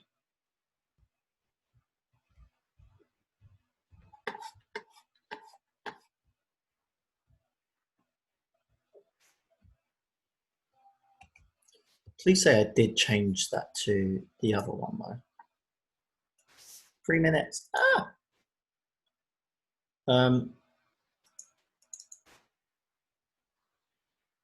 Yeah, change scene world.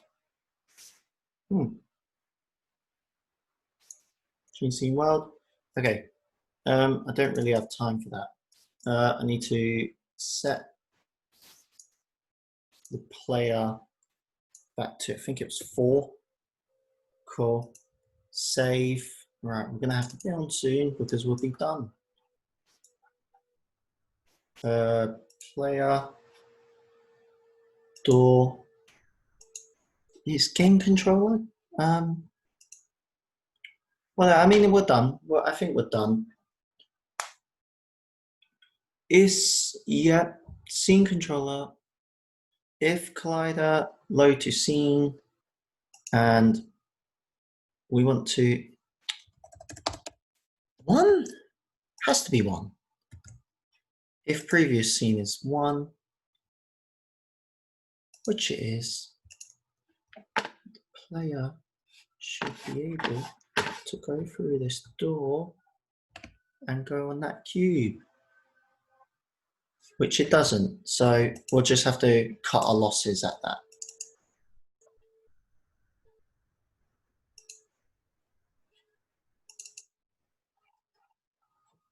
And set that to grounded. Is it because that's there? 2 minutes, come on. If previous scene,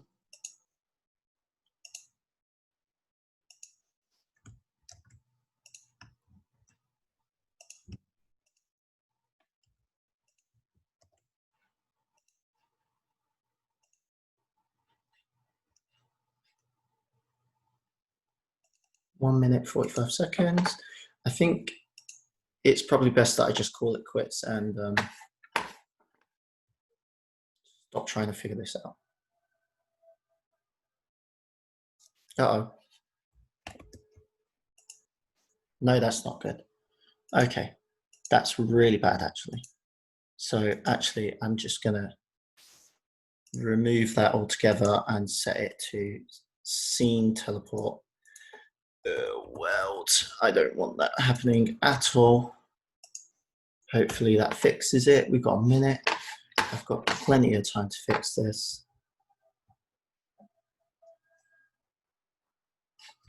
Yep. All right. Okay. Let's not gamble with our lives.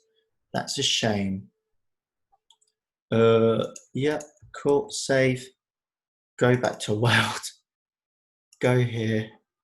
Where's that door? Where's that door? You can go away as well. I don't like that. That's a real shame. No, the other door. The other door. Scene teleport. 2, 1, and remove you. Cool. And all 21 seconds.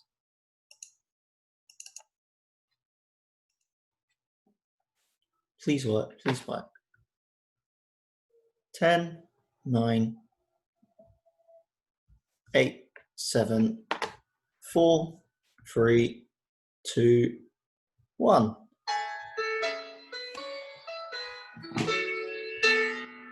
Yay. Okay. I mean, that's a done project. So, right. Well, I guess I will save and export. I don't even know if that door's going to work. Yeah, film settings. All of the scenes are there. Be on the run to the 5-hour project. I guess I can stop screen sharing now. Thanks, David. I see the little clap.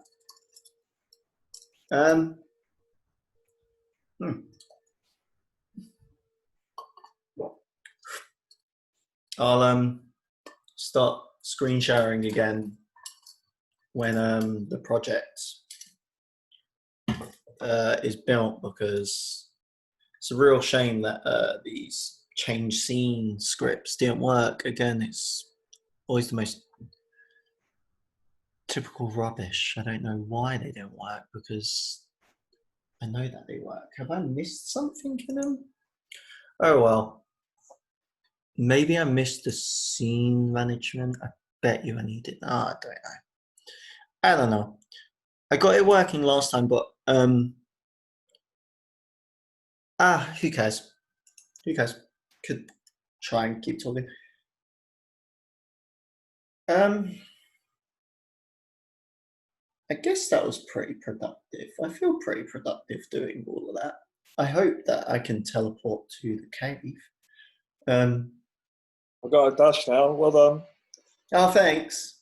All right. See ya. See you later. Bye. Well, now I'm by myself. So, I was going to answer the question, am I productive for doing that? I guess I was. I guess it's pretty great that the whole project was made in under 5 hours. I'm just going to keep recording so then I can see myself die if it doesn't teleport to the cave, which was probably one of the most worked on projects, and I could have potentially ruined it all in the last minute. Things that I would like to improve. I would like it if I could, at least on one of the locations, not go straight back to the tent. I did only plan to make 3 scenes. One of them, the boat scene, seems like a little bit of a cop-out, but that's okay. I mean, knowing that I lost an hour's worth of work.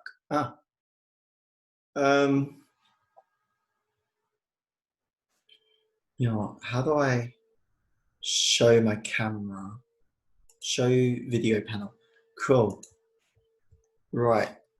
I mean, oh, I forgot about you. You're still here. Okay, well, this is our little zombie. I've also noticed that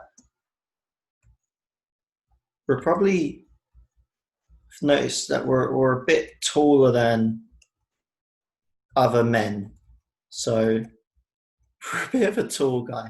But yeah, this is our zombie apocalypse area. A bit weird that that's there. It's completely out of context compared to the rest of it. That's a bit annoying. That again, you know,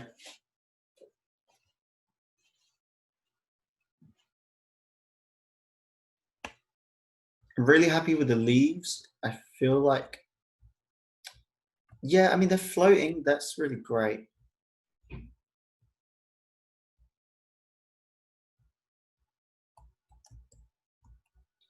Oh, they kind of like disperse and then stay in place, which is a shame. I was hoping for a bit more velocity there. There's our purple fire. But let's see how it goes. Please go into the cave project.